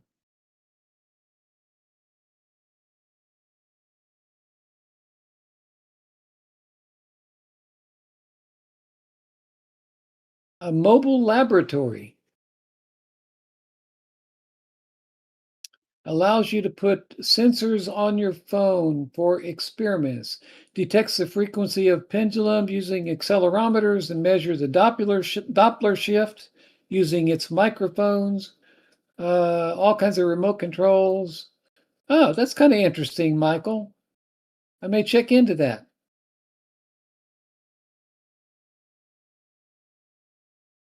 Thank you, sir, for putting that link out there.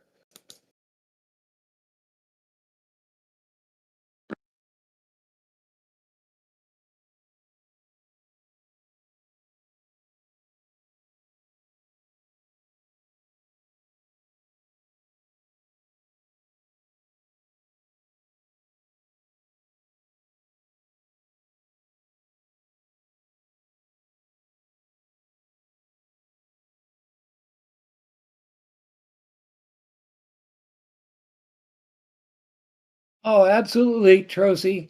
Absolutely.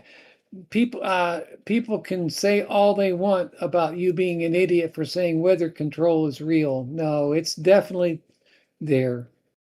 Ever since the Vietnam War, they were experimenting with it a lot.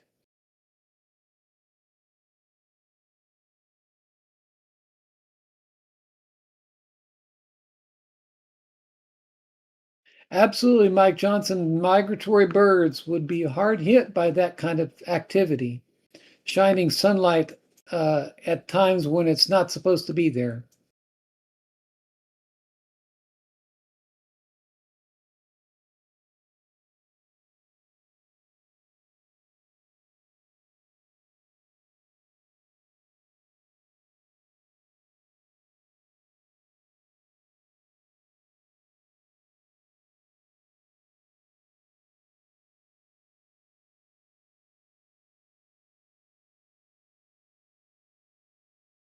Here's some breaking news.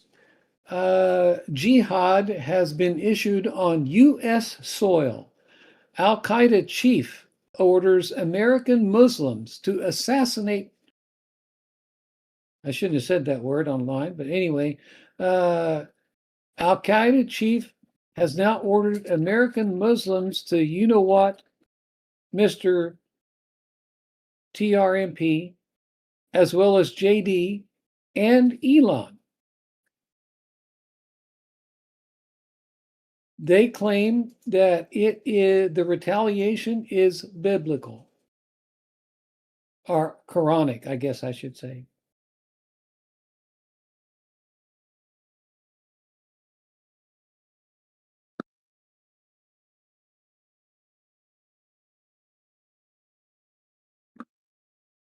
Thank you, Ducks, for the tornado watch has been issued for Michigan and Wisconsin.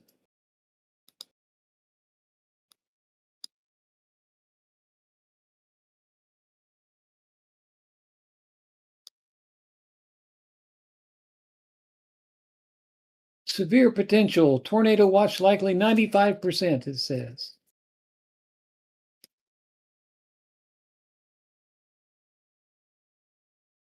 Looks like it's most of the central part and most of Wisconsin down into northeastern Iowa.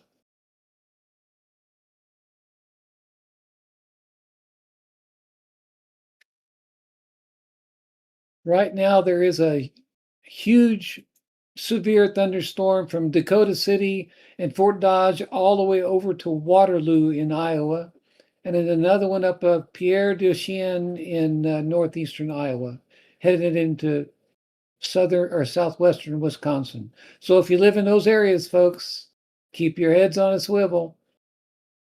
You're going to get some severe weather.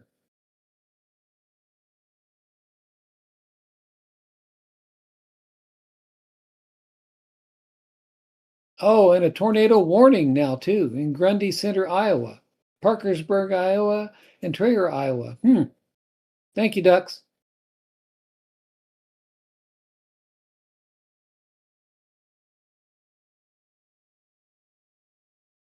I'm still trying to track down. Remember that I said that there was some explosions that Israelis were reported hearing. I'm trying to track that down and see if I can find more information on that.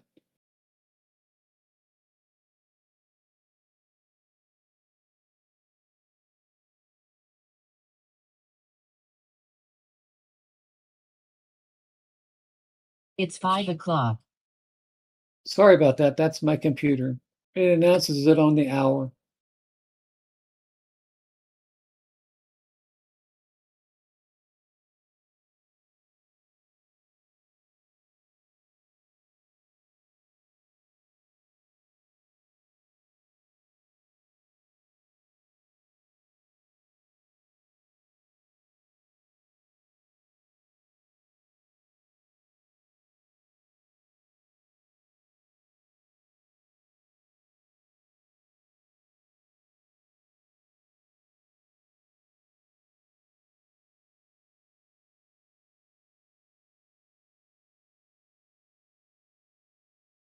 Absolutely, Ducks. Trocy, you be careful. Pay attention. Do you have, Trocy, do you have any radar apps on your phone? If you don't, I highly recommend downloading Radar Omega or WeatherWise app. Both of them are free, and it has all kinds of functionality to it. But the bottom line is you can get high resolution detailed radar.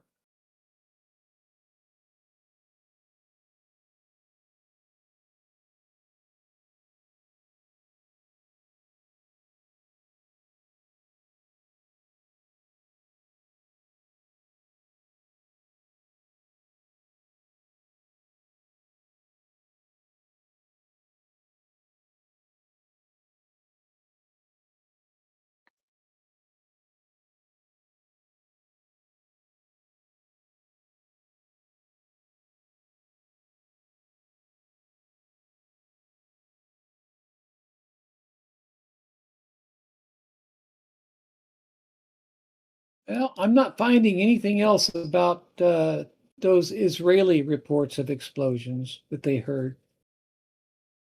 Maybe those explosions had more to do with Jordan than they did Israel.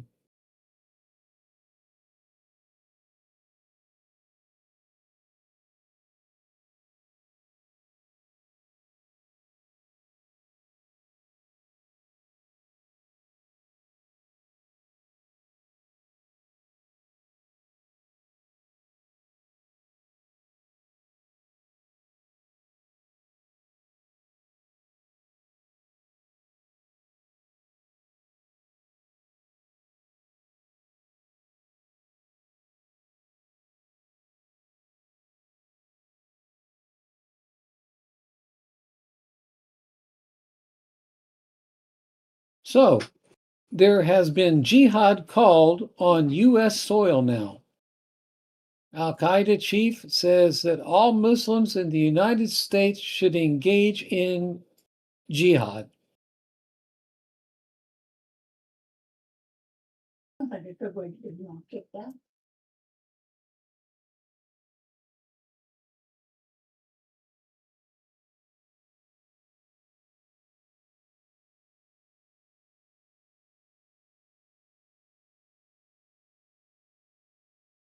Thank you, Mike Johnson. 5 drowned in the Ohio River.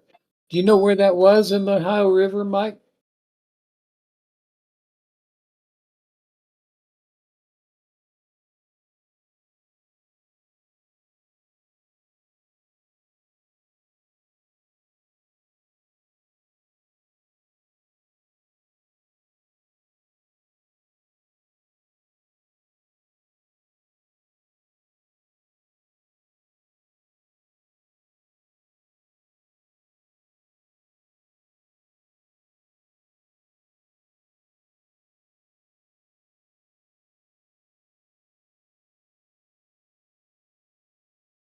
I'm staying quiet for a minute because I'm looking to see what else is going on with those explosions potentially over Israel.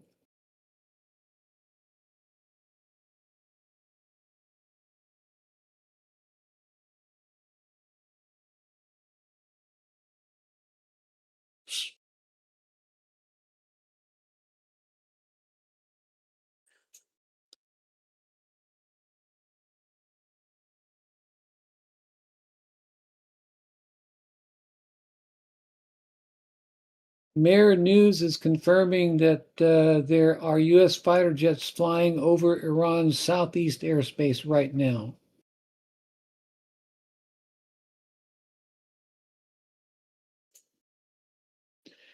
The IRGC's 33rd Al Mahdi Airborne Division, based in Fars province of the Iranian Army's 65th Special Forces Airborne Brigade, deployed from its base in Dezful. They've been redeployed to the border city of Abadan in southwestern Iran, near the Iraqi frontier.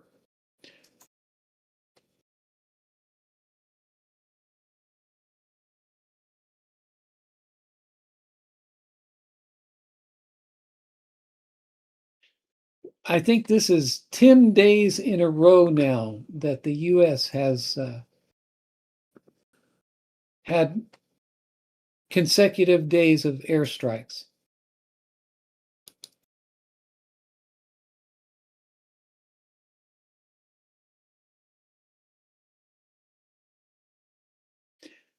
That's kind of a little bit concerning, guys, that they're calling for jihad on U.S. soil. If you guys live in a town that has a very large Muslim population, keep your head on a swivel, guys. Or if you live in a city or a town that has a lot of mosques,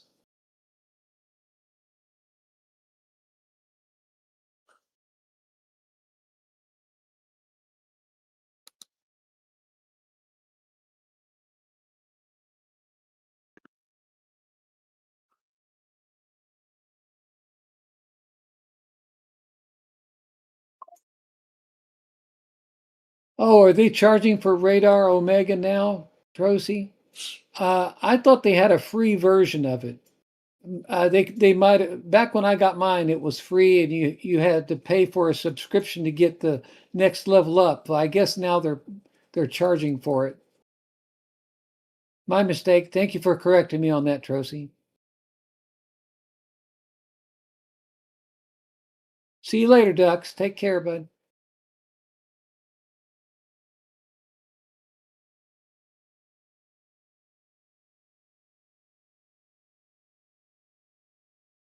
I think, Trocy, I think WeatherWise is another app. That's what Ryan Hall uses. I think that one is free too, just for the basic bare bones app. I don't think you have to pay for it. You might check that one too.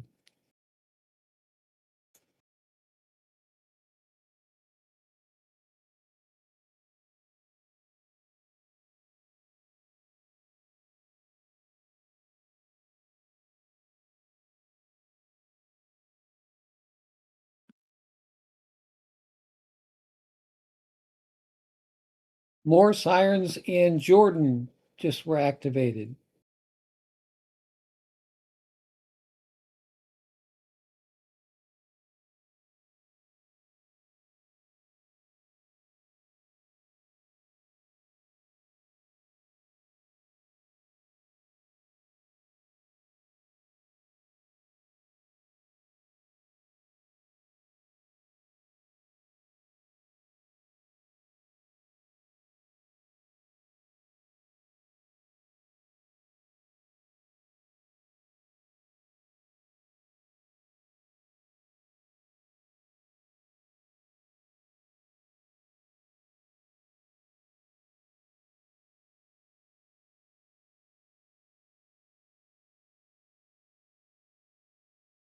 Since the Straits of Hormuz is closed, Saudi Arabia has been rerouting 75% of all of its crude oil through the Red Sea instead of the Persian Gulf.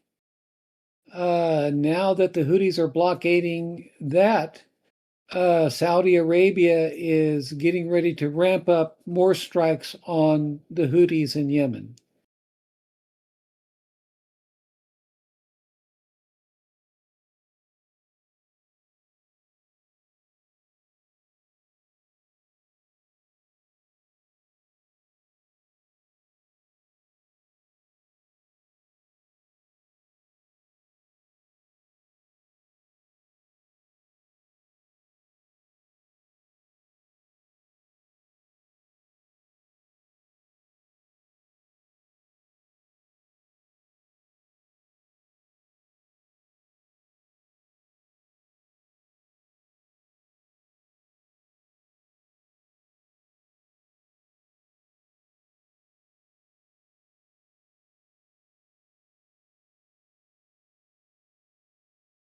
You know what, Mike Johnson? I listen to Broadcastify a lot.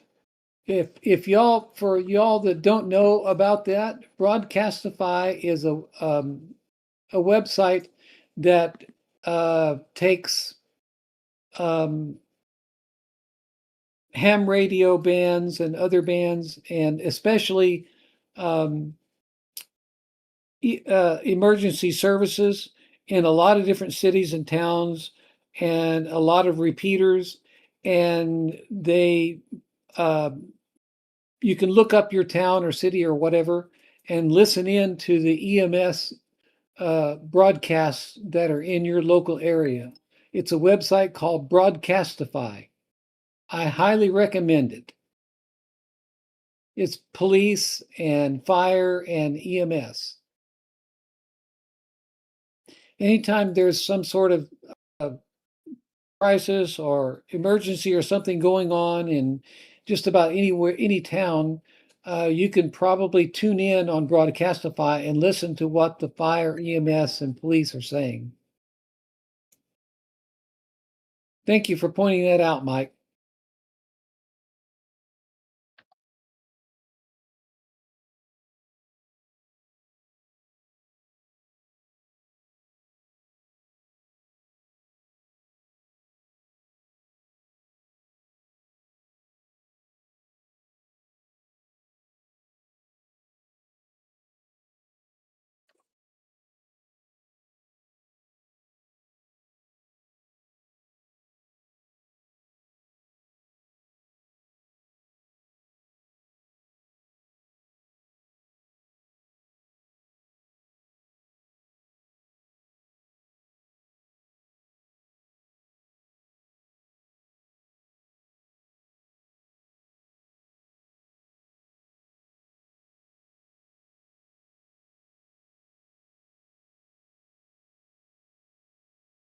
You have Mike Johnson, you say you have yard jumping carjackers around Baltimore?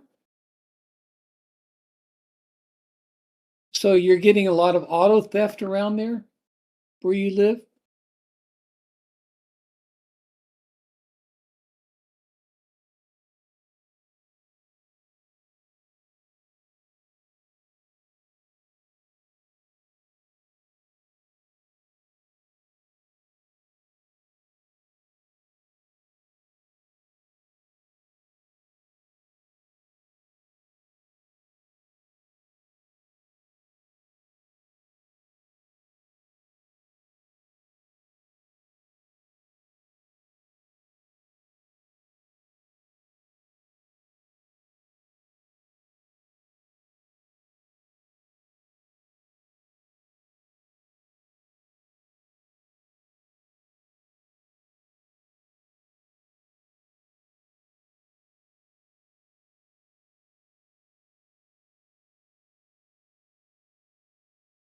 Oh, they're armed. That's not good. You be careful, Mike. Hey, Trocy, here's a link for that WeatherWise app I was telling you about. My understanding is right now it is free for the basic bare bones app. That's the same one that Ryan Hall uses on all his broadcasts. Since they're now charging for Radar Omega. I was unaware that they had started charging for that now.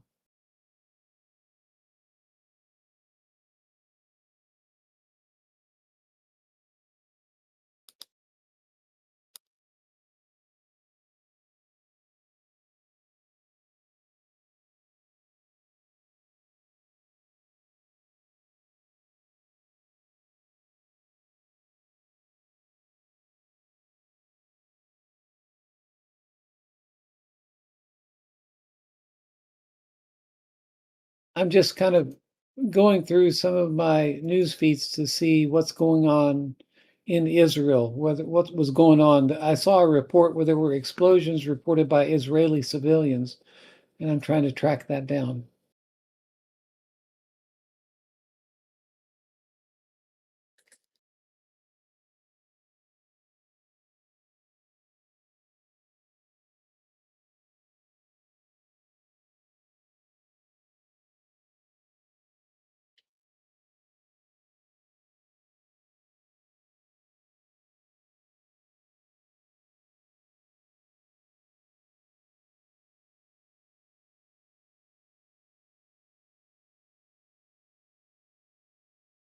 In case you guys didn't know it, Usha and JD Vance, welcome to new baby boy. This is the first child born to a sitting vice president in more than 150 years.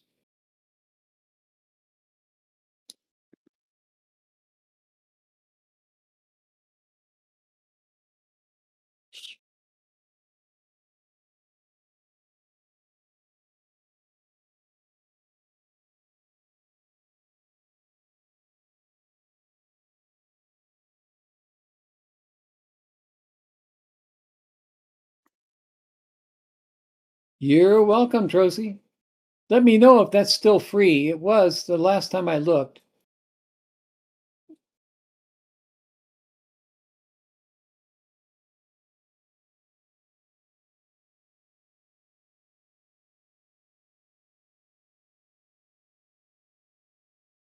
Oh my gosh, they take hostages, huh, Mike?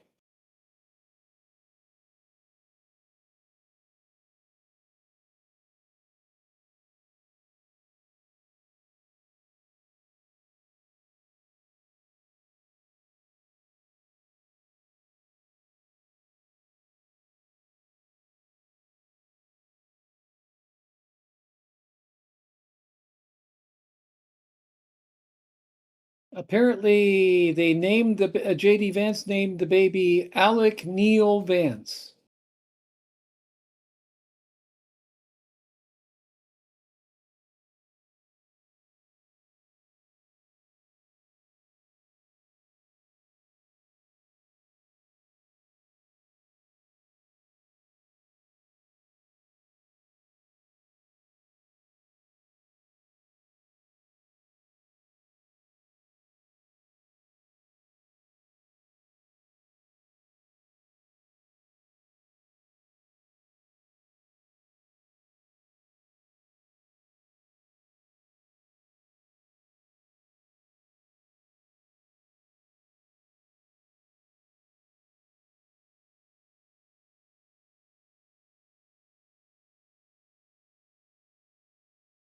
I got the same feeling, Michael D.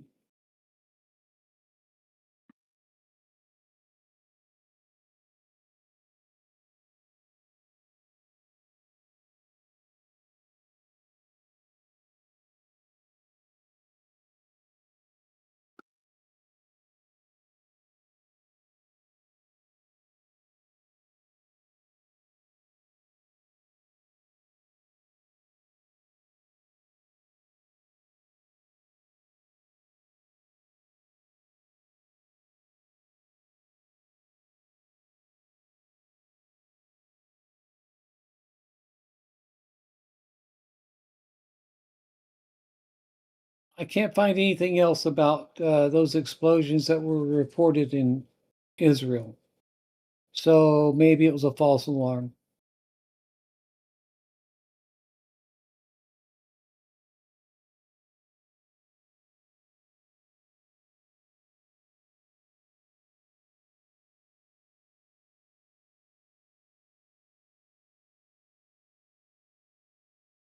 Yep, that's exactly what it is, Tracy.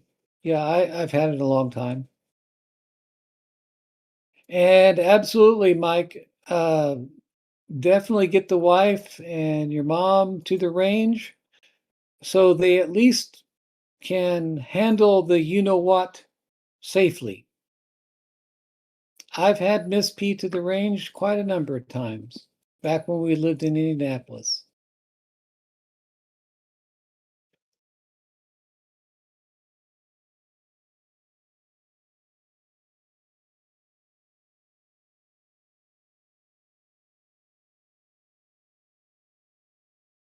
As I also, correct me if I'm wrong, Mike, you probably know this, but I was under the impression now that the new Second Amendment laws state that if you have a CCW now, a permit now, that you used to have to worry about reciprocity laws.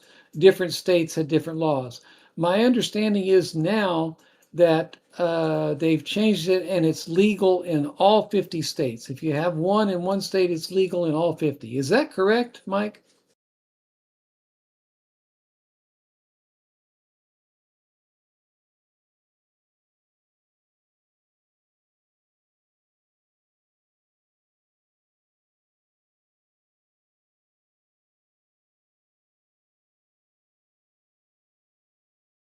I got my permit in Indiana and it was a lifetime permit. So I guess that makes me lifetime legal in all 50 states now.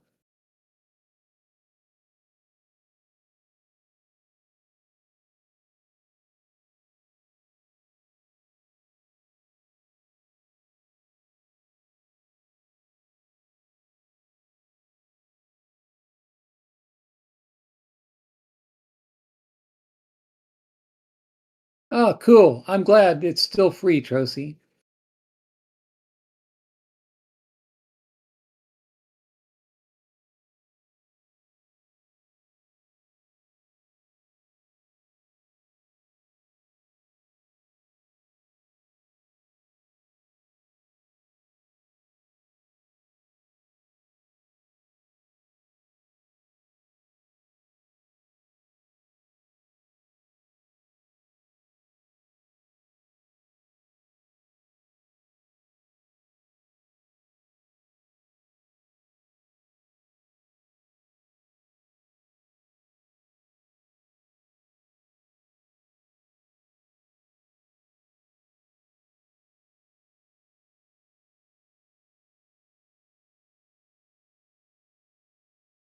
Yeah, that medical clause, yeah, that worried me some too. Um, who knows what they're going to do? But as far as conceal the CCW, that still might be state to state. But as far as open carry, I thought it was now all 50 states. It was legal. Correct me if I'm wrong there. I could be wrong. but I know there was some changes to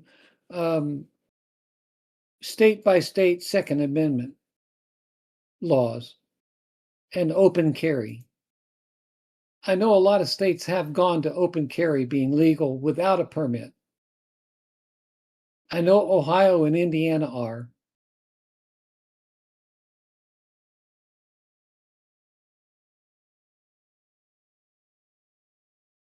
Kind of funny, the first time that when I first got my permit, it was really weird. The first time I went into a bank to do my banking, and I had it on me. They're not supposed to do the bank.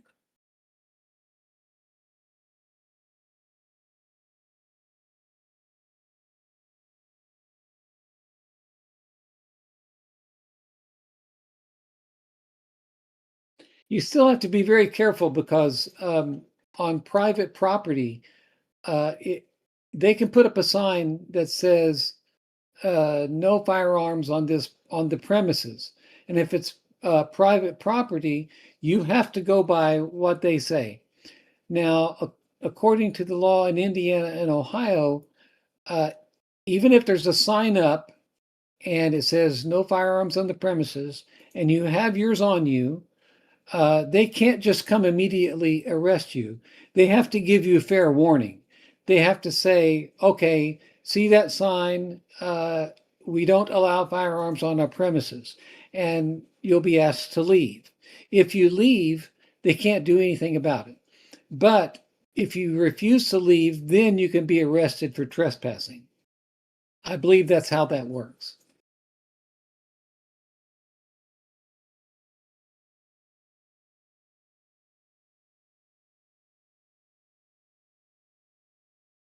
Absolutely right, Michael D.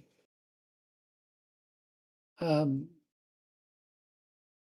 rules only apply for those law-abiding citizens. You got that right.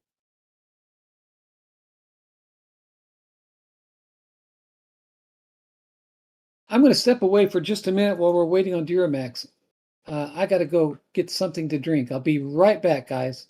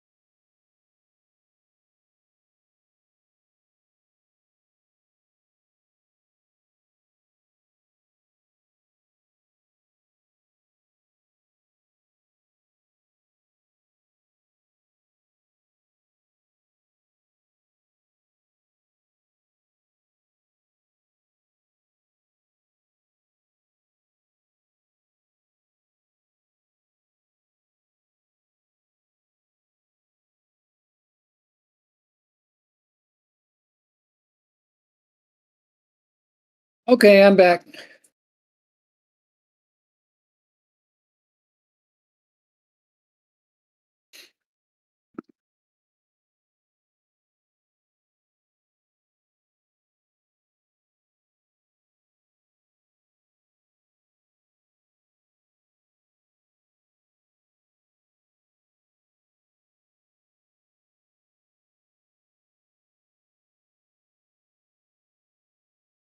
I'm still trying to find some news that has not been covered by Duramax yet.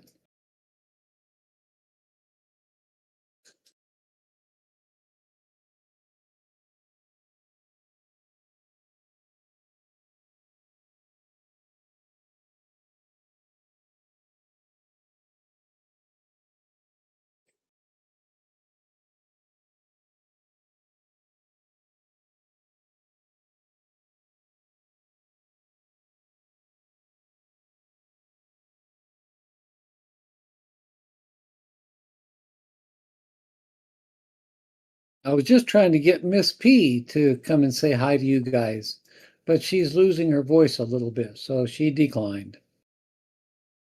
That's too bad. You guys would get a kick out of Miss P.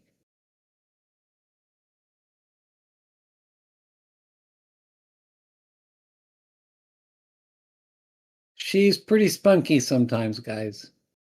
As you've heard, you've probably heard her mumbling things in the background.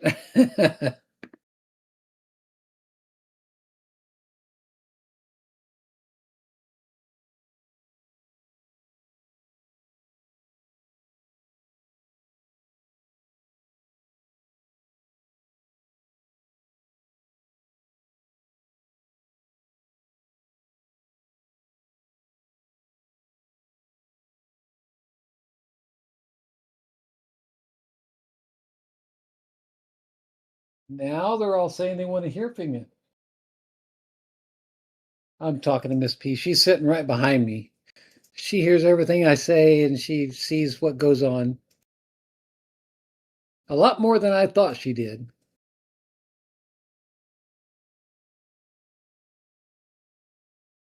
I think it would be really nice if we could find a woman to come on and chat with Duramax and myself and Dux or whoever and get a woman's perspective on the news on here. I think that would be really good to have. What do you guys think?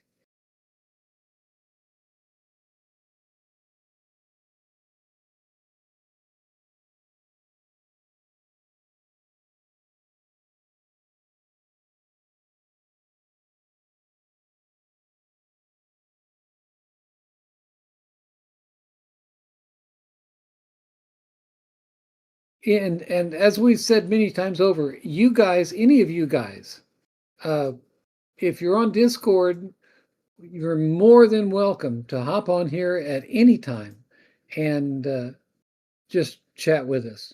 You don't have to have news or anything. You can just come on and chat with us.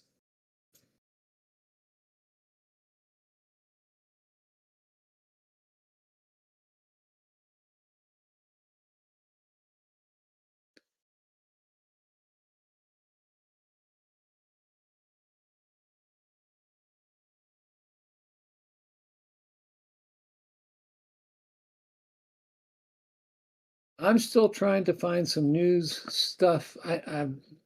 Duramax was on for I think a couple hours, so he probably covered most everything that I would be able to find.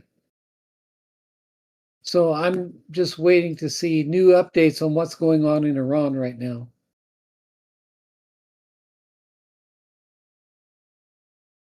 It seems like it's the same thing over and over for the last 10 days.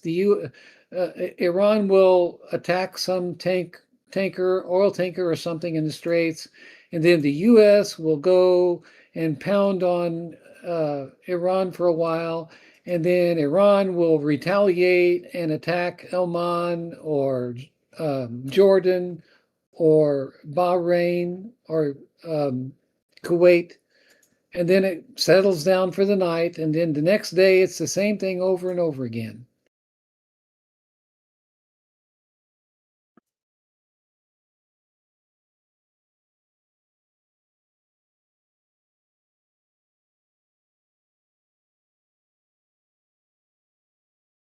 Yeah, I don't, Mike, I don't see anything about pickaxe right now. I'm sure Duramax talked about it already, but there's, as we've said several times already, there's just nothing I think we can do about that.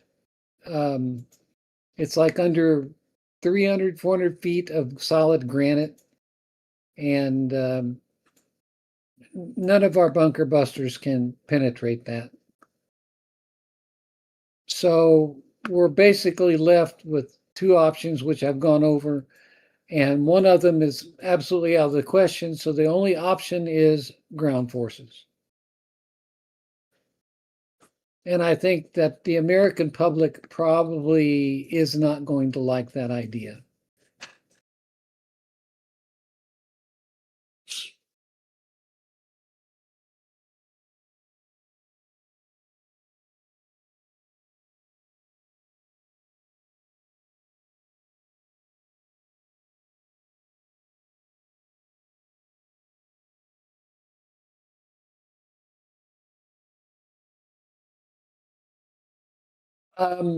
Mike, you were saying, you were saying to look at Pickaxe Mountain. What was that comment? Were you wanting me to look it up or what?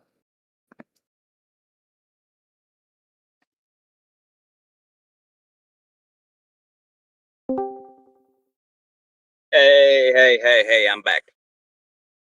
Welcome back. I was just doing small talk with the folks. Gotcha. Well, I'm going to put you on mobile, and I'm going to ease back here and bundle firewood. All right. Anything more on the attacks that's going on right now? No, not too much. Okay. Mike was asking something about Pickaxe Mountain. I don't know exactly. Oh, he just said keep an eye on it. Okay. Yeah, they're talking about hitting it. But I'm going to tell you, we ain't got nothing can penetrate that. No, that's what I just told folks. There's nothing that can get down there. It's what, about 300 feet of solid granite? Yeah. There's nothing that can get down there. I mean, we can collapse the entrances and things like that, but yeah, they can they'll dig have that dug out quick. so in a matter of days. That tunnel that we just hit over there, that connected that port. Yep. They dug that out within 12 hours. It's back open. I believe it. And then bridges we hit, all they're doing is going. They built roads through the dry riverbeds.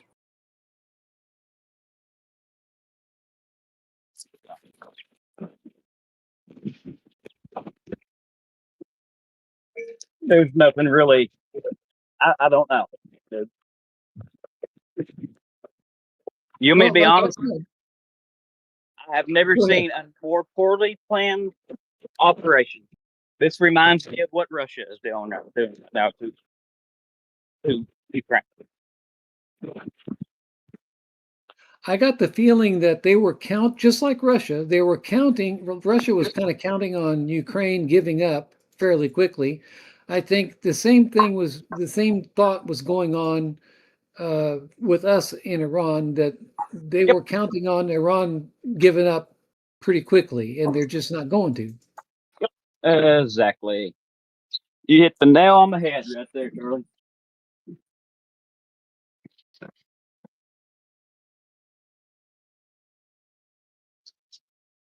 How many people we got in the channel there? Let's see.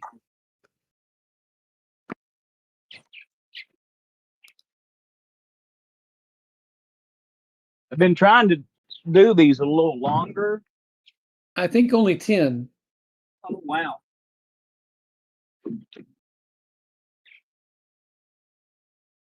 Wow.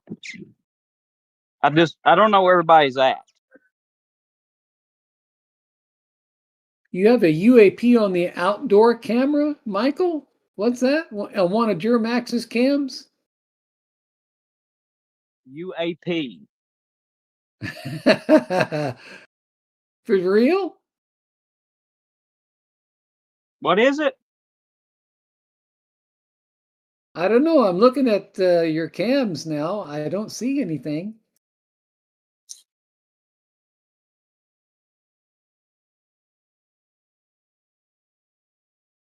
I'm standing underneath the cams. I mean, we do have an airport back here, folks. I don't see no planes. There's some birds flying around. Yeah, I was just going to say, I saw a bird fly through there.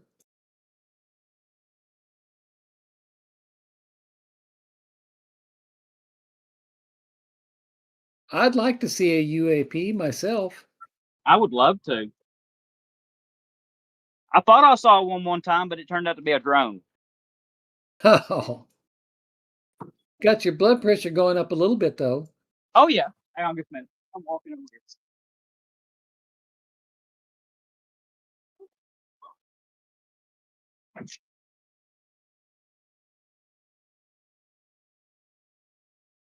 Can you all see me in the cams? Yes, I can. Okay. Let me go in here and turn this one around to where you can see me. Oh, this one. PTZ.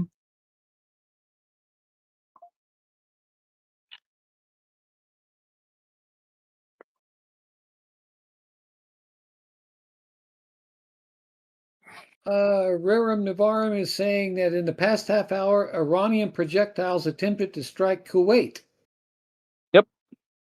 They're getting ready to do a ground invasion of Kuwait, folks. They're moving an ungodly amount of air assets, not air assets, but ground assets over to the Kuwaiti border. Of course, that's the border with Iraq, but they're getting ready to go in through Iraq into Kuwait. They want to take all the U.S. bases in that area. And I don't think, can you all hear me? Yeah, I can hear you. I don't think we got enough ground forces in that area to repel an attack. To be honest with you.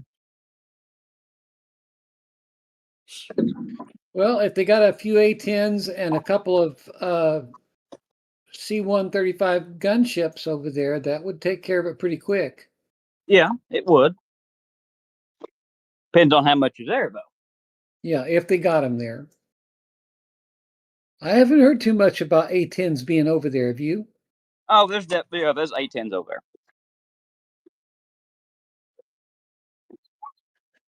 They've been using the A-10s on them Iranian gunboats. Oh, the little boats. Yeah. Yep. Yeah, that makes sense.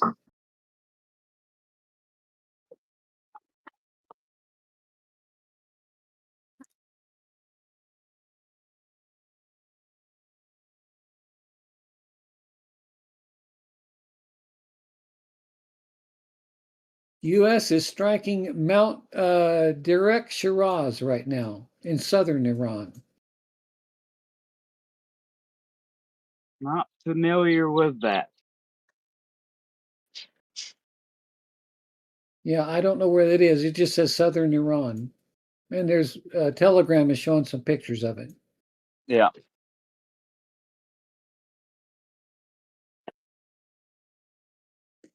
Michael D said the UAP was a bug. Bug? On your camera.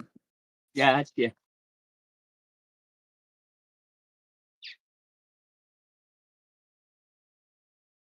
Man, that sun is just unbearable hot.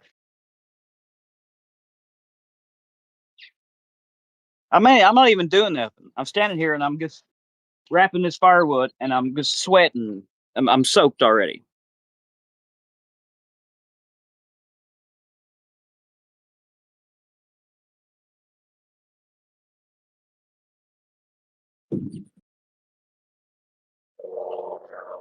When we got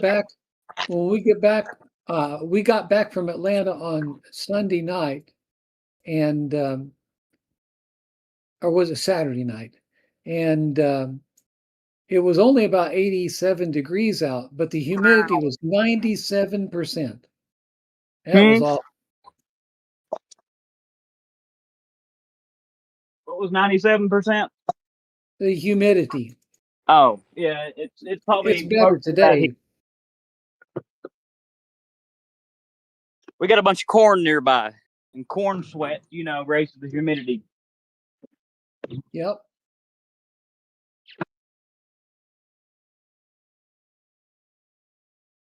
I got to get out here and split some more wood and put it up. Those maters you gave me, Duramax, man, they are really good. Are they? Oh, yeah, man. First thing we did when we got in is I cut one open, and we wanted to have a tomato, cheese, and mayonnaise sandwich. Mm-hmm. Those are perfect for it. They're real meaty. Yep. Tasted really good. I made a bunch of salsa yesterday out of them. Yeah, I saw a post where you're saying you were doing salsa. Yeah. I've got going in there here in just a little bit.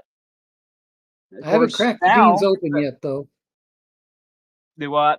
I haven't cracked the beans open yet, though. Oh, okay. I should have gave you more than one of them. I don't know what I was thinking. No, that's all right. It's all right. No problem. Thank you for what you gave me. If you will text me your address, Charlie. Nah, that's okay. I can maybe send you some good stuff through the mail. No, that's okay. You don't have to go to that trouble. Oh, I don't care a bit to. Not the secret. I'm thinking about getting into beekeeping. That'll be an interesting thing. We could do videos of it. I can maybe put a camera inside the hive.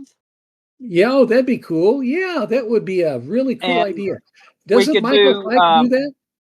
the $100 membership level. I could send you a jar of honey maybe a month. Oh, that'd be cool. Doesn't Michael Fike do beekeeping? Yes. Mm-hmm. But I haven't heard from him in a while. I haven't seen him in a while either.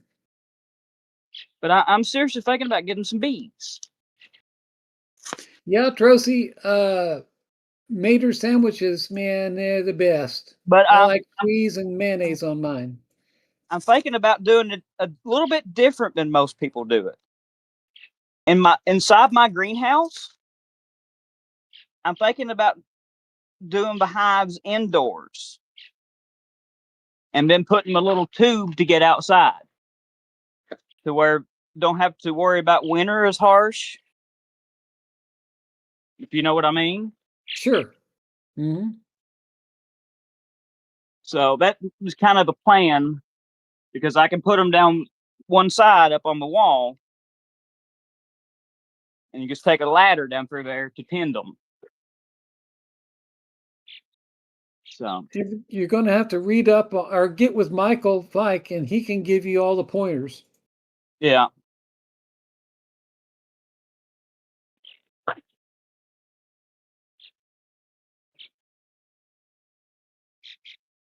But that's still ways. That'll probably be next year. Oh man, you can live a long time on honey. Yep.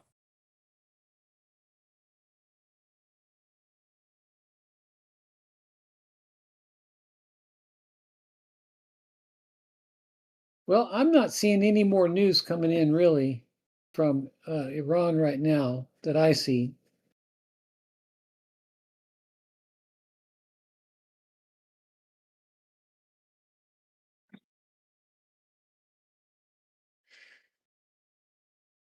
Four bundles. Oh. I agree completely, Trocy. The world needs more bees. Mm-hmm. There was a real crisis there for a while with the bees. I think that's gotten a little better now lately, hasn't it? Yeah. We need more domestic bees. Honeybees are not domestic to the United States. I did not know that. They're brought in. But we need more domestic bees, like bumblebees.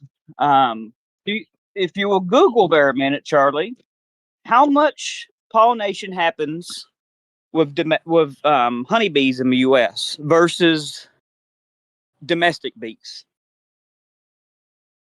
Honeybees ain't really ain't a big pollinator in the U.S. From what I have done research into. There's a YouTube channel called The Killer Bee Guy, and he's in Arizona, and they have Africanized bees down there that will absolutely just attack you and try to kill you. They're dangerous. According to AI, it says honeybees perform roughly 80% of all commercial agricultural pollination. See, that's just not true. Native wild bees are 2 to 4 times more effective at pollination. Yep, they are. Says, for example, a single wild solitary bee can yield a pollination rate of up to 95% compared to 5% for honeybees. But I know what they do is companies have these trucks, they take their hives mobile and they take them to different areas where they are in need of pollination for crops and that sort of thing. Mm-hmm. And they open their beehives up to pollinate that area, and they get a price for that. Yep.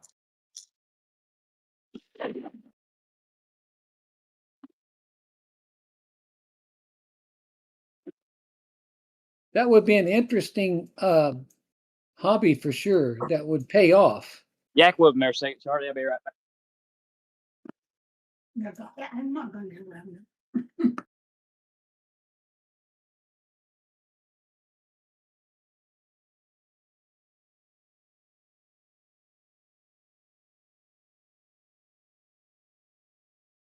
Oh yeah, Trocy, definitely. Honey is well known for having all kinds of medicinal properties.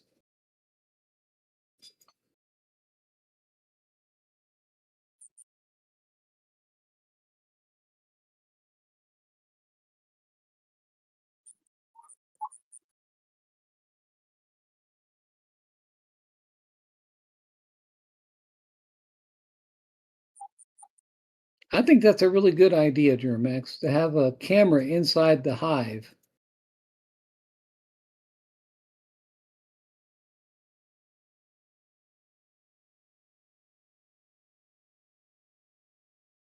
It'll keep me away from them.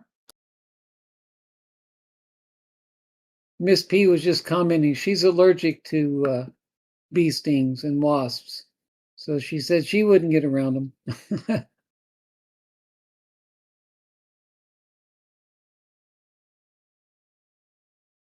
There was a tornado in Fort Dodge, Iowa. Reports of multiple funnel clouds and tornadoes just a little while ago.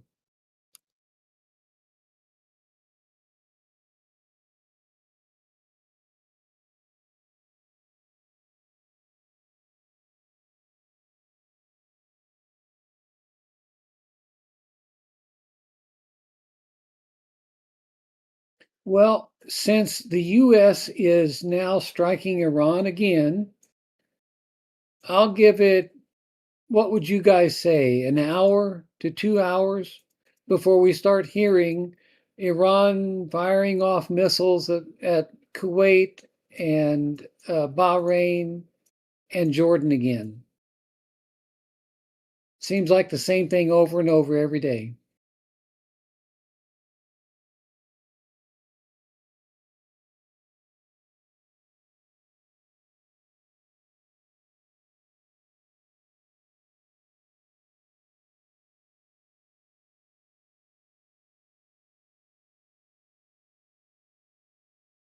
You still there, dear Max? He said he was going to be gone from there.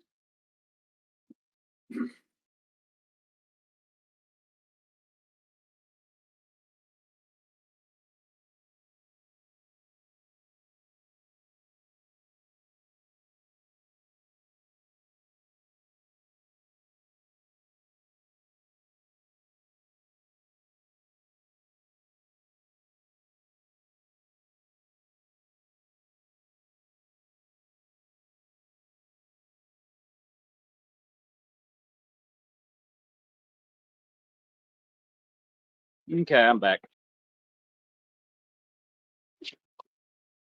You there? Yep, I'm here. All right. But yeah, honeybees are actually invasive.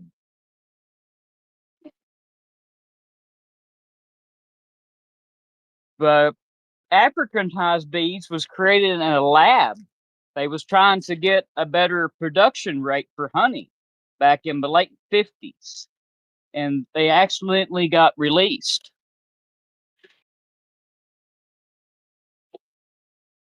The African bees?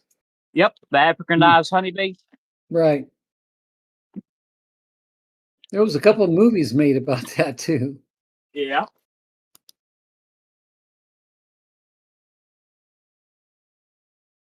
Much fun. Oh, here goes the sirens in Jordan again. Sirens in Jordan again. Of course.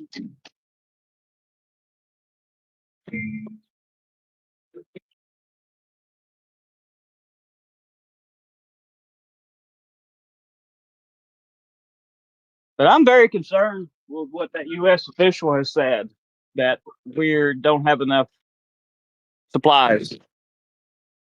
And that we've got so much destruction at U.S. bases over there that we're going to have issues in a rapid deployment. That concerns me, Charlie.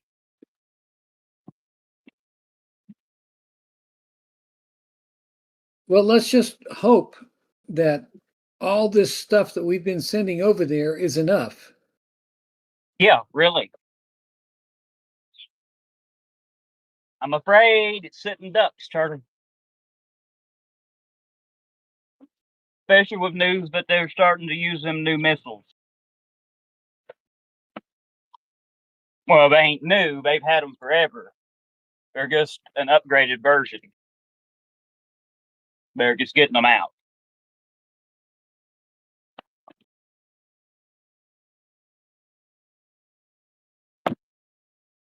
Hope you all can hear me okay.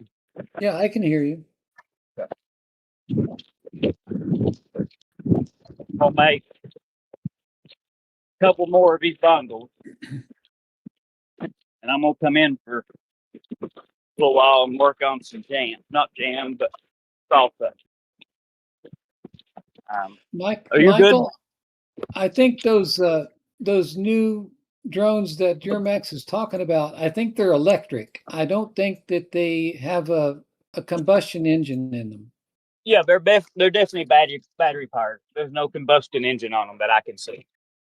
So he was saying that they could be tracked by heat signatures. So that's why I was telling him that they're all electric, so they don't have a heat signature. Well, they would have a little bit of a heat signature, but a little bit, yeah, right. But with news too, that China is testing some. I'm sure it's China that's gave them to them. Heat signature radar system that makes our stealth fighter jets obsolete, and I'm sure it's from China, and they're testing it in Iran. So if we get into a big conflict with China, our stealth stuff won't work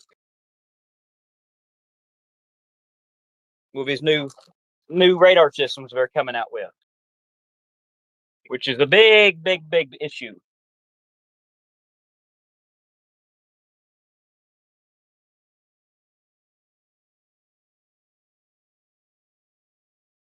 I just hope that there is technology that we have not displayed yet either. Yeah, most definitely. We've got stuff that we ain't never seen.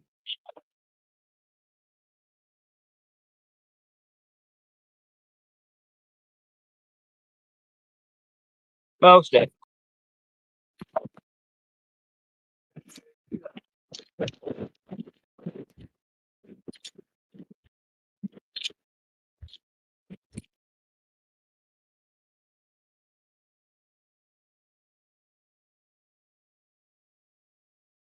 God, it's okra, and I do not know what to do with it.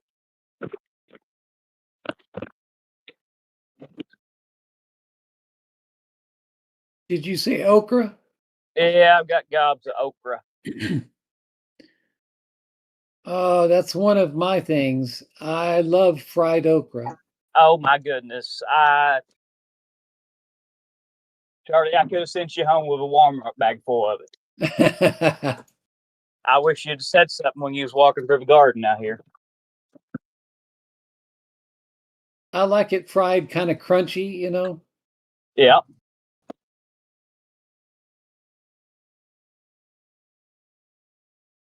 Yep, I like mine fried crunchy too.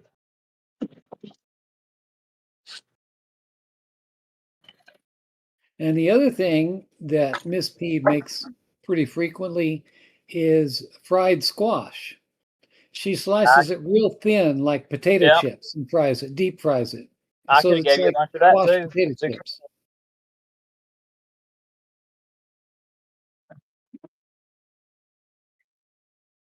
I've been feeding it to my chicken. What, the okra? Not okra, but zucchini. Oh, the zucchini. Okay. Yep. I don't know. Would chickens eat okra? Because I could grow enough okra and zucchini where I wouldn't have to buy chicken feed during the summer. I don't know why they wouldn't eat it. Yeah. It's got a lot of seeds in it. Yeah.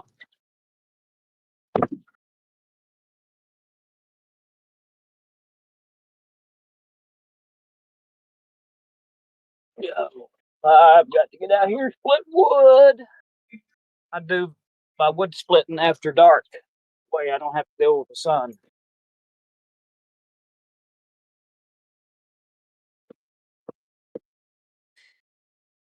Me bundle these last 2 bundles, and I'll come in. I'll give a little news rundown a minute. Sound good to you all? Absolutely.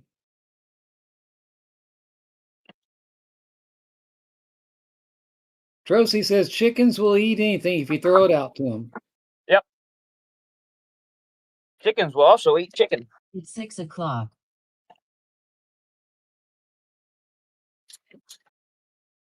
What were you planning on for dinner? City chicken. City chicken.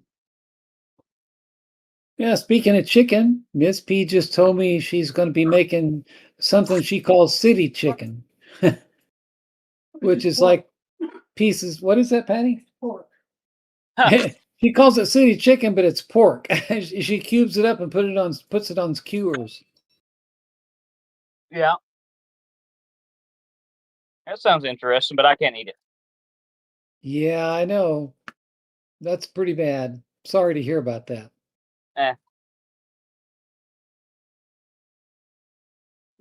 It doesn't bother me much anymore. It did at first. I've grown to where I was like, oh. Okay, Michael D. You have a good evening, brother. Stop back in and say hi in case things kick off a little bit more over in Iran. You have a blessed night, and we'll see you next time. God bless you, Michael. Hey, Michael.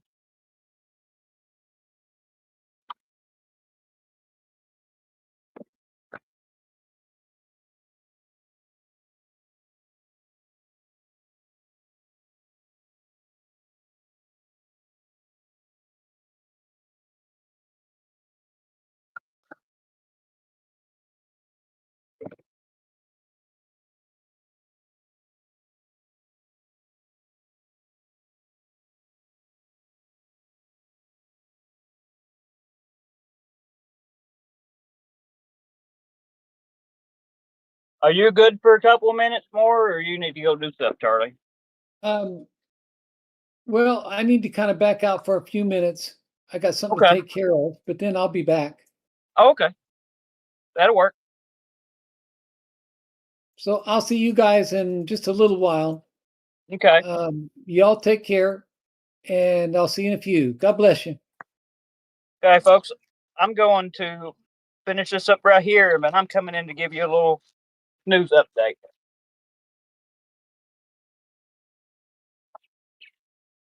We'll see what all's going on. I've got to get out of his sun for a minute. It is cooking me, folks. Absolutely cooking me.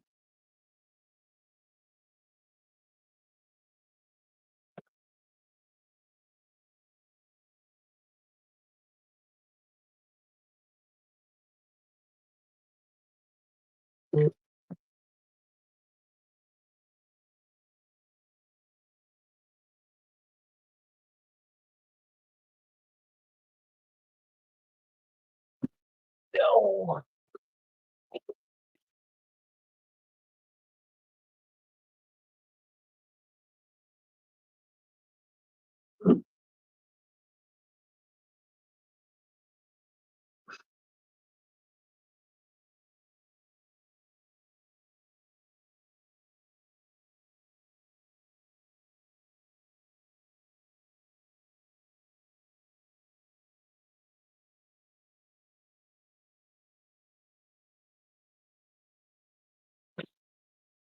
No.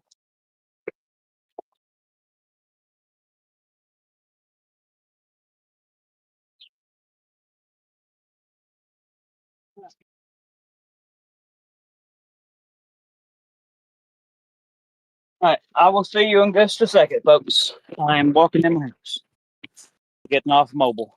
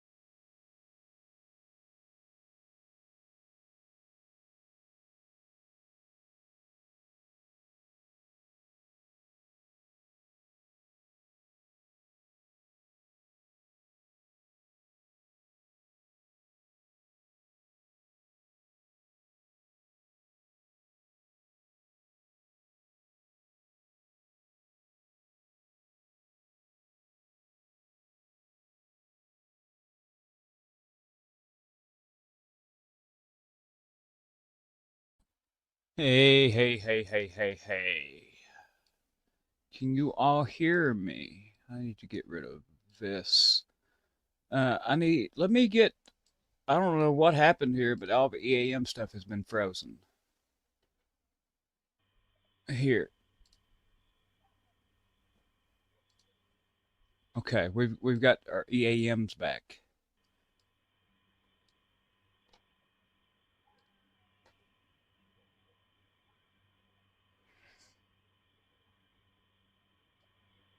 Turn that up. Let's see here.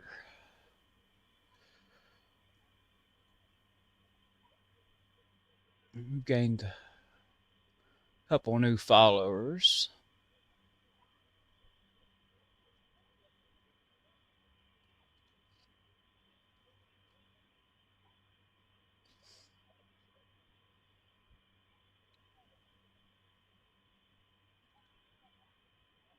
Let's see here.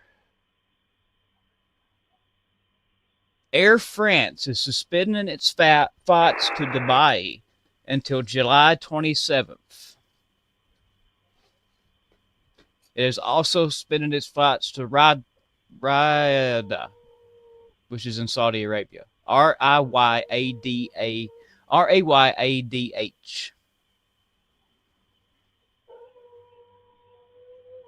Oh my goodness. United States to impose a 50% tariff on Canadian products in response to what the White House calls Canada's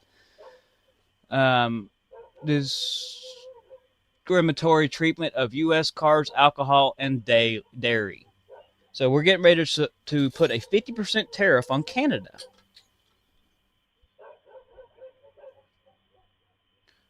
We've got explosions in Afghanistan, Iran.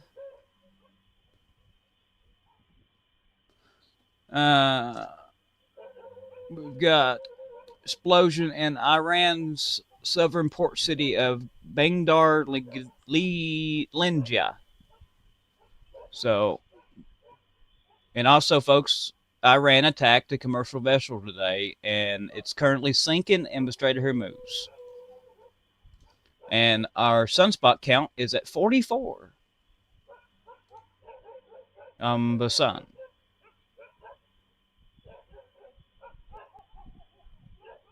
Ukraine has hit another Wildberries logistics center near Moscow. Interesting. That's number 2. After they hit the second, the biggest one, they've hit another one now.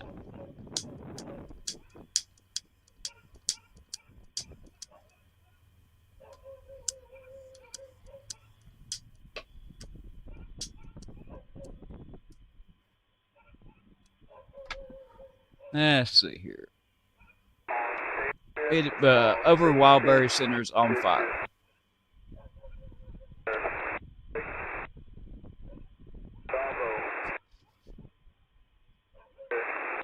Got an EAM coming in.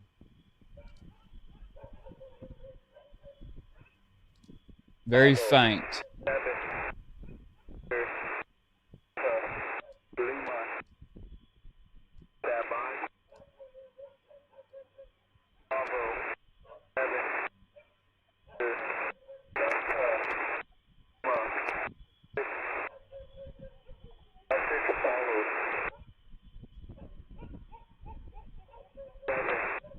We've got a reported strike on Mount Derek in Iran. There's a link to that.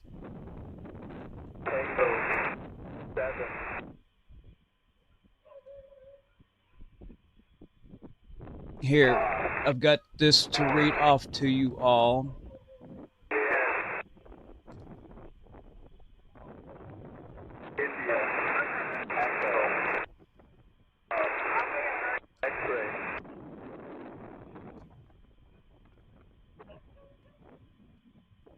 Here you go. We know that EAM's coming in, so... Well, we'll wait until it's gone.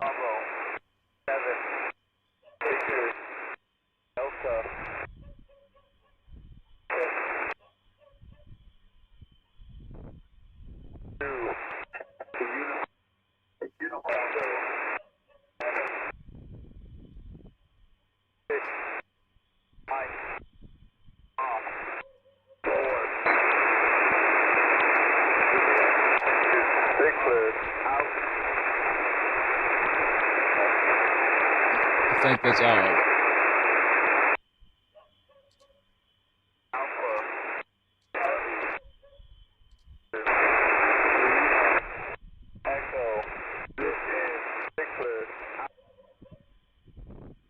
Okay. I want y'all to listen to this. Breaking. Iran has hit USA's Tower 22. USA Tower Satellite 22. imagery confirms a strike on Tower 22, a strategically important U.S. military outpost in northeastern Jordan near the Syrian and Iraqi borders. Originally established as a Jordanian border post, Tower 22 has been used by U.S. forces since 2015 as part of an advise and assist mission. The installation hosts American engineering, aviation, logistics and security personnel and sits just 20 kilometers, 12 miles from the Al-Tanif garrison in southeastern Syria. Together, Tower 22 and Al-Tanif form a critical logistics and surveillance network for U.S. operations in the tri-border region of Jordan, Syria and Iraq. Beyond serving as a troop outpost, Tower 22 has housed significant military infrastructure. By 2020, the base operated an AN/TPS-75 transportable 3D air search radar capable of detecting and tracking aircraft and other aerial threats at long ranges. Its location makes it one of the most strategically valuable U.S. positions in the region, acting as both a forward operating site and a support hub for operations conducted from Al Tanif. Open source intel at OSINT 613. Live on X. Trending now. What? There you have it. They've hit Tower 22. Also, the Iranian-backed Houthi terrorist group in Yemen has announced a total ban on maritime navigation by because you all, some of you done heard this, and I'm just saying it again. Navigation of Saudi Arabia under principle blockade for blockade, citing their full readiness to respond to any reckless acts by the Kingdom of Saudi Arabia.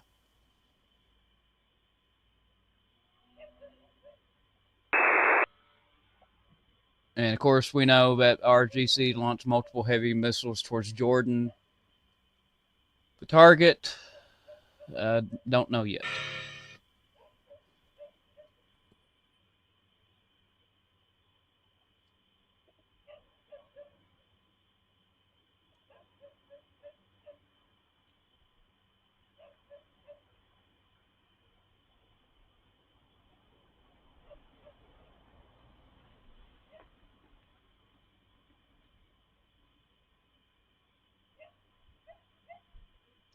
Gas and diesel prices tick up again.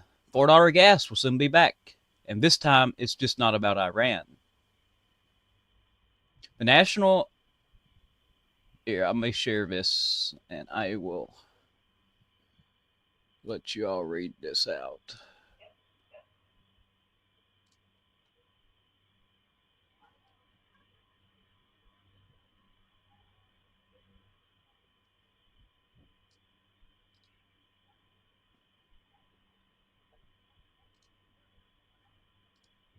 The nation's average price of gasoline has risen 13.0 cents over the last week and stands at $3.95 per gallon, according to GasBuddy data compiled from more than 12 million individual price reports covering over 150,000 gas stations across the country. The national average is up 6.5 cents from a month ago and is 85.7 cents per gallon higher than a year ago. The national average price of diesel rose 22.3 cents in the last week and stands at $5.077 per gallon. Average gasoline and diesel prices rose in nearly every state for the second straight week, with the national average price of gasoline likely to reach $4 per gallon within the next 48 hours. There you go.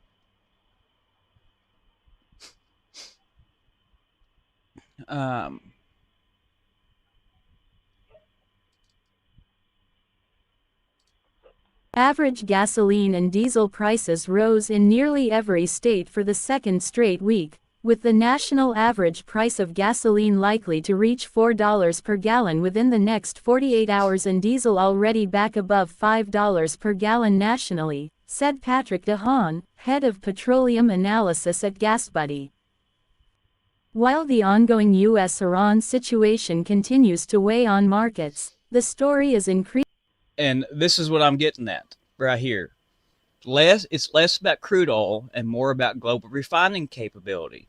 The Strait of Hormuz remains closed while continued Ukrainian attacks on Russian refineries further squeeze an already sustained supply picture. With crude approaching $85 per barrel and Sunday night trading, price cycle and markets are likely to see another jolt higher in the coming days.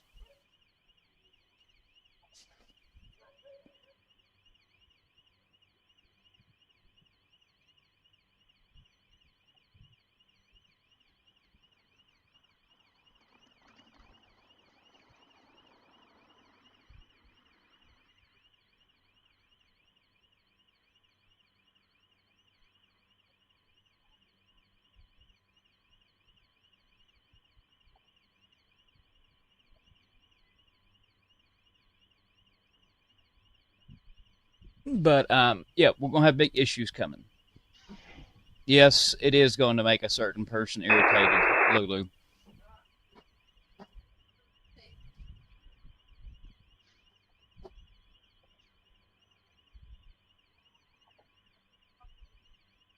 Kuwait this is reported, the last update from tonight under Trump's orders, the Kuwait airbase is being completely blacked out.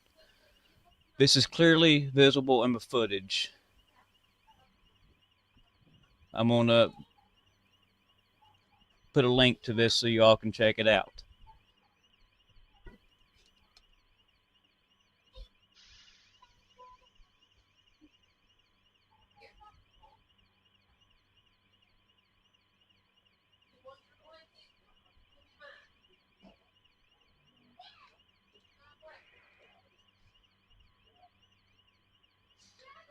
Houthis are issuing warnings in the open maritime frequencies near Yemen and the Bab el Strait to close it to Saudi shipping. I'll let y'all listen to this.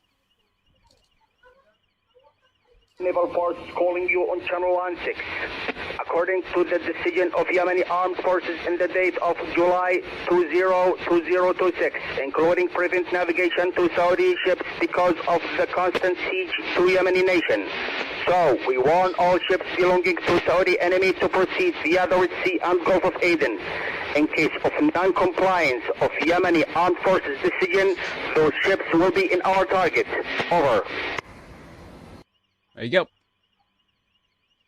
There is a woman from Yemen. Also, we've got reports of clashes ongoing in the Strait of Hormuz.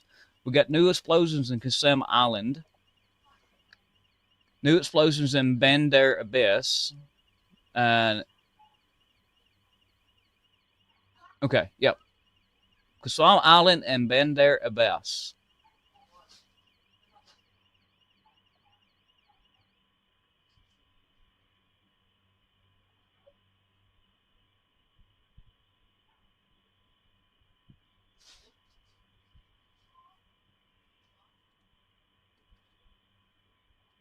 Sudden decision by Air France to ground all commercial flights to Saudi Arabia and United Arab Emirates for a full week delivers a massive shock to global aviation and signals an acute, immediate escalation of the Middle East crisis. And I'll let my little helper here read this off to you.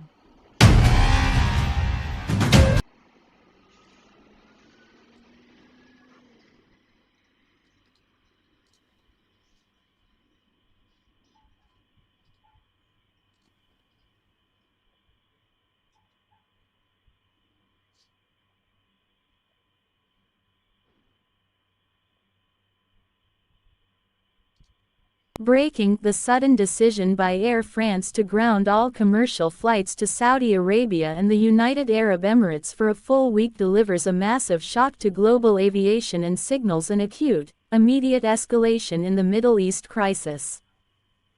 This drastic operational halt cuts off two of the most critical commercial and transit hubs in the Persian Gulf, reflecting an intelligence assessment that the airspace over the region is no longer safe for Western commercial carriers.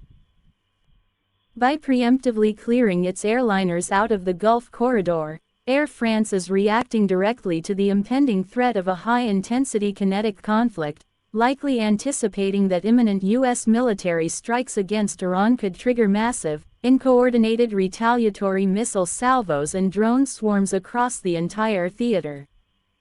This suspension is poised to trigger an immediate domino effect across the global aviation industry. As a premier European carrier takes this extreme precaution, other major international airlines will face intense pressure to rapidly reroute or cancel their own flights to avoid the airspace entirely. The financial and logistical fallout will be instantaneous, choking vital travel corridors, snarling international supply chains, and signaling to the global markets that the Persian Gulf is on the absolute brink of a full-scale, hot war. See the latest updates with us at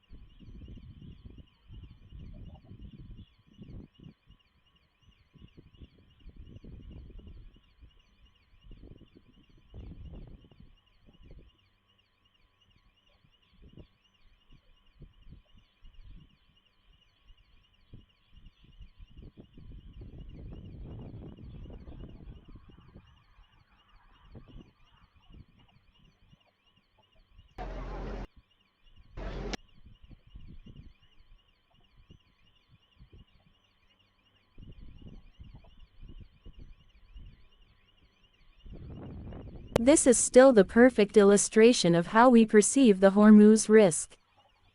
Everyone is seeing the avalanche coming, yet everyone thinks that somehow it is under control. It isn't.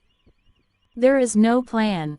No alternative routes that can scale fast enough. Hormuz open or closed is all that matters. For all parties involved, this is existential, so don't expect a quick resolution. So far, IEA releases and China's oil demand reduction have bought us time, but that is reversing. China's oil imports are rebounding sharply. IEA releases run out within weeks. And it's not just about oil. Fertilizer, sulfur, LNG. The building blocks of our modern society all flow through this narrow choke point. The only thing keeping markets afloat is an unreasonably high amount of hopium. Once it's gone, expect a violent rareting.